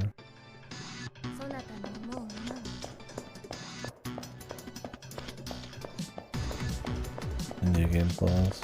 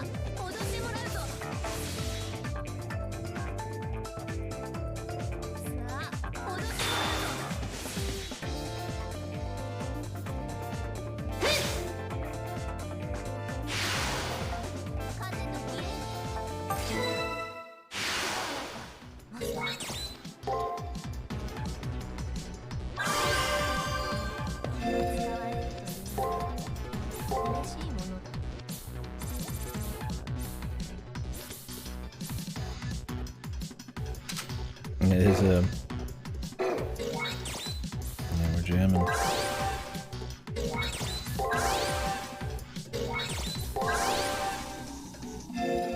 Trying to figure out if this is just some optional grind area or like a proper post game thing or what. We're not done with the game yet, but technically the story's over, sorta, maybe. We beat all the masters, so we're winning until we find out that there's a bigger threat, I'm sure. Or something, we'll see. I'm just trying out this side dungeon, or whatever it is.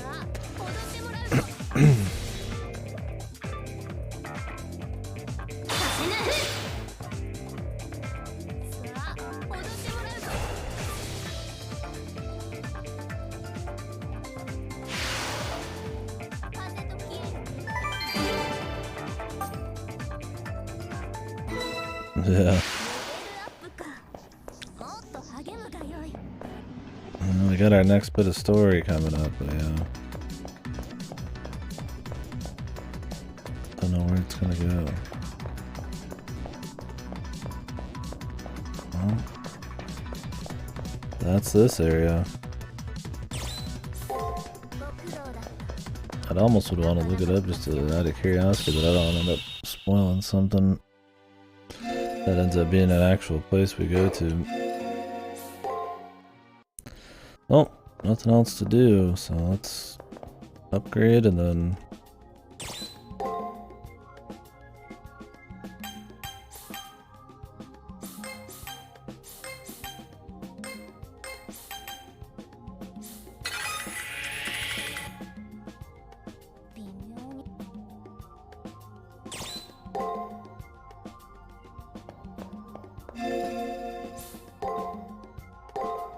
Let's see what awaits.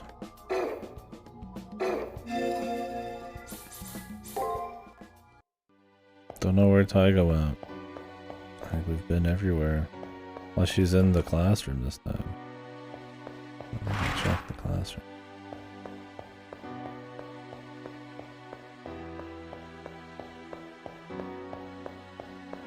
She just descended. She did say it was the last time we were gonna talk, so... She wasn't lying. She's ascended beyond, dude. We have her little plushie there.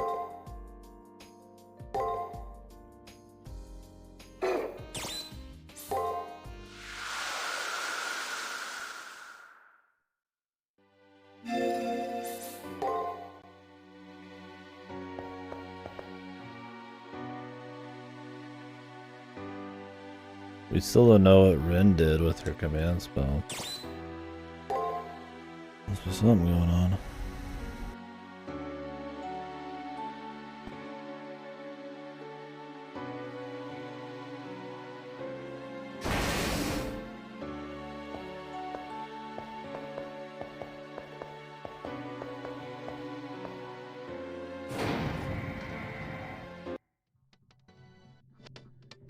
Nope, the music's back.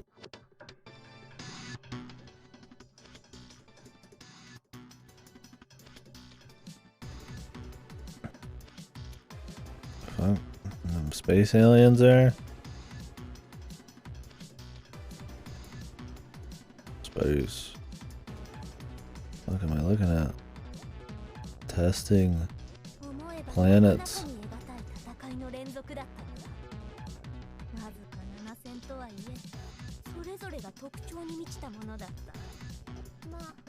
Only 7, we fought hundreds of foes.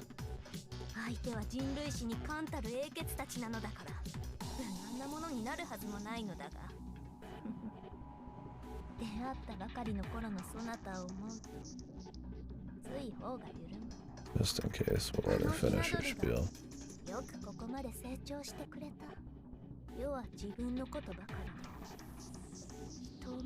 DNA. Earth. 導いたつもりでも、それは誤った多くの人生を踏みにじるものだった。だからこそ今は嬉しい。そなたはもうどこに出しても恥じることのない立派なマスターだ。唯一しくじったと思うのは、そなたの欲のなさだな。そなたは聖杯にかける願いはないという。それは間違いだ。実現するかしないかは別として、願いあっての人間だ。世を見るがいい。命令となった後もこうして人生を楽しんでいる。そしてだ、今の世の楽しみはあなたの笑顔を見ることだ。それくらい良い戦い They would surely wouldn't have this all be cut off, then. Surely. 愛されたことがない私にとって実に得難い戦いだった。人に思われるというのは良いものだな。では参ろう、我が思い人よ。この先に何があろうと、そなたには軽やかであってほしい。そのためなら私はいかなる攻めくにも耐えてみせよう。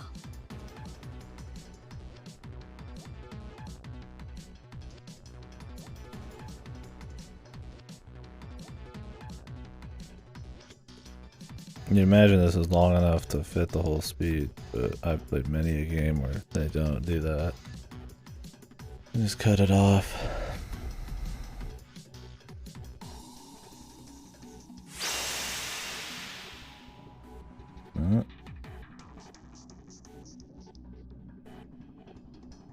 Okay, Earthbound here soon.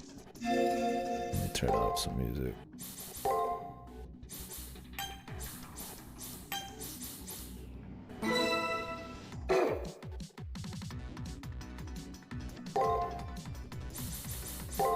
Actually, I'll leave the sound effect.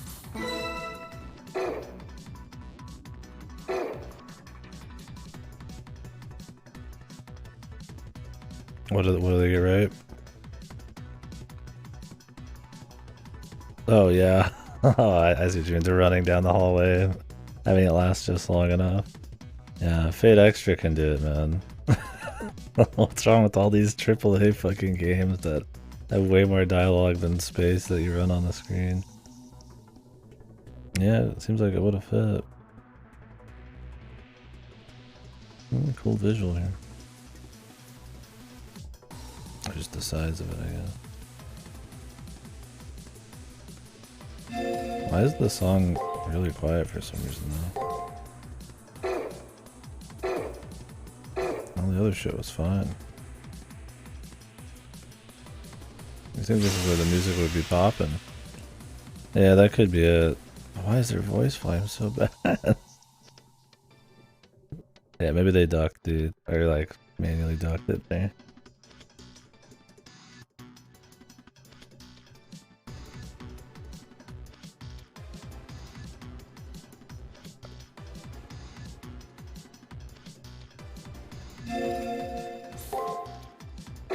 Can't save.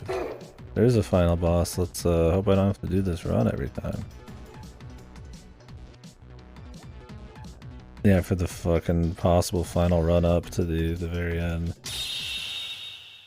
I mean, we started fighting Seraph once, so I'd not be surprised if they make us do it more.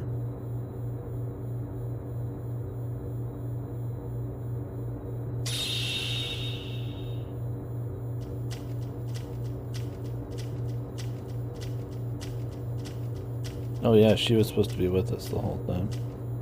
Guess she went ahead.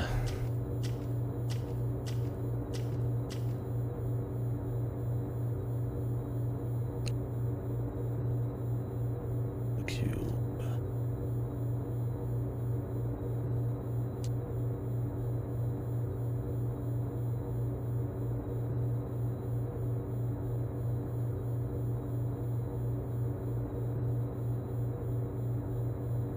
Alien civilization.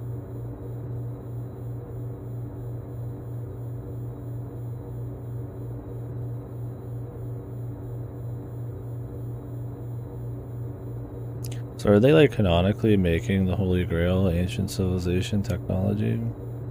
Or is that just some special extra shit?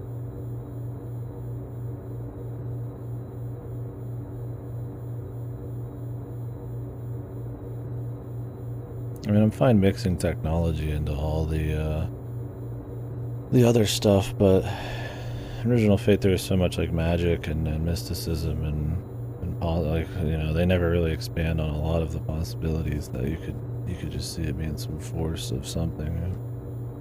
Extra shit, extra the extrovers.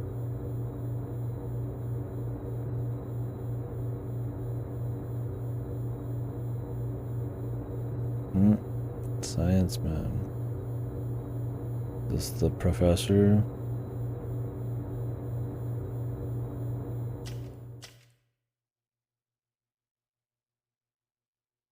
Yeah, 待っていたよ。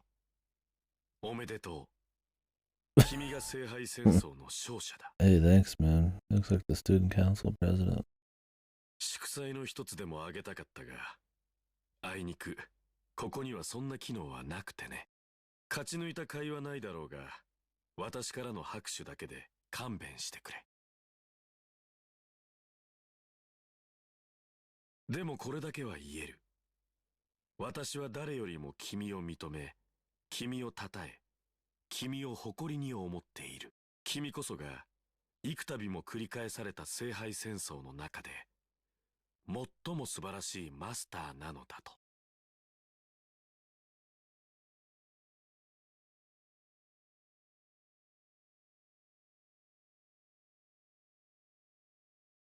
ね。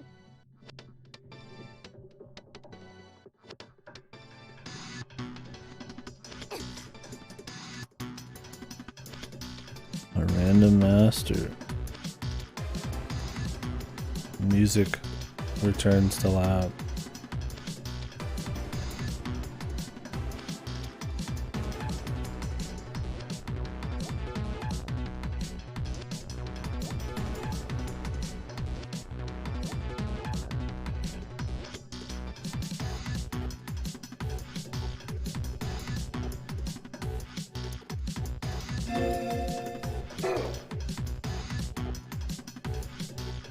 Both an NPC and a master.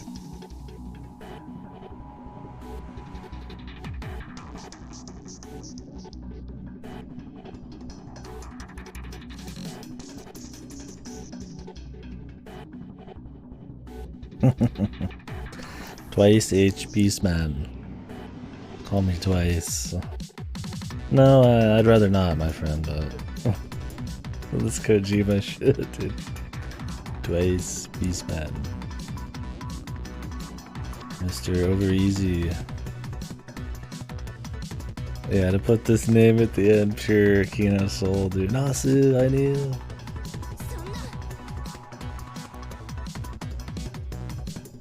Twice Beastman, 20 centuries. Just a neurosurgery. This first spirit hacker. Didn't they mention Peaceman a few times throughout? This is Soul Hack. I'm going to Soul Hack 2. Music's good.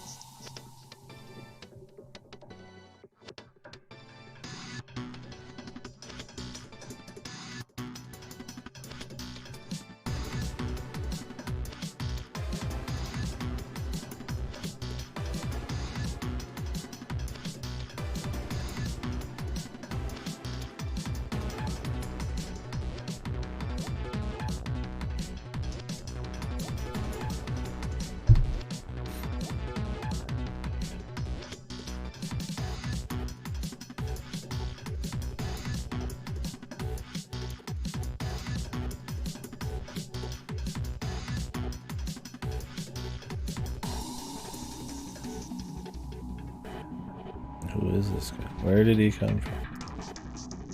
Why is he here?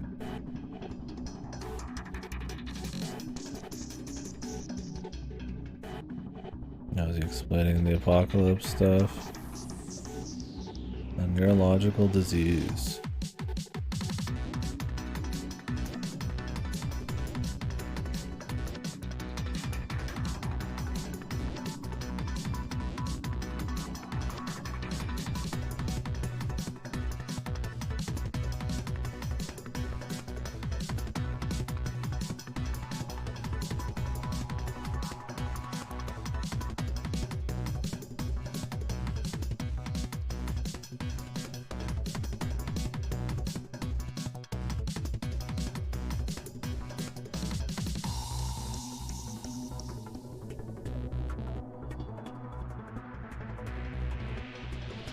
Okay.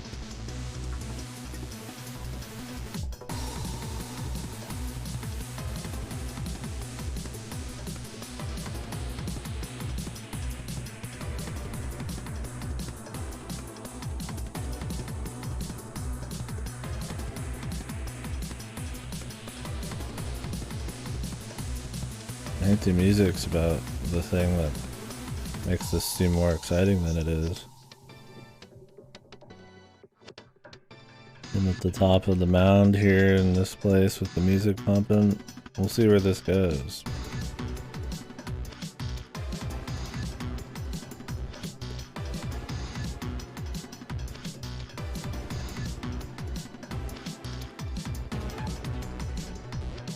Sometimes it does, but yeah. Not to the level it should. This is okay. If the pace was maybe a little faster, like it's just some kind of chaotic surprise music where he's explaining who he is and then all of a sudden we get into it. I think it's exciting enough. It's just if it lasts too long, it might not be a good choice, yeah.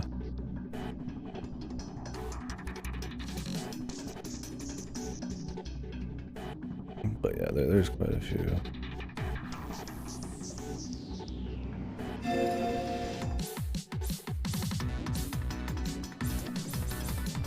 Yeah, pretty big expo dump.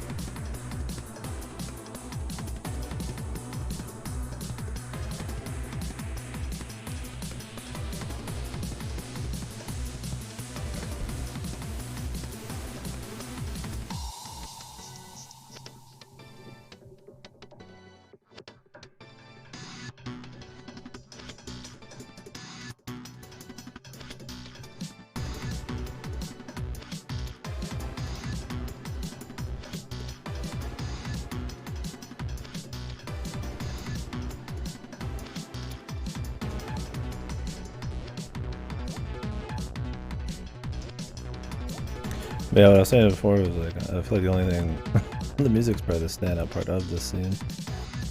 I mean, I'm interested in what he's about, but when you like pull it back a little bit, it's just kind of funny that he's sitting here doing like a major info dump. Like they couldn't have like hinted some of this somewhere, or you read a little bit about it somewhere. Or done it over time. I guess they wanted to be a complete surprise.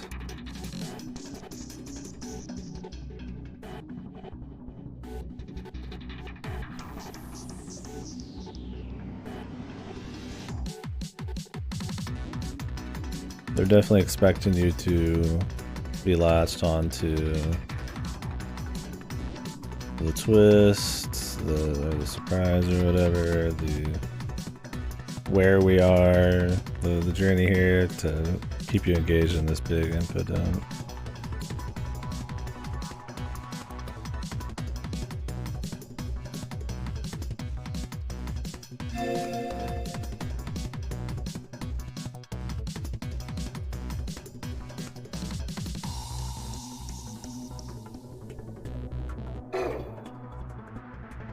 His name's probably the goofiest thing, really. Twice H Peaceman. What does the H stand for?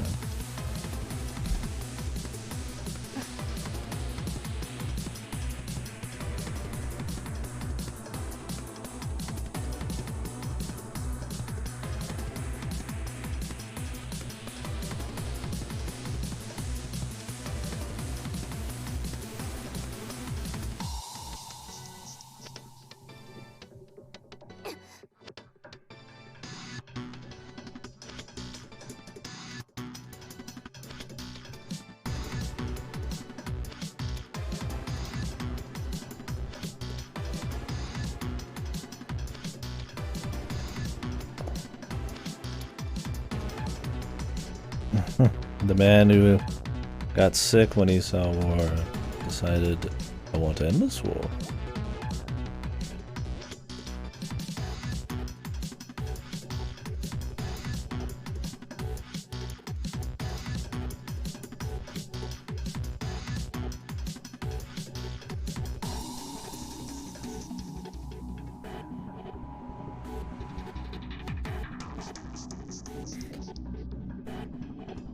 The spirit of mankind has stagnated.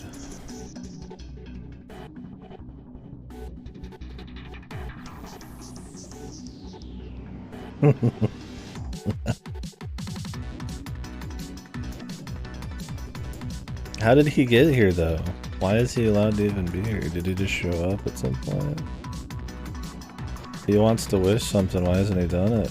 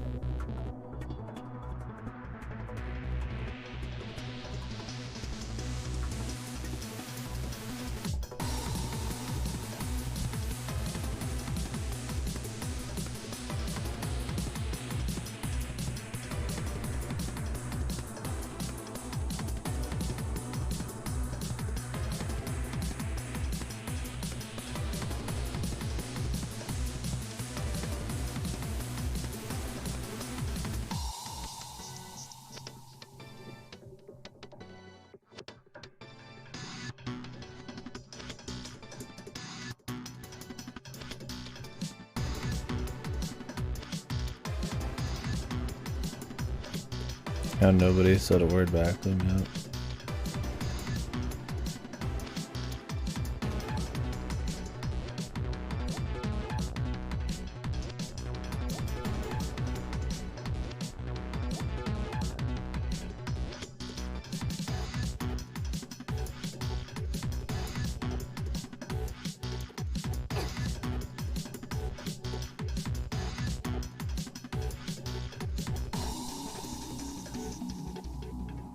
The first word spoke. This person's existence, like a pickle reaction.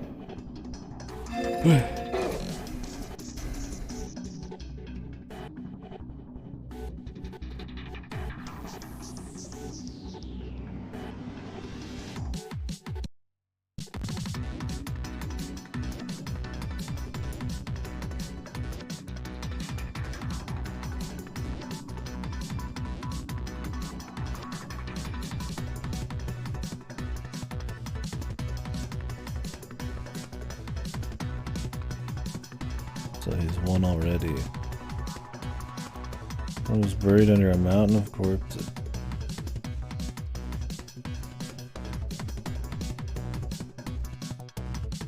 Whoa.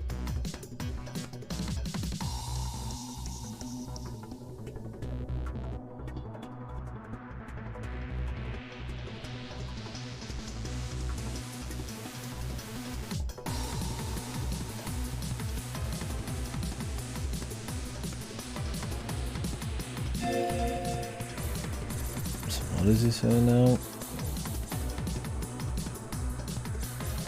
There's a Holy Grail War so that he could gather data, or that Minto could gather data. War of Survival for the Minto. Up until now, the Magi can made excuse for their actions, but still killed one, then fled.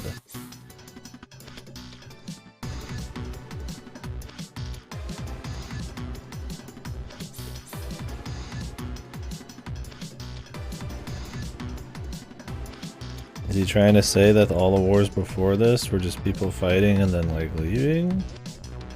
Because they could just log out, or like what?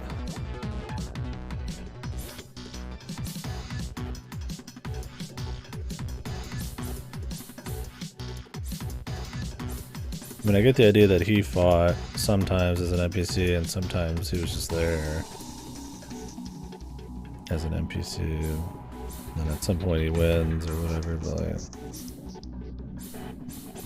levels up a bunch. Just this room specifically? So what, did they show up here? They won and peaced out after reaching this place. So they don't make a wish or something is the idea? They just leave? Does that mean he kills them, or they don't get a chance, or the moon cell kills them if they don't make like a wish? I don't quite understand. Seems kind of important. He's talking about like fucking like a bazillion people who died in battles, but yeah, I'm just trying to get a grasp on it here. I get that he's going through multiple cycles, but you think we would have heard about this happening a bunch of times.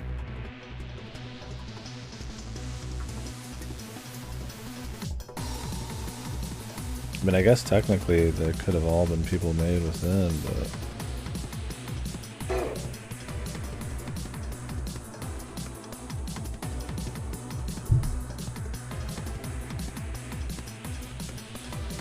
the limits of human potential.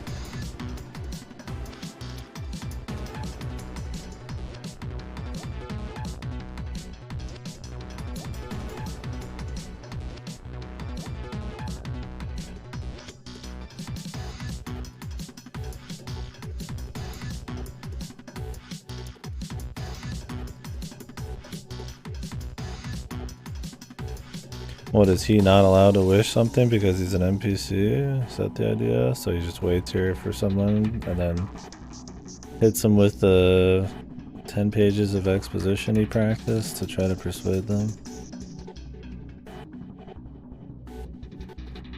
All he has to say, all she has to say is don't stop.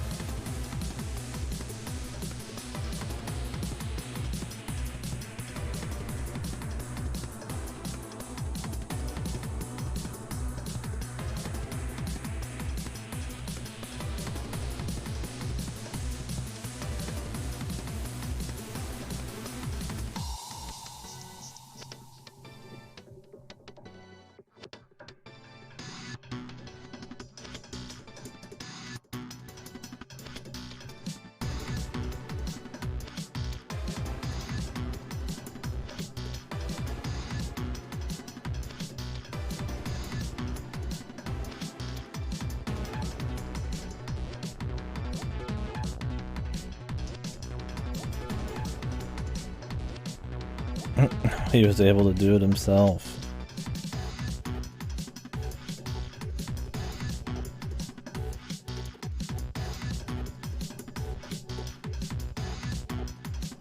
Armageddon.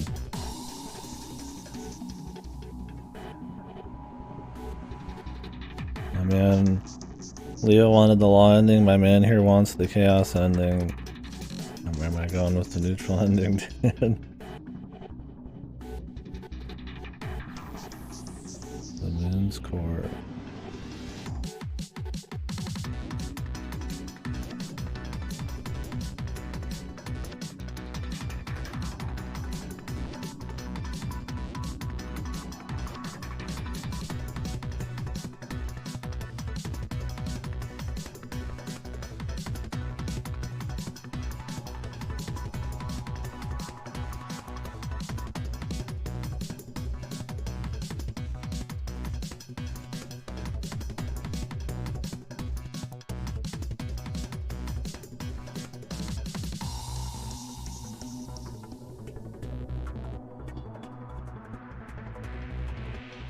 The photonic abyss. Oh, look how he pops forward at the end of his animation.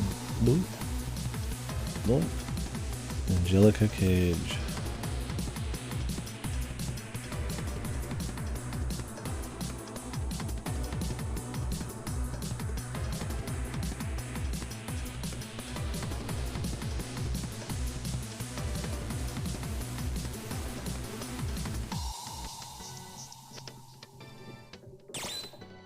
Holy, they give you the 20-minute speech, man, and then I get the fucking load here.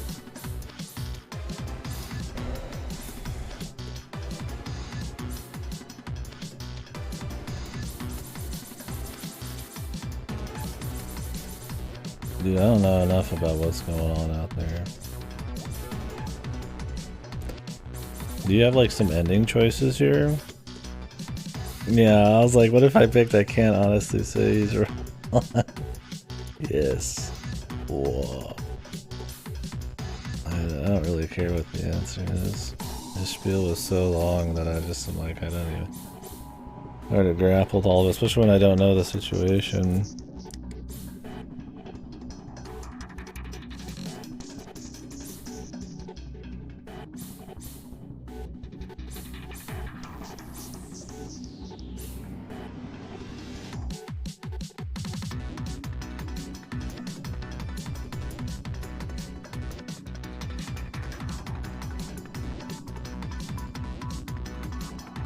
The dead belong only to the past. Isn't she created off of the dead?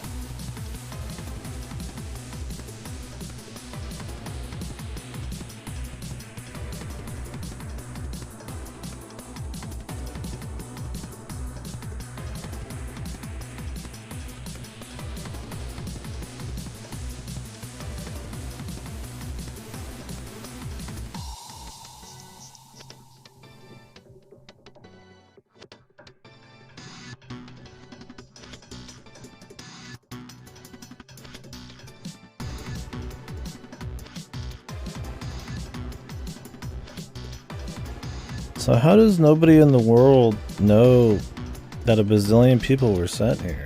Nobody mentioned it a single time, I don't think.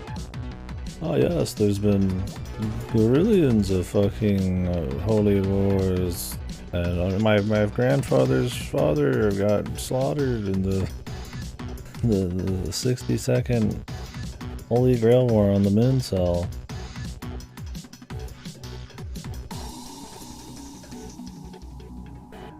Like, I imagine there could be a few, but I mean, we're talking like nobody talked about bazillions of people dying just for a twist.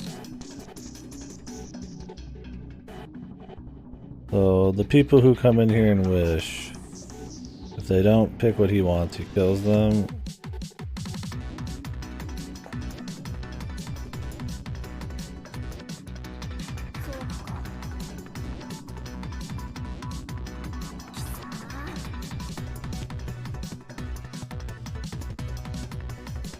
Kisama.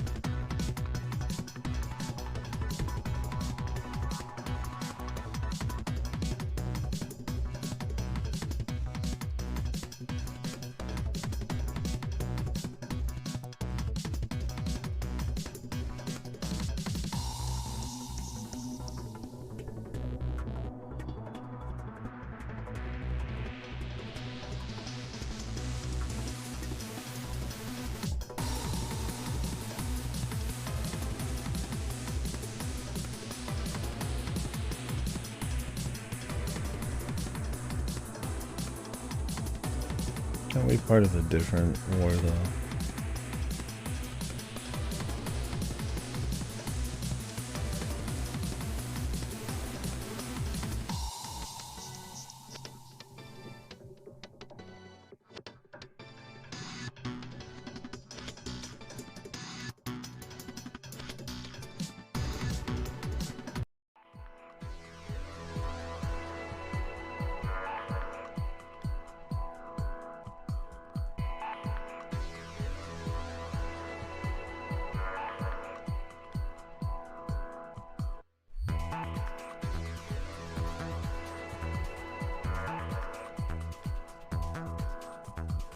What happens if you lose? Do you have to go through the entire walk in the 20-minute speech again? 生死のかかった戦いでこそ人は精神を成長させる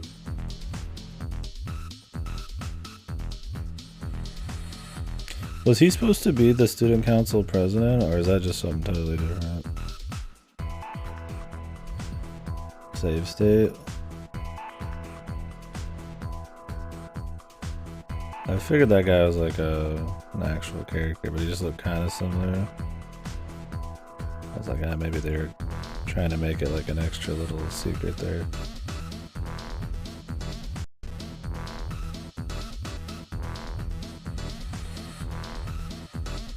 You say it was the guy that always had Emiya fixing like fucking AC units and shit, wasn't it?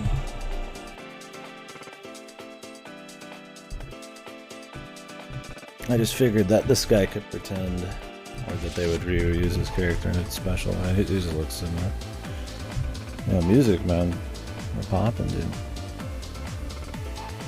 I have this song? I need to double check my extra soundtrack.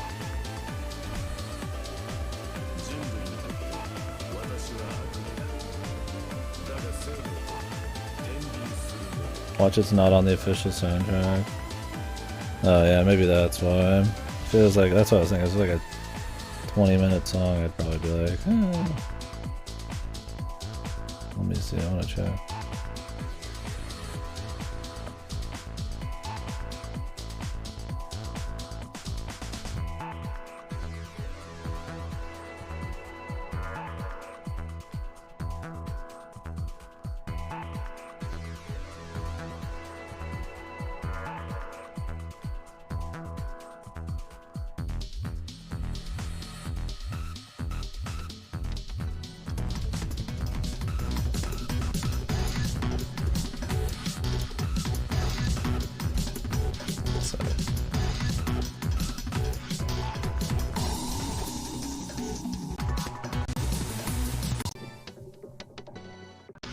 That's the other song.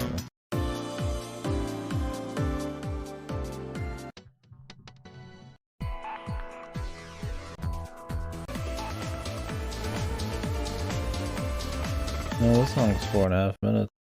I need to add some of these to my high tier list. Yeah, the one before this is 11 minutes long. Yeah, interesting. I need to go back through that. Some of these are pretty jamming.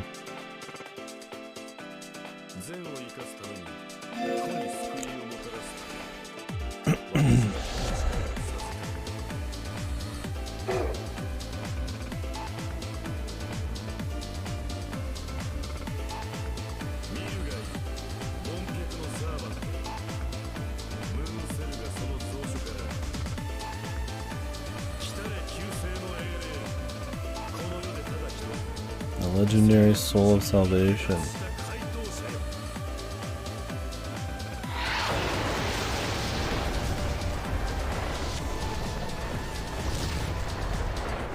Holy.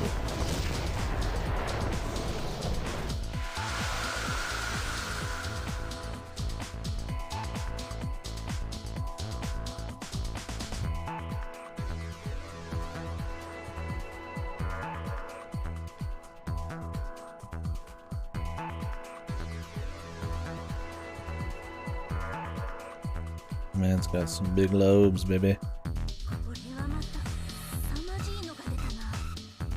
苦しみから逃れられなかった私には、ああ、大事はない。苦しみを分かち合う伴侶がいるのなら、そなたがいる限り、世は最強のサーバントだ。 Enlightenment will not shield him from my friendship. そなたもあの男に勝るものだと示す時だ。 Yep, this is I imagine the finale. I'd be surprised if it wasn't.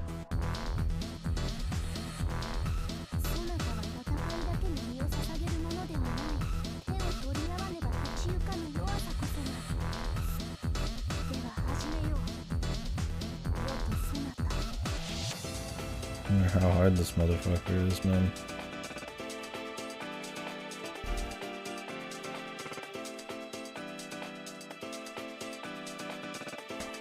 Good, yeah.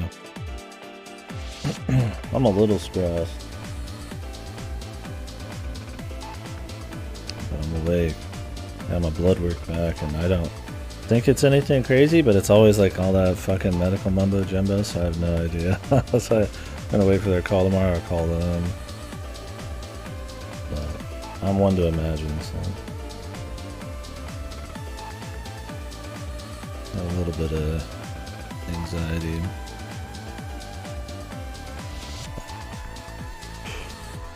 Shake it. Yeah, I mean, it seems fine.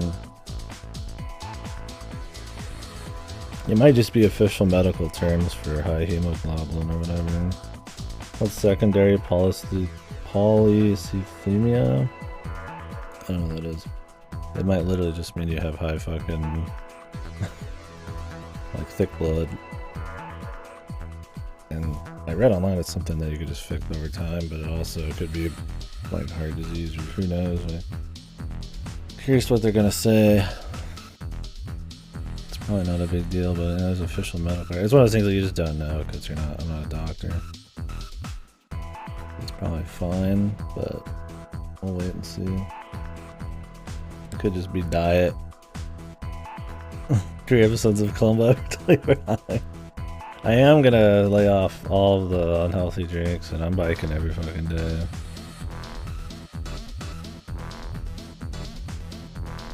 I mean, they did leave a note 4 days ago on there that said the levels were lower than last time, and we'll check back in 2 to 3 months, but I'm sure they'll call me first.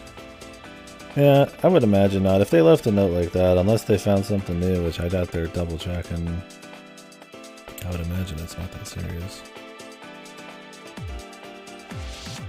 Who knows though? Could be coping.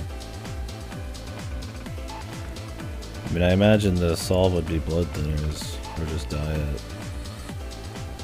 Yeah, that's what I'm thinking. I'm like, well, I'm getting up there in age now, right? 30.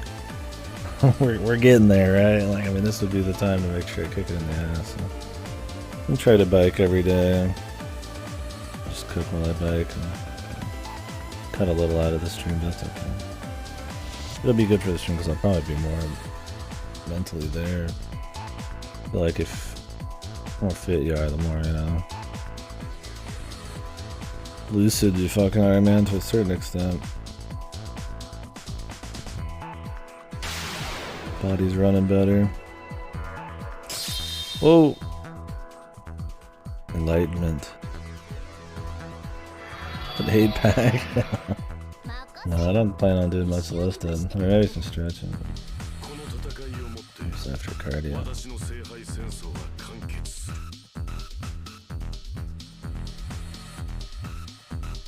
Hopefully this guy isn't bullshit. I mean, they have to give you reads, right? Yeah. Savior. 愛すべき勇者に捧げよう。その情熱をここで断ち切る。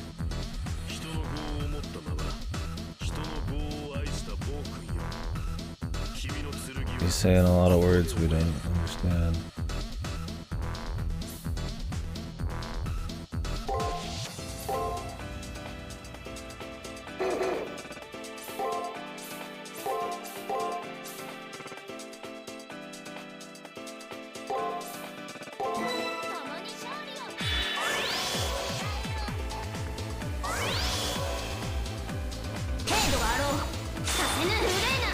Attack upgrade.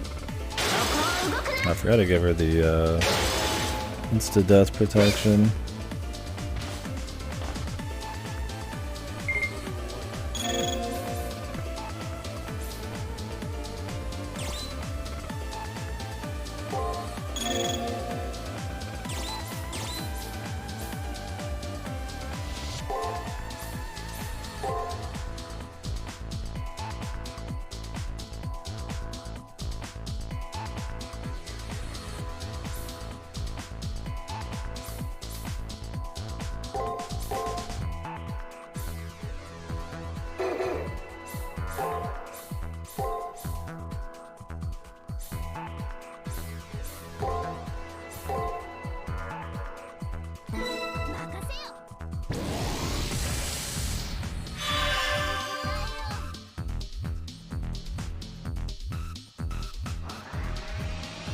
Sonata.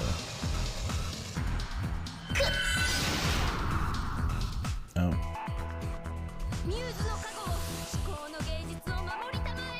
I'm probably gonna get killed this turn unless we get a perfect roll.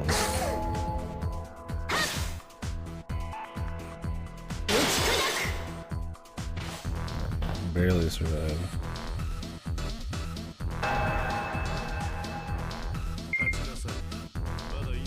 What was that? It's like a DPS check.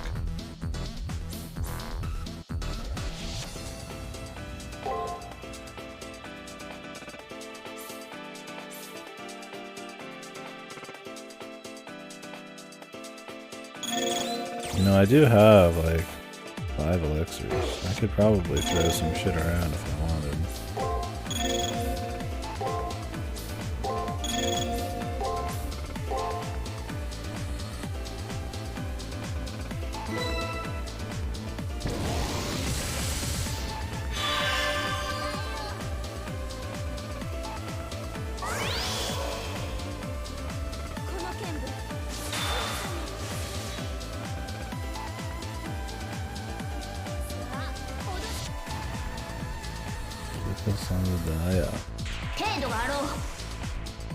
What is that, just some counter?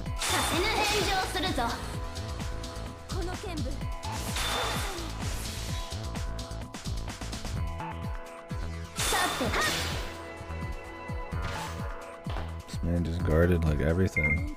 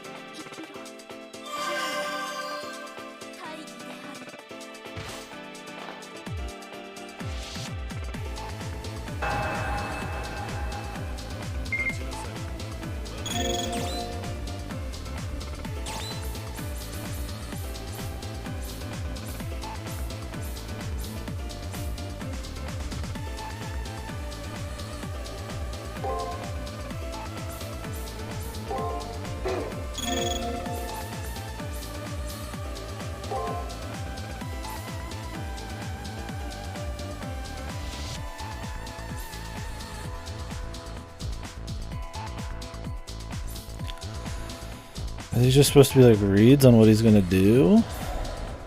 A fucking red light going off ain't gonna mean jack shit to me, dude.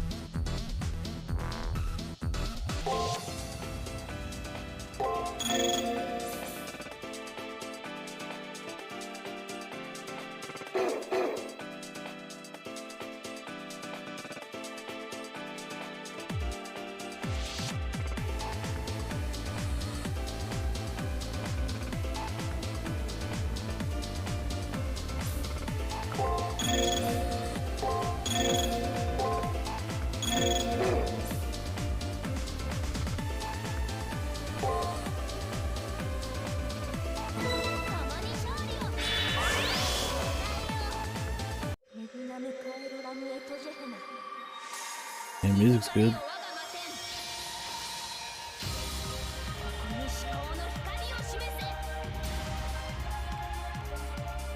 Let's hope that he doesn't insta-kill me here in a bit, but we do have insta-kill protection.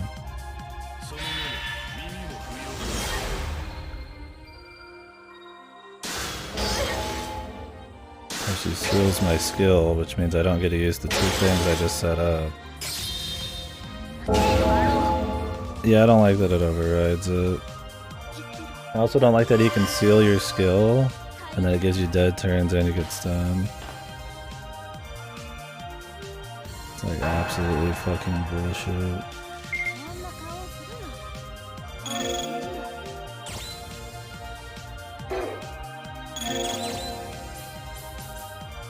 Now I'm wasting my whole thing.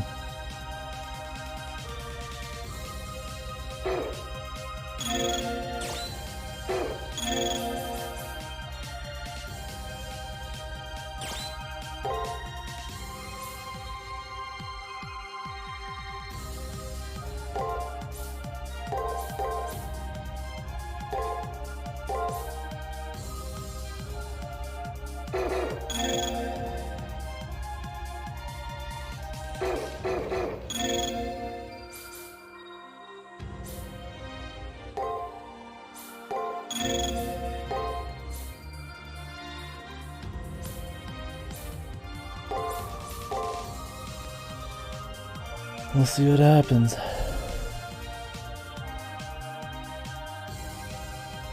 This was the turn I really needed to have mana spent.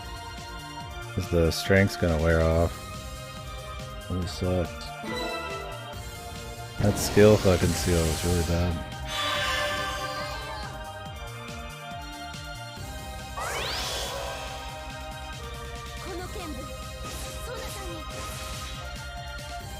I feel like artillery's better than using the 80 cost one.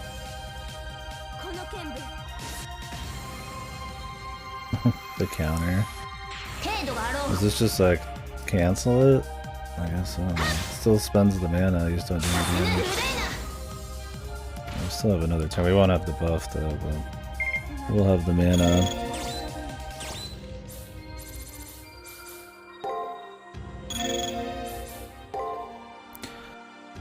This is shocking. A game, not many RPGs allow you to do this, man. It's amazing that it's here. Where you could plan stuff in advance, knowing you're going to get mana. I mean, I feel like you should be able to do that in every turn-based game.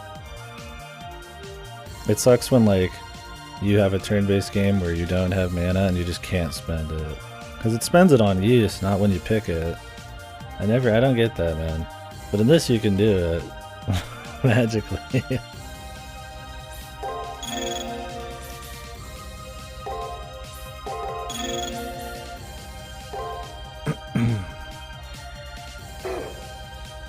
Oh, Saber almost dead.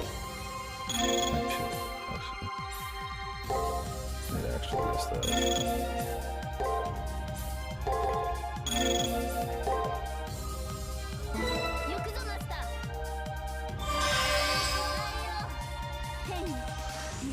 And a game about prepping and like reading turns and mitigating, I mean, you'd fucking hope you could do something like this, but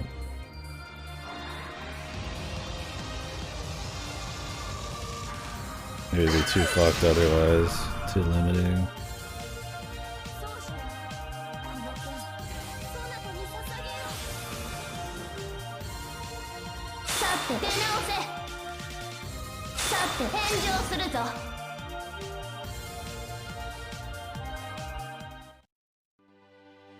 Let's pop this again, man. We still had a bunch of elixirs. Who's not heal status? 1 sec.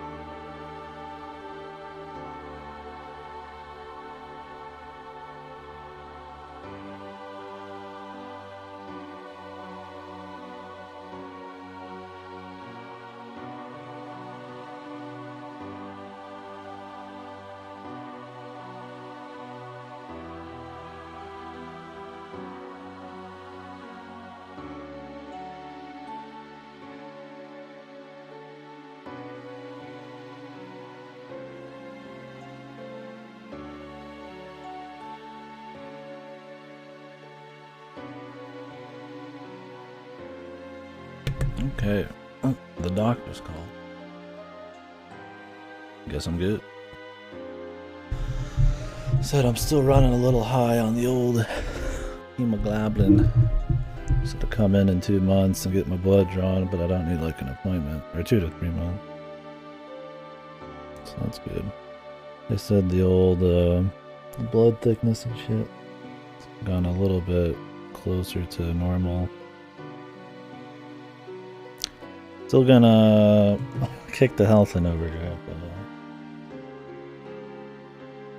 I don't know what that medical record they had online was, man. That shit looked way scarier. Unless that was something else and I'm about to get another call. But yeah. Cool. Well, I guess we'll find out in 2 or 3 months how that's been going. Whew. Okay. Camera can be back on. I had the camera off because I was a little stressed. When I get stressed, I don't talk as much.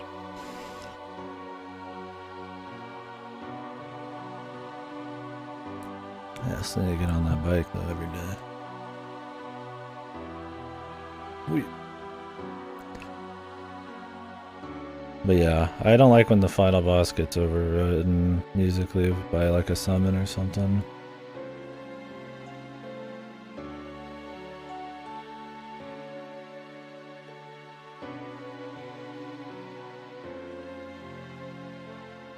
I mean, the idea of him being here and his like principles and all that, it's fine.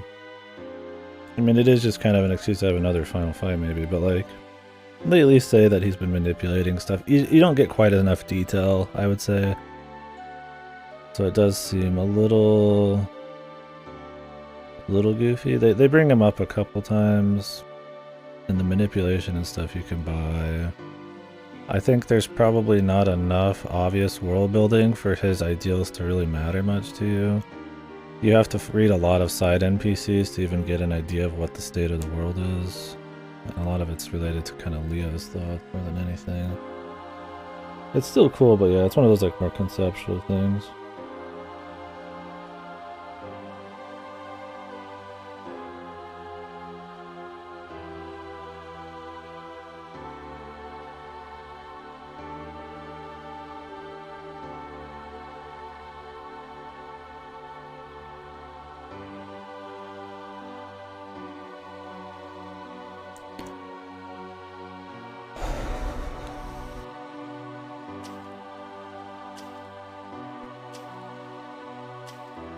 But the Kino setup with him all at the top and all that, yeah.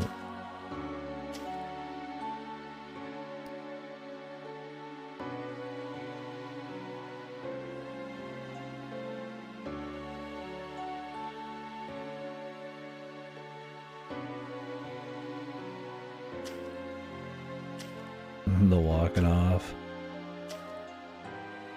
You can imagine all of this being way better in a VN with like proper fucking Fae VN. Not that it's like bad here. It's kind of the game's big problem is there's a lot of ingredients of greatness or good stuff in it. But it's always just a little lacking in most areas. It's like we just wrote a VN, it probably would have been more solid.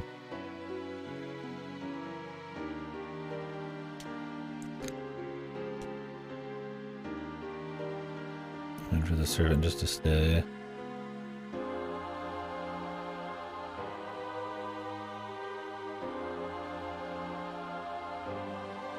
So who's this actually supposed to be? Like some kind of Buddha or something? Some like combo of a bunch of shit. Buddha? Yeah.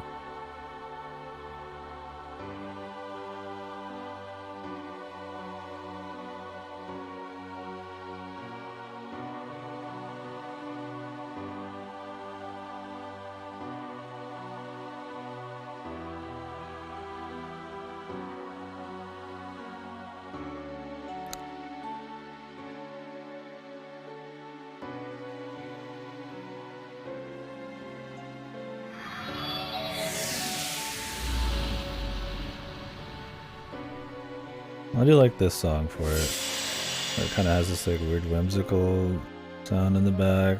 kind of got like an odd mystery kind of sound to it. It kind of fits when we're doing like some bizarro, world-changing Grail stuff with like some enlightened shit going on. There's a lot of things you just don't really get. I guess the music kind of fit. One of the few times where I'd say the music really does fit. Except when they use Fate Stay Night music, that usually fits pretty well. Well, of course, battle music fits, but you're just fighting, so not very hard to fit. It's not hard, but somehow Dragon Quest still fucks it up on most final bosses.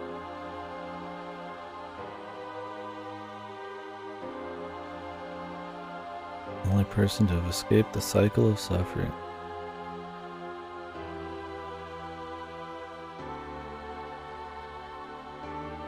He didn't support him, he was showing compassion for the soul of the human known as Twice Peace Man. Did fucking Nasu play like a fucking Kojima game right before this, dude? Why fucking Twice Peace Man? I want to know what the H stands for. Like Twice, Henry, Harold or something Peace Man.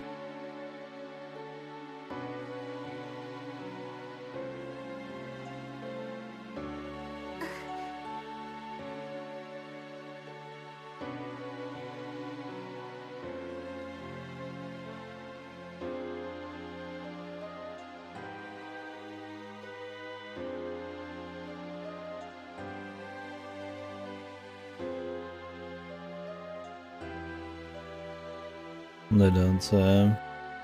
It's probably deep in some fucking blog that he wrote a different name 20 years before this came out.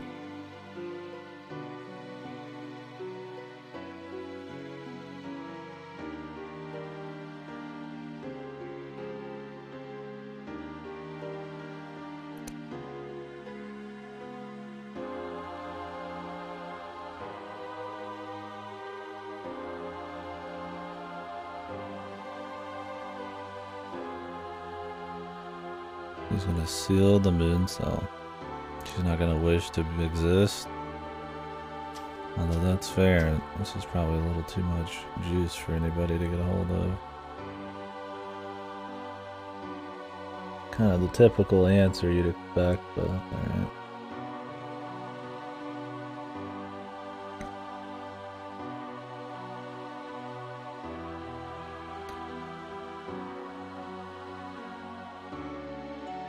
Yeah, I thought you only get one wish, man. I got a couple wishes here.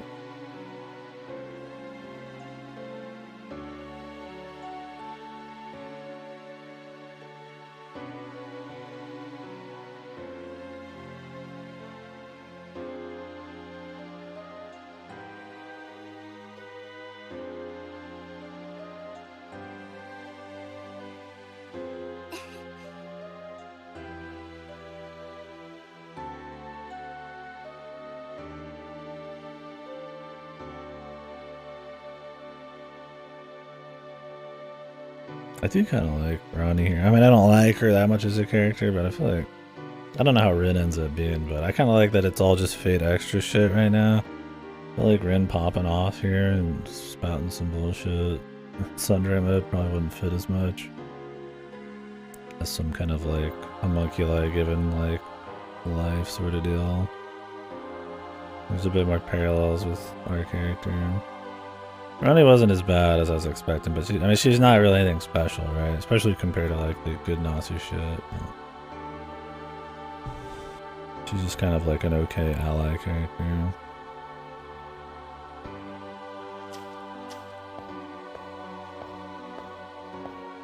Yeah, Ronnie's just kind of sitting around. Rin probably takes center stage more. I think that's maybe what I mean. Oh, you just get less info. She has real shit to say. Yeah, because I don't need somebody to like eclipse the main character as the main character, which is kind of what Rin already does. So it's like, I don't want that. But if she does have lore, that would be fine.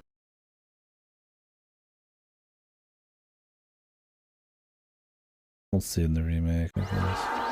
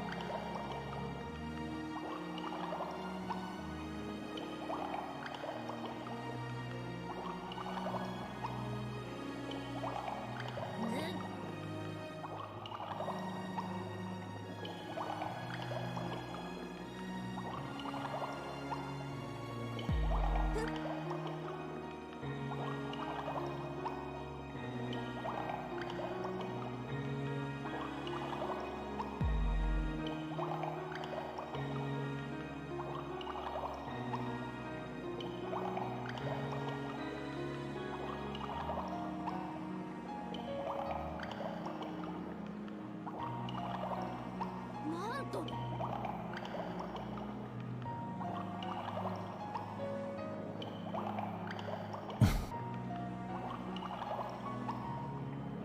The cryo storage.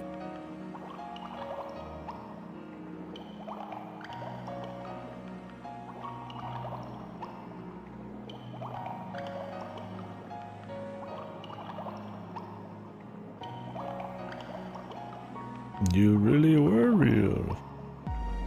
You were just in cryo storage and you happen to have a problem with your memory. Fucking terminal issue with memory retention. Is that what they're going for? Is it a real person? I was really hoping that she'd be like the amalgamation of all of like the moon cells, like thoughts on humanity kind of given form or something. You are being recorded by the moon cell. I mean, I guess she might still be a recreation, but...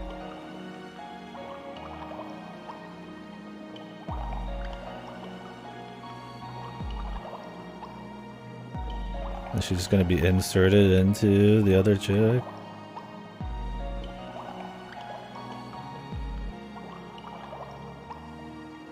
We'll see. I would prefer not some ass pull like that. I would like more if she's some kind of bizarro, like I said, either amalgamation of like some kind of moon cell test or like past humans or something wanting to move past stagnation or whatever. Would have been much more interesting because it could totally happen in a virtual world with like cyber ghosts and shit. You already have like nursery rhyme existing.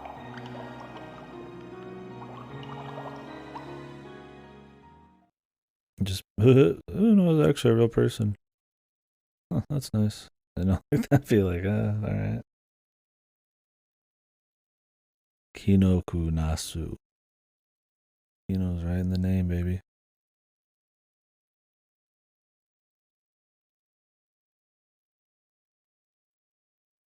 Okay.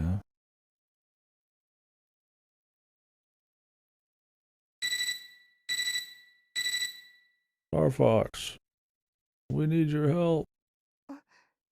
これはあなたのデータです。 Your data. Quick, go over to the the fucking cryo storage and erase that girl's memory and put hers in it.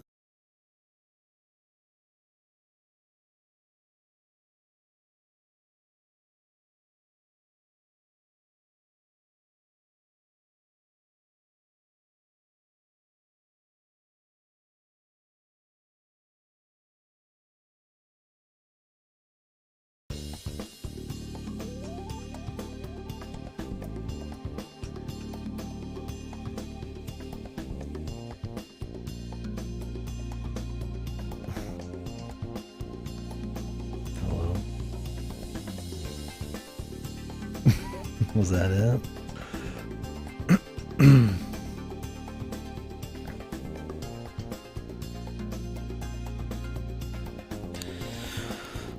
They're like an after thing.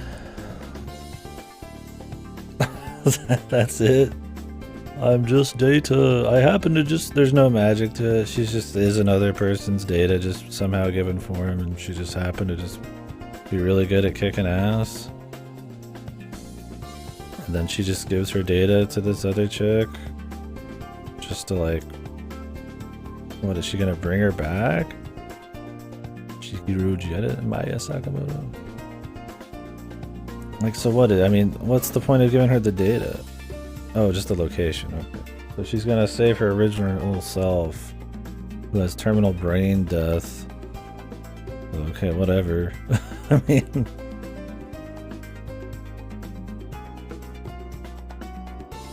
what an ending. You don't even get any like cool stuff with Nero at the end. She's just like, yeah, I'll join you in the goop, in the Shinji goop. Like, okay.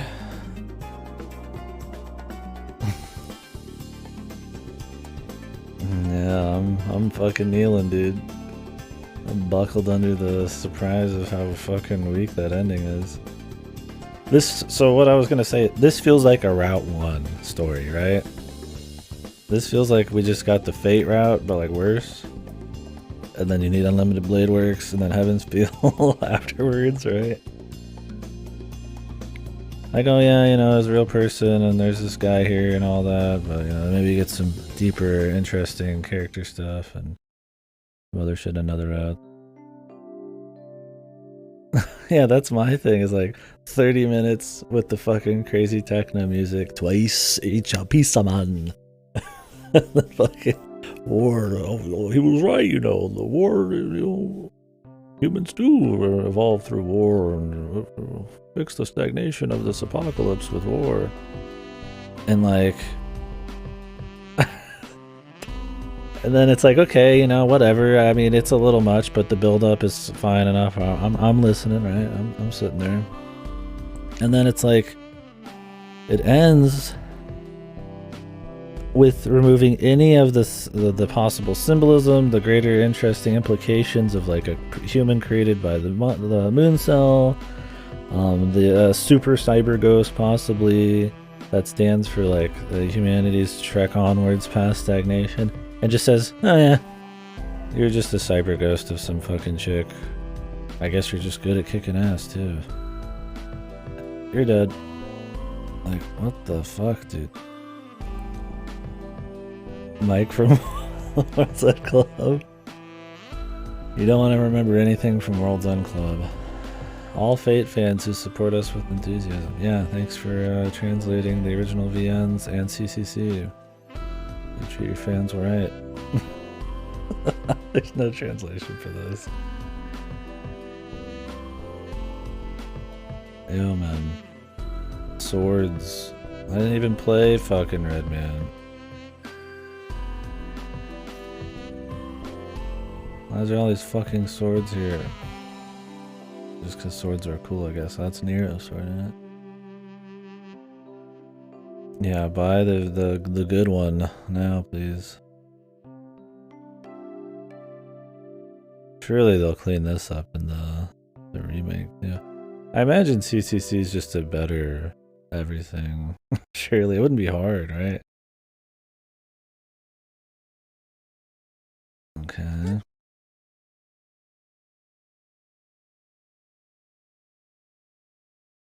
What?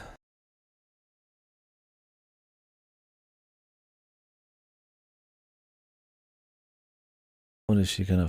So, are we going to override her memories? The original person?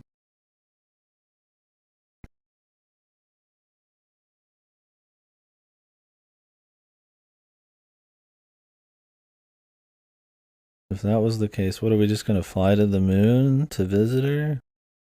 Hey Nero, how's the moon treating you?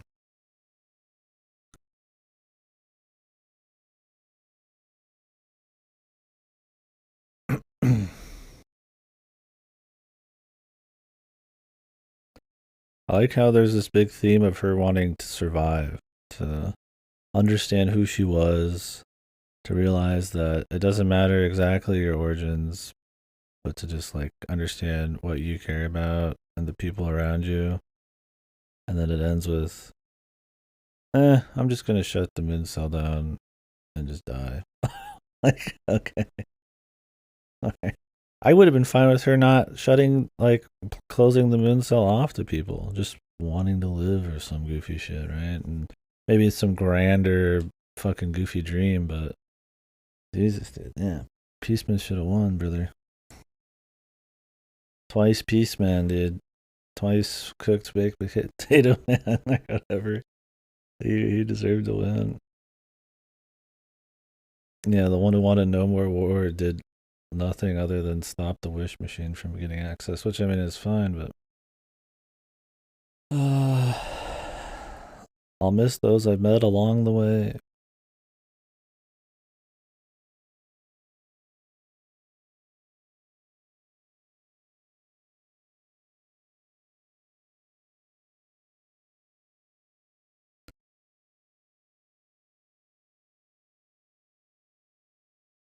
Okay.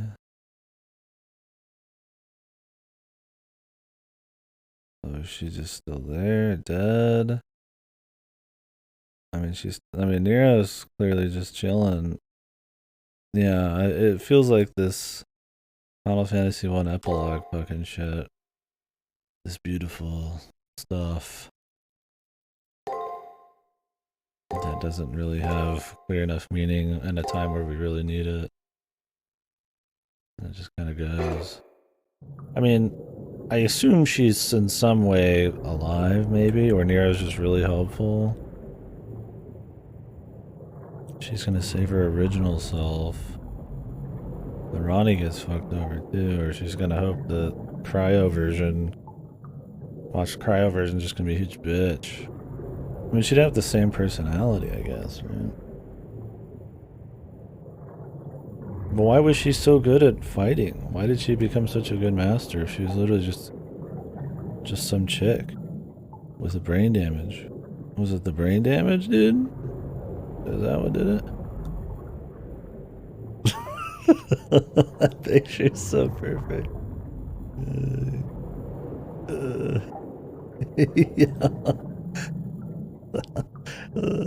Extra wrote it. Extra wrote it right. They summarized it perfectly. Fate extra. Yeah, I like how it's doubled there. Yeah, man. Like, I need me some brain damage if I can turn into a super master. I mean, Jesus, we even killed Buddha. Like, goddamn. Well, thoughts on Fate Extra? I gotta say, while most of it was a little iffy, I was at least there for all of it. I was interested. I was like, where could this be going? You know, I had fun with some of the characters, with the concepts of the Battle Royale. Just the tension and the ebb and flow between each of the fights and build up to the next master. Even the twice Peace Man thing, it was goofy as fuck. I was like, there still at least could be something interesting, but man, they really deflated it with the ending there. Which is crazy because Natsu's like, oh, that guy, now I recognize it. The fragment of year 2030. I was like, why did he look familiar? How did Natsu manage to make 2 God VNs and then just drop them? I mean, we'll see on Tsukihime, and the remake's apparently decent, but yeah. I mean, this wasn't like fucked, but it's got problems for sure. I don't know. So yeah, overall, I mean, that's how I felt about the whole thing. Was like, it has really cool little kernels of interesting stuff, right? Gameplay wise, the idea of gameplay fused with story, the idea of you going up against somebody, needing to learn about them, information, their history, maybe the way they fight, secrets about them, and then having that translate into gameplay is a cool idea. They don't quite nail it on the gameplay front. It's not difficult to find information for one. There's not enough gameplay mechanics that you actually make choices and that you can apply thought and knowledge and stuff to. It's just flags that are tripped that allow you to read more abilities, and it's like, I get that'd be a much harder system, but like, that's the idea though. Is like, it's a cool idea, but it doesn't, like, it ends up just being rock paper scissors.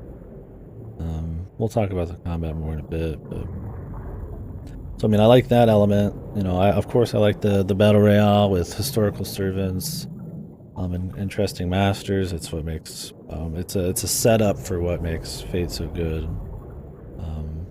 It's just a piece of the pie with Fate Stay Night and shit. It's not just about fighting, it's more about characters. And it's a good way to make characters interesting, right? While still in the original VNs having really good atmosphere and an interesting lore. They give you just enough to keep you interested. In this, it's like, well, the concept's cool there. You know, this simulated world that could allow for very different types of people to appear and concepts to be manifested as servants and, you know, as masters and stuff. And they'll play with that a bit. The first 3 chapters are pretty good. Some of the later ones, not so much, but they dip into some quality. So like the concept there to like have cool characters and have them all interact, and you know you learn about new ones and it makes for cool fights and stuff is neat, but it's just the servants and masters don't get enough screen time after a while. They don't reveal enough of the actual characters, like what makes them tick. They don't always have a servant that really plays off of their deal very well. Like I mean, Robin Hood and Dan were great. Even Leo and Gawain kind of had something going, but they just didn't go deep enough. They just kind of stopped giving a shit like 3 chapters in. Yeah, exactly. Like that's why I still enjoyed it, I would say overall. Is it's just like very interesting ideas, but just not executed well at all. They're executed well enough to keep you interested through the game, but you're not going to go away from this being like, whoa, you know, this was really something you got to play. It's not like a Drakengard where it's like super flawed, but super awesome and still worth seeing. It's like, it's just too fucked. Bigger title screen theme? I don't mind it. It's just some atmospheric thing. It's good for right now. But yeah. Yeah, it peaks with Robin Hood, and then it kind of like, I mean, I'm fine with where like Nursery Rhyme lands because it's at least variety, right? Like that was the thing is like Fate Stay Night and Holodraxia have, you know, they have good comedy, they have really great like urban horror atmosphere, really awesome fucking characters, still interesting like, you know, bits of lore and like tension between some fights and stuff, and mystery and all that shit. They got all sorts of stuff. This has like, you know, a much more simple idea, right? It's literally just a battle royale, a tournament of power, and it's just very episodic, right? Not everybody's fighting at once and anything can happen, right? It's just they literally do an episode at a time, right? And then it leads right up to the end, you know. You can talk to all the people you want to fight and shit, and they'll slowly disappear over time, which I thought was cool, but like it's so much more simple and it's so much less atmosphere that like you would hope that it would then focus really hard on those master servant pairings, because that's all that's going on. You're literally just hard focused on a single master servant and then you fight them, right? It should be really strong episodic stories like the first few, and then they just kind of, as soon as they start dipping, there's nothing really left, right? That's all there is. Like, yeah, there's a story about her figuring out who she is and like romancing Nero a little bit and romancing whoever you pick, like Ronnie or something. And there's a little bit of finding out what the state of the world is and, you know, where it should go. But a lot of that's optional. A lot of it's pretty typical, like with the figuring out who she is and all that. And then the problem is, at the end, all of those extra threads, where the world's going, who you are and stuff, just deflate. Because you're just some fucking person who's a cyber ghost of somebody who's alive in cryostasis. So, like, they could have at least, like, leveraged the fucking, like, the cyber world and, like, the how unique the moon cell is, recording all of every minutia of detail of all of human history and, like, using that to be some kind of cool thing, but instead you're just some person. So it just means that one of the plot threads that they had woven in between all of the episodic stories is gone. And then the other plot thread is mostly side lore you have to learn. It just doesn't mean much. You just fight some guy who wants war and you just say, nah, and you just move on. So it's like all you have left is the master servant stuff. That's it, story-wise. There's no atmosphere, really. I mean, there's an idea of atmosphere, you know, with the simulated worlds and all the cool areas in the arena, but it's just set dressing. You don't really feel it. And a lot of that's the PSP. I think a VN would have done that way better. More descriptions, more imagination, and probably more detailed backgrounds and stuff.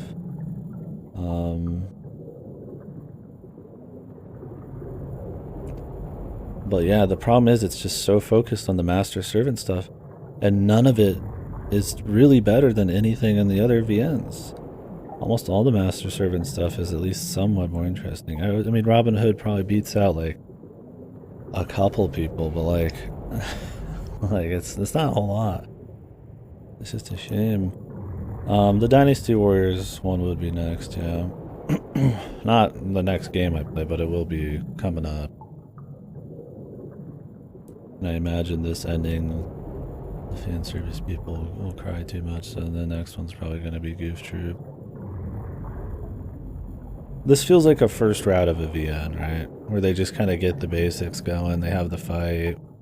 You have like a bittersweet thing, and then the next one's like where it's all focused down. And there is another one of these. There's a game that's twice as long called Fate CCC or whatever, and it's the same shit but different route. We'll see how it is when it comes when it gets translated. Yeah, that's what I'm worried about. Is like, I mean, I would be fine if they just focused on an actual big story more, but I mean, it would have to be good. I mean, otherwise, yeah, I'd want like just stronger master servant shit. I mean, what I'd really like is a more complex VN that isn't a formula, right?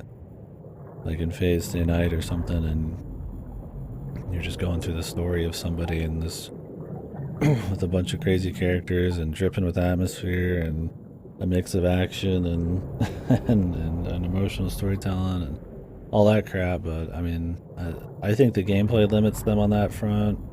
You have to have gameplay, so you have to not have the story be on too long. You always have to come back to some kind of arena, right, to play the gameplay out. So it's better to have some kind of like Persona formula. I also think like, yeah, just the visuals and stuff, like they try to have atmosphere with the PSP. It could do it, but I don't think it's got as good atmosphere as the originals do. The arenas try to have some stuff going on, but they're pretty bland overall. I would have preferred if it was just a simulated town, and like you moved around the town a little bit, like Face Day Night, right?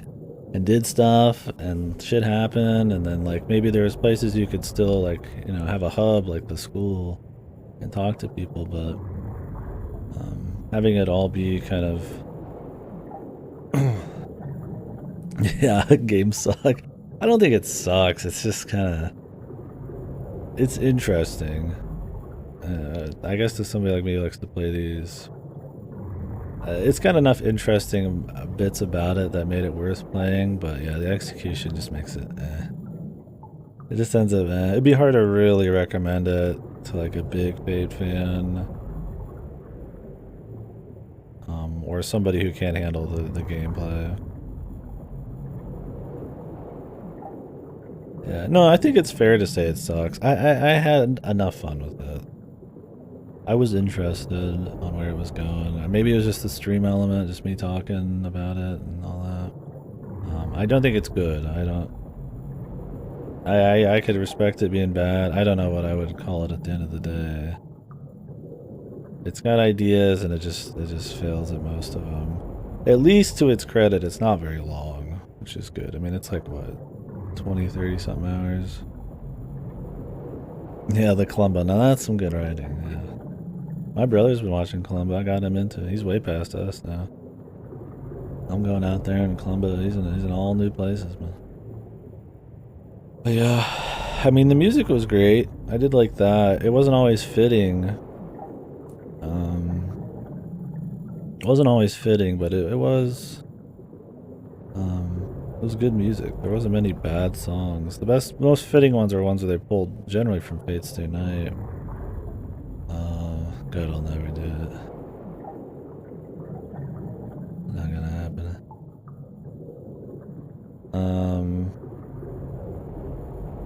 The 30-minute monologue song.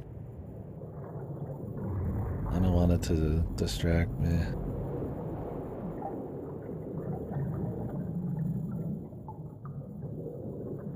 I don't mind like some atmosphere in the background here.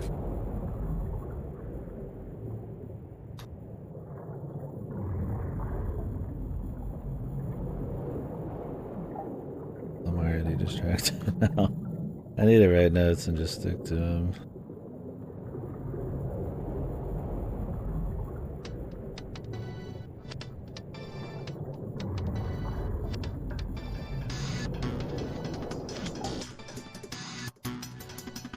No, it's all good. I mean, there's always room for improvement. I'm not trying to like impress or anything. I just want the best conversation we can and get across the point. Like if I'm gonna attempt to make say something about the game, I like to get it all out there.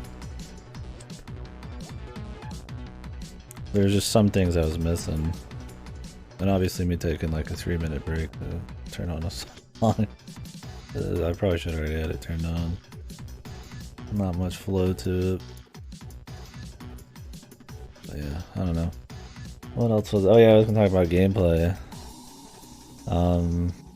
Already talked about, I guess, how I thought the information stuff like wove into the gameplay. Like that was a cool idea, but at the end of the day, it's like it's just so flawed, man. And it's probably the game's like biggest weakness, I would say, is the gameplay, right? Like it's rock, paper, scissors, and the idea of that with bosses is okay. Because you start using information to predict stuff, and then the rest of the turns you're not predicting things, which is anywhere from 2 to 4 turns you have to predict.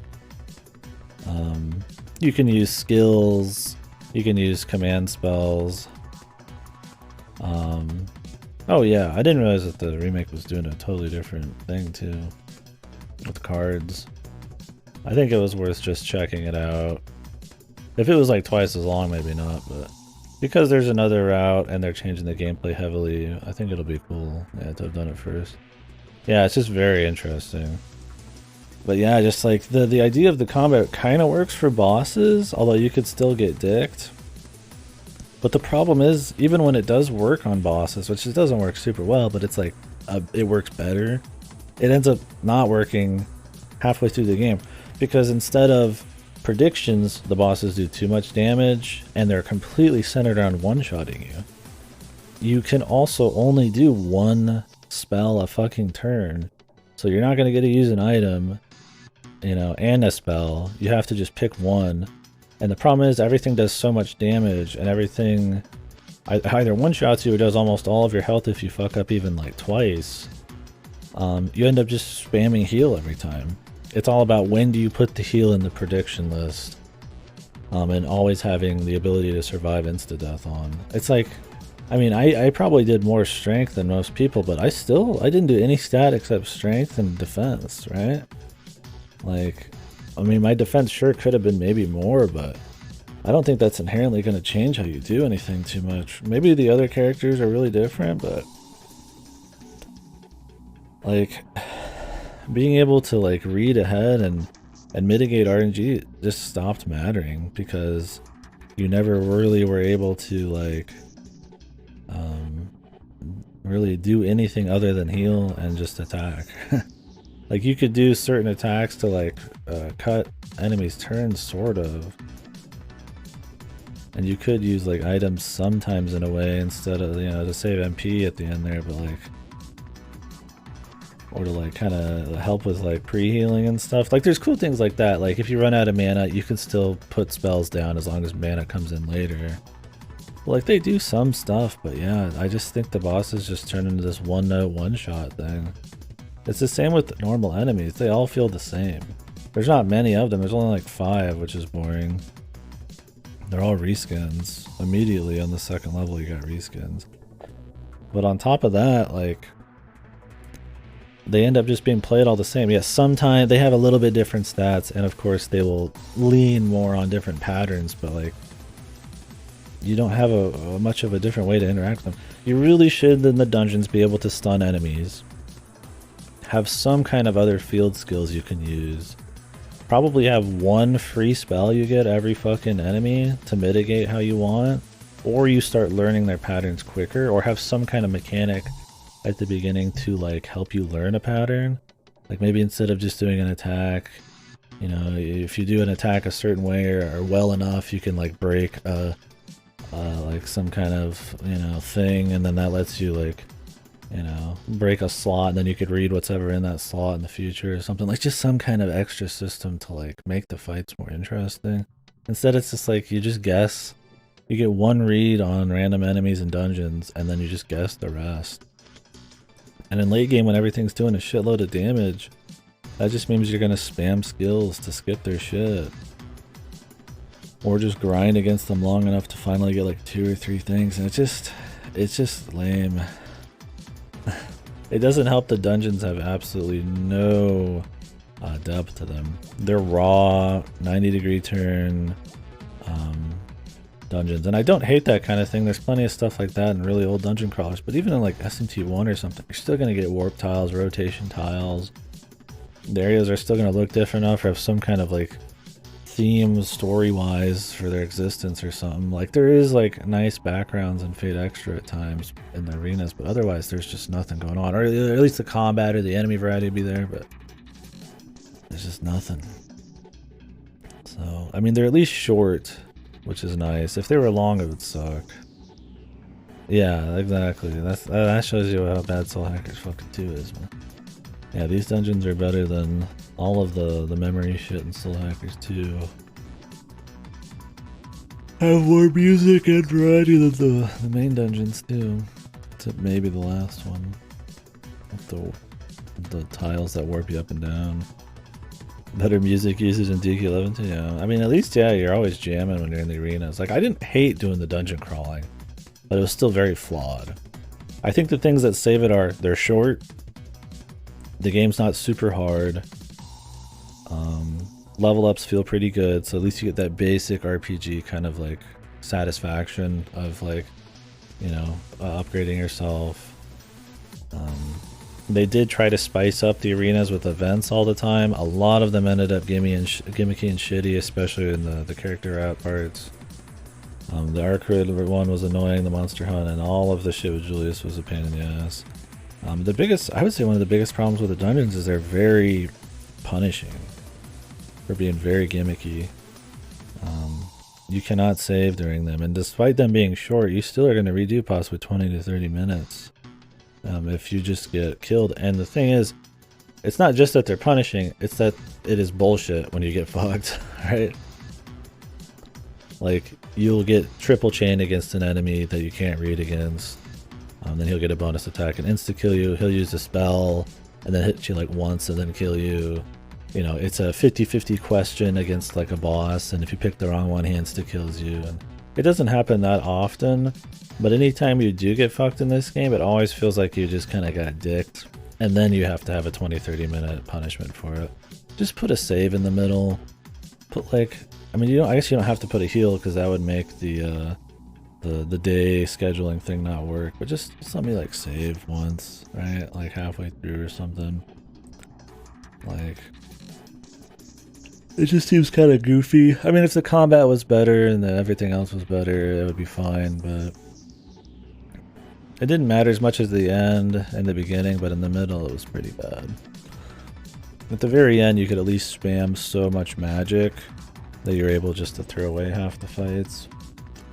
Also, I'd say it was a little grindy sometimes. If the game is better, it'd be fine. Well, I mean, if certain elements of the game were better, some of those problems would, while still being a problem, you know, wouldn't be as bad. It's just like the cocktail. Like, I wouldn't care about getting punished for dying in a dungeon if there wasn't a 50-50 dialogue choice that they tell you to do one and that's the wrong one, right? Like, it's just a combination of stuff that makes it bad sometimes. On their own, it could be fine. I don't know. So gameplay wise, yeah, I can see why they're changing it. I can see why people bitched about it. I think there's cool stuff there. If it lasted longer, I'd probably be more annoyed by it. Or if I played a harder character. But yeah, there's not much good to say on the gameplay. It's interesting. It's very interesting. And I could even see why somebody might say they like it. Like, you do have to kind of think about what they might do and ways you could mitigate it. But like I said, those awesome moments are just barely there. They fuck the stats up too many times. It's too one-shotty, or it's, you know, in the beginning you just don't have many options to even use against the enemy. But you could do something with it. You could take this exact system and make something cool, right? Like I said, if you could like activate the ability to like reveal certain slots and reads, if enemies had patterns that were more obvious so you could actually like play around them, or if you could use more spells at once mixed with items, just anything, right? Anything like that. It ends up being so just one note. The biggest problem, though, well, that was probably the lowest quality of the game. The biggest problem is probably the story, though, because that's where the real focus is, right? Like, the gameplay's is the most flawed, but the story, I would say, is, while not as bad as the gameplay, is the biggest problem, because it really needed to be a bit better, man. Like, fuck, dude. Yeah. I guess that's about it. If you guys have something else you want to bring up on it, though, I'm down to keep chatting about it. It's interesting. Super interesting game. I don't know. Like I said, I had fun with it. Like I wasn't like bored playing it. I was annoyed sometimes, especially yesterday, but I was just in a mood for a bit. The music goes a long ways for me too. Like you could see some of the nostalgia there, right? Some of the good stuff. You're like, okay, you know, there's some good character stuff here and there. There's an attempt at like doing cool things. With some of the master servant shit, or interesting new lore, or like trying to, you know, at least reveal like some stuff about the world, but not everything. Like you could feel a little bit of us in there. Some of the like more raw lines some of them would have. But yeah. I feel like the gameplay part and the being shackled to that's kind of an issue. No, you haven't played Fate yet.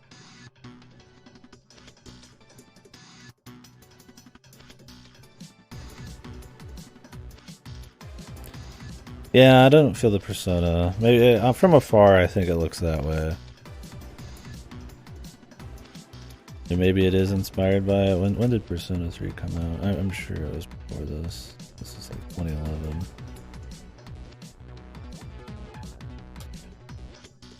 Yeah, like 6+ years. Or 5 years. It's like, I would say the inspiration would be, like, the Persona 3 stuff would probably be more like the school days system. It being centered on a high school, which... that's every fucking anime thing ever, so it's really hard to say it's just Persona. But that it has like school day system, JRPG, turn-based gameplay, and all that. That you summon like a servant, you know. But that was, I mean, the servant thing was before Persona even was a thing, so I mean, you can't really give them too much there.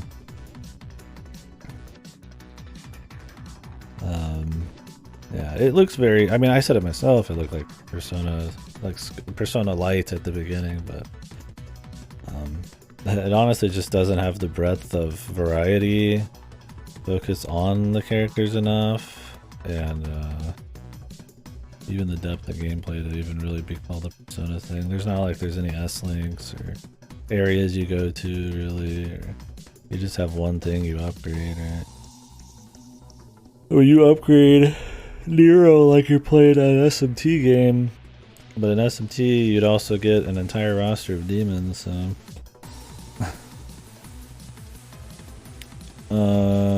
but yeah, I mean, there's definitely similarities, but maybe it's just because I've played the VNs. There's just a lot of it that a lot of the stuff people might attribute to Persona I know came out before Persona got big, so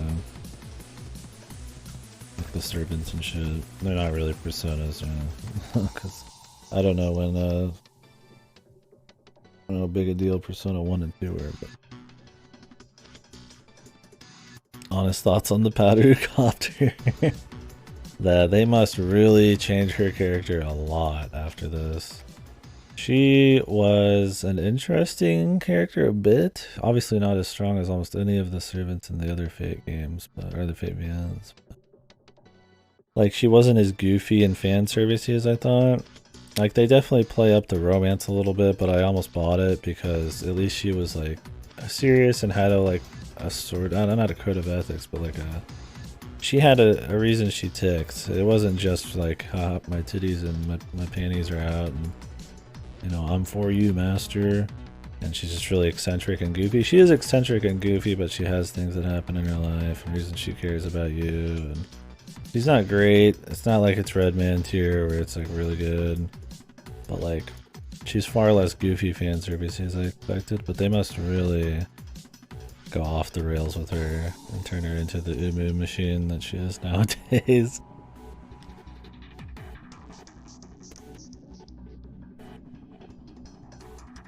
I mean, it's cute that they took like Nero Claudius, right, and tried to like turn that into an actual like likable character or something, or a servant.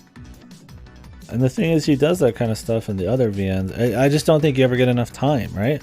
There's elements here that could be a really good Nasu VN, but it's just not long enough. There's not enough story. I mean, I would say half of this game is the gameplay at least. And I mean, most of the story is going to be in service of getting to or from or getting objectives to the gameplay, so it's like, there's really not much. Like I said, you could take like one of these characters and servants and probably make like a pretty healthy chunk of like a normal like Midday Night VN. But instead you just get bullet points. And that's just not where his strength is. Like bullet point, like, you know, short VN type of shit, at least in my opinion. Why a school? Yeah, I mean, that's not helping either. I would not be surprised if that played into Persona. I mean, yeah, it's the same high school probably from Fate Stay Night. They said it was in Japan and everything and all that. So you could just say, I mean, of course it's the same one. It's got the archery thing and all that. But like, so you could just say it's, you know, just they wanted just to reuse that area from Fate Stay Night because everybody knew it. But you could also just use the whole town, right? That would require more assets, of course. It's a little less closed off, so maybe there's an element of mystery they wanted to have where you're stuck like essentially in like a escape room, kind of like you're in, you know, the Danganronpa school or something, right? You don't want to be able to leave, but they didn't build up the mystery. They told you what was going on really quick, so being stuck in a virtual place, just a single one, probably wasn't that good. I'm fine with the idea of it being a school, I guess, if like they had more rooms or rooms that opened up into these crazy, like, you know, you're in a simulated world, right? It doesn't have to make sense. You could walk into the fucking prehistoric fucking age when you walk through like a door, right? Or into like a different city or something, and you know, you could have been the ruins of the apocalypse, or you could warp to different areas in the world when you walk through like a door and learn about the world around you and play off of, you know, the characters' backstories and their existence and stuff, and that would feed more into the Twice Peaceman shit, but no, it doesn't happen. In a VN you could do it because you just write the descriptions and throw a background on, but in this you gotta make like assets, and they just don't do anything there. I mean, even if it was just more like Fate. Fate's just in a city, and it's almost always at night, and there's just like fucking crazy shit going on, you know? Like, it's like I said, it's like urban horror. It's like you're just fucking rolling around, like, and then fucking some gigano fucking gorilla enemy comes rolling out and starts beating on you or something, like, you know. It's got some, at least some atmosphere, right? Even if it doesn't always have something to do with like some deeper meaning of the characters. No, they don't do anything there either. It's just the school. And I like the idea of like talking to all the NPCs and learning their stories, and as they disappear, seeing them go, but even they could have been given some more life, and the process of talking to all of them is a little tedious after a bit. I was never like really bored with it, but I could see somebody being bored with it really quick. I think their dialogue was just interesting enough to keep me in, but most people probably wouldn't be interested. And there was a lot of the dialogue that wasn't good. A lot of the NPCs with the black outfits weren't really good. Yeah, which is totally, I get that for sure.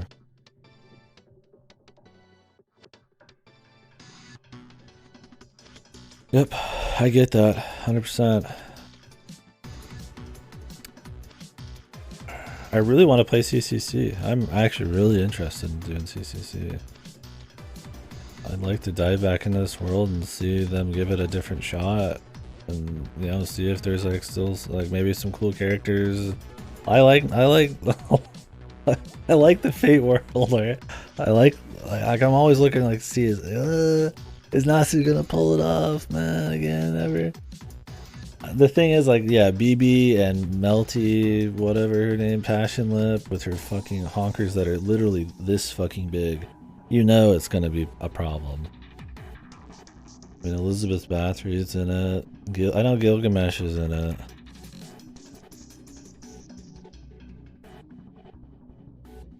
Yeah, the thing is, like, I don't know, like, CCC is apparently like 60 to 100 hours long or something. I don't know. I'm just hoping CCC, this is like the Fate route. Like CCC is Heaven's Feel to this being the Fate route. And if you guys don't know, in Fate Stay Night, there's 3 routes. Fate, Unlimited Blade Work, which is awesome, and Heaven's Feel, which is awesome. Fate is fine. It's good still. And it lays the groundwork. It's a fun thing. You could liken this to Fate. Fate's way better than this. But like, maybe CCC's like the Heaven's Feel. You know, it's still not very good, right? Because it's extra, Fate extra, but like better. Like Heaven's Feel and Unlimited Blade Works are like 10s for me, right? Where the Fate itself is necessary, but it's probably like an 8. And then extra and CCC, I'm hoping they're just like a fucking like a magnitude below, but the same idea. We'll see. Like I said, this is like a 30-hour game. CCC is like double. But maybe you need to go through more routes or something. I don't know, we'll see. I'll definitely be playing it. I'll be doing Extella, which is a branch off of this or some blog thing. As for myself, at that time I had just cleared Bayonetta, which is why CC features as a high tension scenario. I buried my desire for all to see. Well, see, I really want to write a This is not a super road to end them all. Like, why the heck don't we just make the game a new genre called I went to Takeshi Takeuchi. The variety of nonsensical requests, such as please make the last boss costume naked apron. Man, he really got the Coomer brain, man. He just lost it. Like I said, Fate Extra, you could see it bubbling, man. You could see something bubbling. I mean, I gotta kneel for that, man. Honestly, like, kind of based. It's just raw desire, dude. He doesn't give a fuck. Jesus. He just played Bayonetta. Oh, I am. Now I'm really looking forward to it. Yeah, man, I don't know. Surely Fate Extra, Fate CCC is not only in a school, right? Does it have exactly the same gameplay? Surely they touched it up a little bit.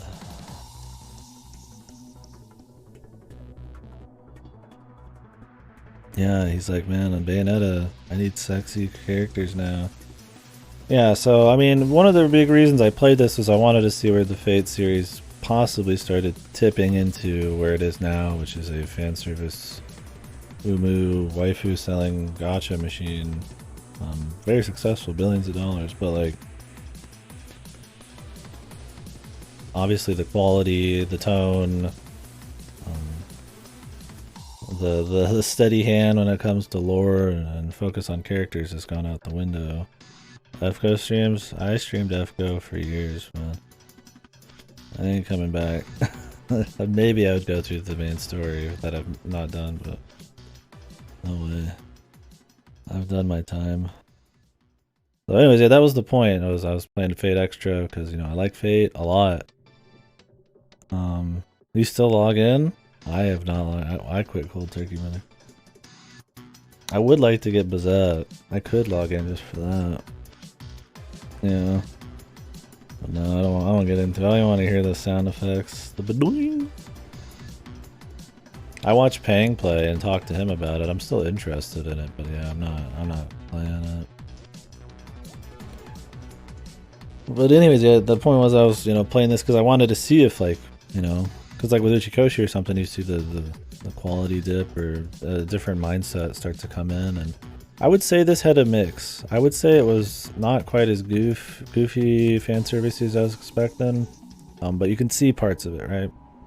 You know, a lot more. You know, I mean, there's straight up porn in the originals, but in the remakes of those, they get rid of it. And the story with that is that they put a lot of that in just to sell and shit. But for the amount of fan service that is in that, for the amount of other stuff and where the focus is, for the most part, it's fine. And there's a little bit more. And like I said, I'm not a prude. I have no problem with fan service. But, you know, you start mixing some of these things together and the tones start changing and you can kind of... it can be goofy, right? So this one has a little bit more fan service. There's definitely, you know, Rin's got she got fucking garters and, you know, their ass is showing, and Nero's almost full naked all the time, and there's more romance, characters that are for you and all that stuff. There is romance in Fate Stay Night and all that too, but it comes across as a bit more tropey anime-ish in this. Not that anime's bad or anything, but, you know, in a tropey kind of typical kind of way. But it's still not fucked. I don't think it's ever like to the level that I kind of was expecting. Like, it's still focused on the battle royale, a new lore, because this is all like alternate reality stuff, and Fate Stay Night is not like this. Like, so it's not you can see where the Fate Go starts bubbling. Yeah, you can see, like, yeah, where the zombie virus was pricked on the neck, and like, you could kind of see a little bit of it. Like, you know, like I said, you know, it's there's not as much atmosphere. The lore's not quite as good. They play into tropes a little bit more. A little too many references. Even the idea of Nero's like a big pseudo reference. Redman's in it and everything. They didn't have enough strength to even have like not Redman in it. You know, a little bit more sexy stuff. I mean, like I said, the originals had full on sex, but like the focus was very different. You know, you could see little bits. Extella, I'm expecting to be even more, and then more, and then you roll down the line into Fate Go, the VLR of Fate. Yeah, it could be. But yeah, we'll be doing Extella, which is like a Muso in this world. So we'll see how that is. Also, just the general dialogue. Maybe it's the localization, but they'll still say some pretty raw stuff, or they'll be more serious, or, you know, just have a little bit more bite to some of the dialogue. Where you get to like Fate Go and your just eyes are glazing over. Everybody's sickly sweet. You know, the bad guys, they don't have a whole lot of fucking interesting things to say. A lot of the dialogue's just like, it feels like you're reading fluff. This, at least, when people talk, they had something to say a lot of the time. It was, I don't know. I'll get into the Nasu pros, man, especially because nothing's been officially translated, hardly, but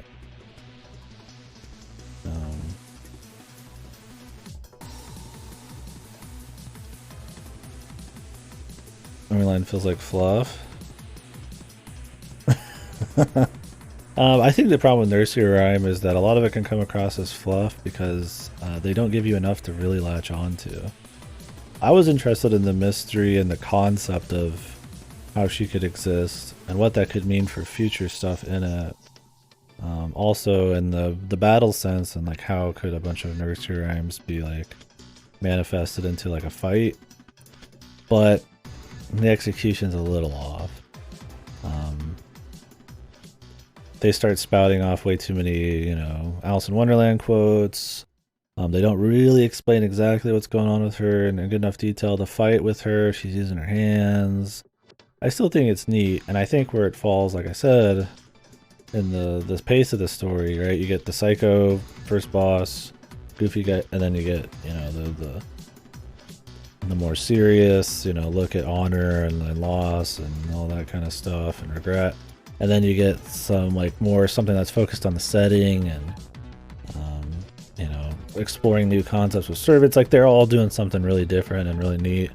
And then you get to Arcrid and it's like, oh, it's fan service, you know, and he doesn't really have that much to say. And then it's like, yeah, Julius, he's cool once he gets his second half, but his actual chapter doesn't really You know, his ending's neat, but like Li Xuan or whatever, he just likes to fight, and like you could tell, Li Xuan was like secretly like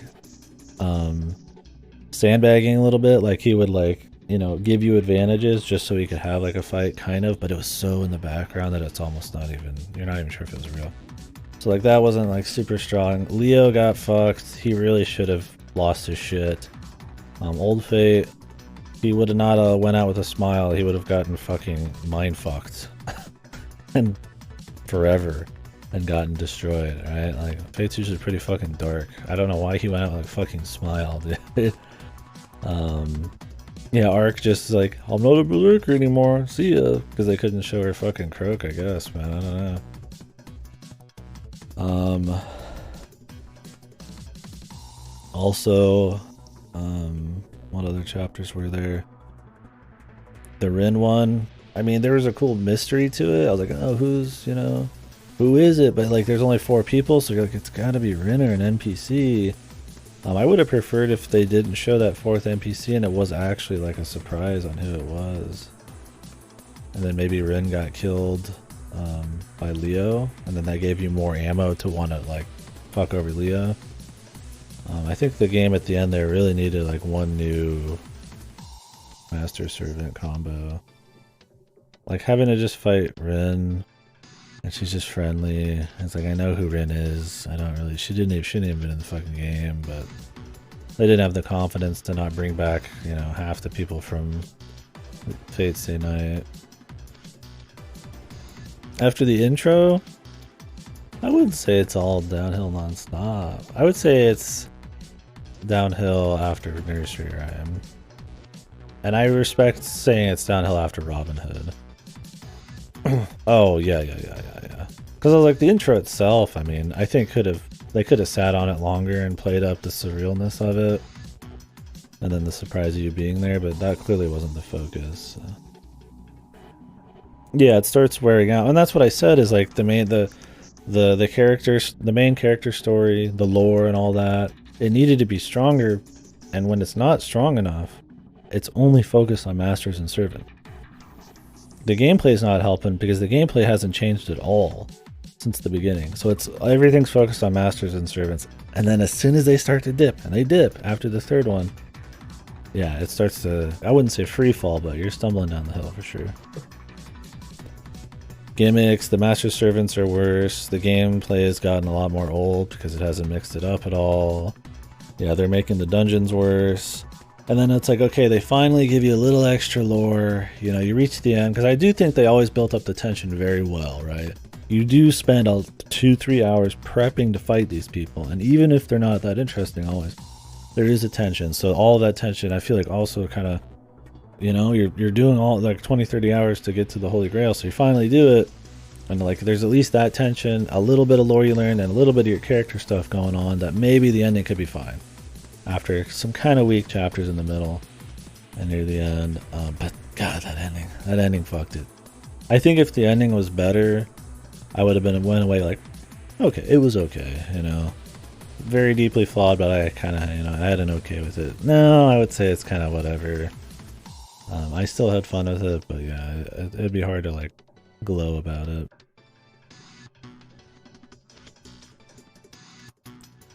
Yeah, the Julia stuff, which wasn't good either. That was my thing when I was playing it, was that think about every good moment in this, and you could think of 100 better in the VNs, right?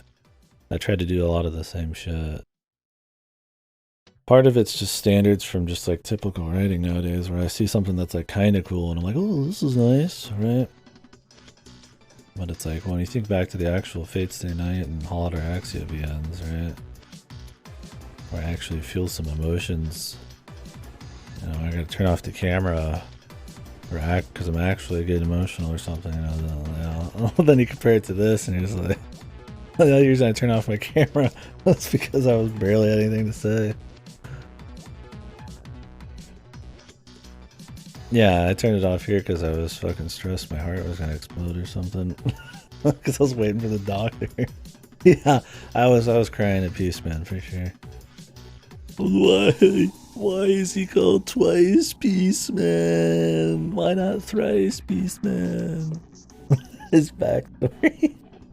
The thing is, dude, it was such a goofy backstory. That backstory is going to like either just make you laugh or you'll just be kind of interested. Like I said, there was enough tension and build up to that scene, and the music kind of hit, and the Kino battle. I was like, okay, I want to know what they're doing, because I am interested in the old VNs, and I want to know about the lore of this one. I'm interested, like what's going on. But man, if any of that doesn't hit for you, it is so goofy, and it's still goofy. But like, I wasn't like completely unimmersed. I was losing it a bit, but like, I imagine for a lot of people, as soon as you hear Twice Piece, man, you're out, man. And I get that. Yeah, dude. There's a man in a lab coat that you didn't expect to be there in the field of graves, in a like a infinite thing where an ancient civilization god, you know, device that can record all of history in its finest detail is going to give you a wish, and you call him Twice Piece Man, right? That's where I was in. This plot makes no sense. Hey, doctor. Yeah, I need to go from a fucking physician to a mental care doctor after that. Yeah, it was a Kojima moment, but at least all of Kojima's shit's fucking goofy and dumb. This was leading up to maybe be something cool, and then it gets a Kojima character. Why Twice H Piece, man?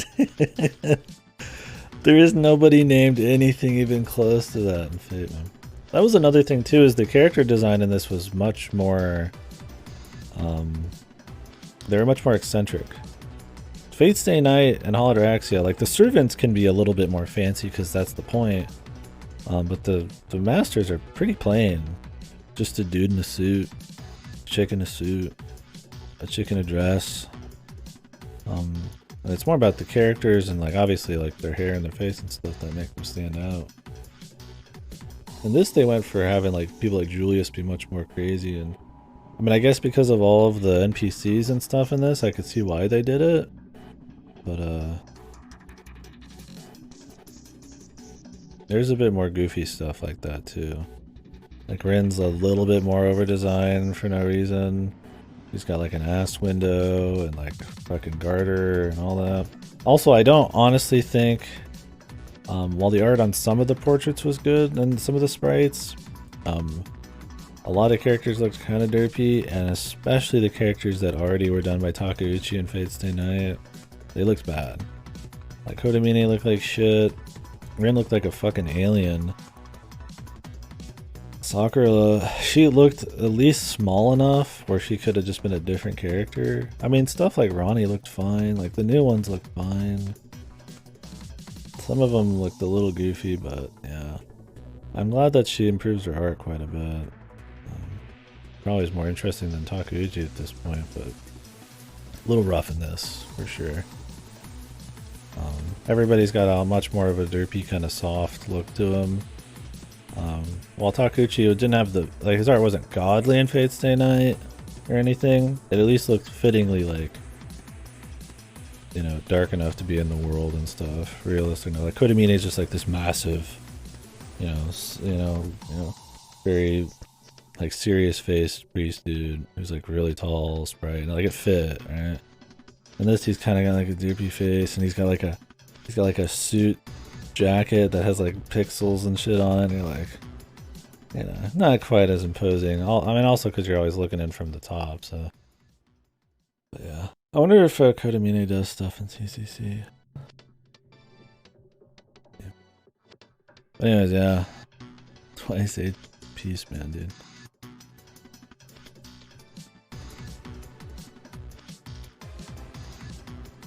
Anyways, yeah, overall it was alright.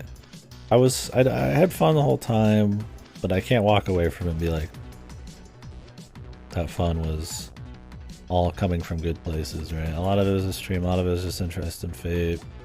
A lot of it was that it at least doesn't spend a whole lot of time on its bad stuff. Not as bad as I was expecting. I was expecting to be a lot more painful, but it definitely wasn't good. It was whatever. I think that's probably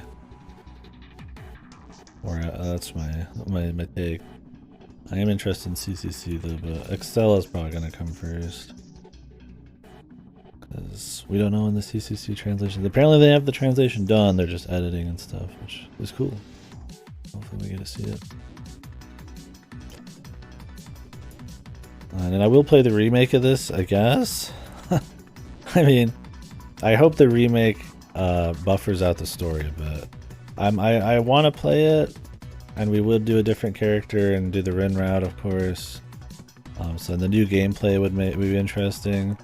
But I hope they change the dungeons a bit, and I hope they add more story. Dig into some of these characters a bit more.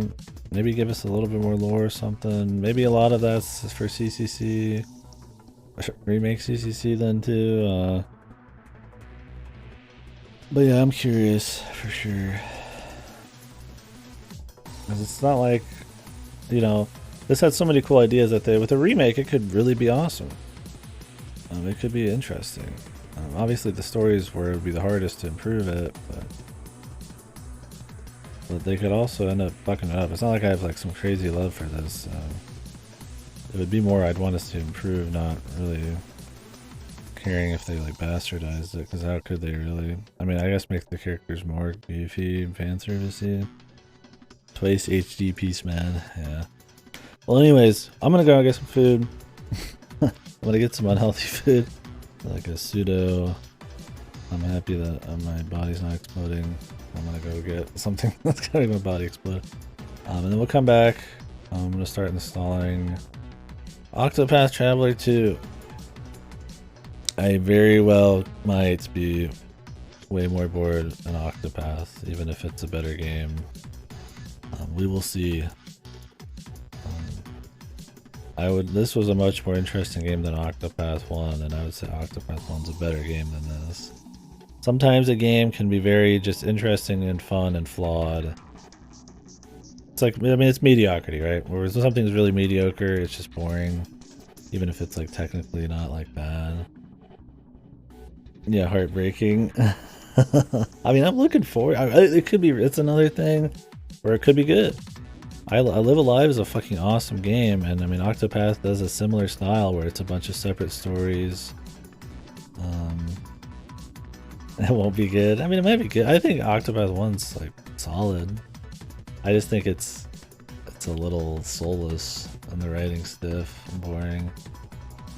But like, they could improve on it. I don't know if they're really gonna do it. Even at this moment, I'm like, do I really want to play it? But I want to see what they got going on. The problem is, it's not like Fate Extra where it's 30 hours. It's like gonna be like 60 plus, right? It's gonna be like way longer. You want to watch Columbo? I do want to watch Columbo, but we'll see what happens when I come back. We're on this for about 7 hours. I'm gonna go get some food and want to keep cranking. Yeah, the golf game might be tomorrow. We will take a break from Octopath for the golf games. Anyway, thank you very much for watching. Yeah, I'm gonna get some food. I'll be back. It was fun. I had fun streaming it, at least, and talking about it. Oh, thank you. It's all just to try to get discussion, really. That's why I need to write my notes. I don't know why I stopped writing notes. I have better formed points where I can stop and make up topics to chat about. Otherwise, I'll think of something, I'll just have to keep rattling it off, so it's like a stream of consciousness, and there's not much room for people to jump in. Anyways, it was fun to chit chat about. Yeah, we'll play CCC, and Extella will probably be in it within a few weeks. A lot of long games this month. We're probably going to go from Octopath into the golf game, and finishing Octopath into what might be System Shock. And then possibly be doing Crossbell 2 after that, which should be another game with actually good writing. Resident Evil 4 is later this month. Need to do Baldur's Gate 2 before August. I would like to do Divinity Original Sin 1 and 2 before Baldur's Gate 3 as well, because it's Larian. But those are like 100-hour long RPGs. So we would have to see. That would not be an easy one to do. I don't think I would do that until at least April or May. Because I want to get through everything we've missed in the last month here. Still got to play, I guess, Hogwarts. I mean, I think that game's such a big thing that I'd like to play it just to see. And I haven't played an ultra generic AAA open world game in a while, so you know. Could be interesting. The Bayonetta Origins game, Xenoclash 3, Jedi Survivors coming, Breath of the Wild 2, all that shit.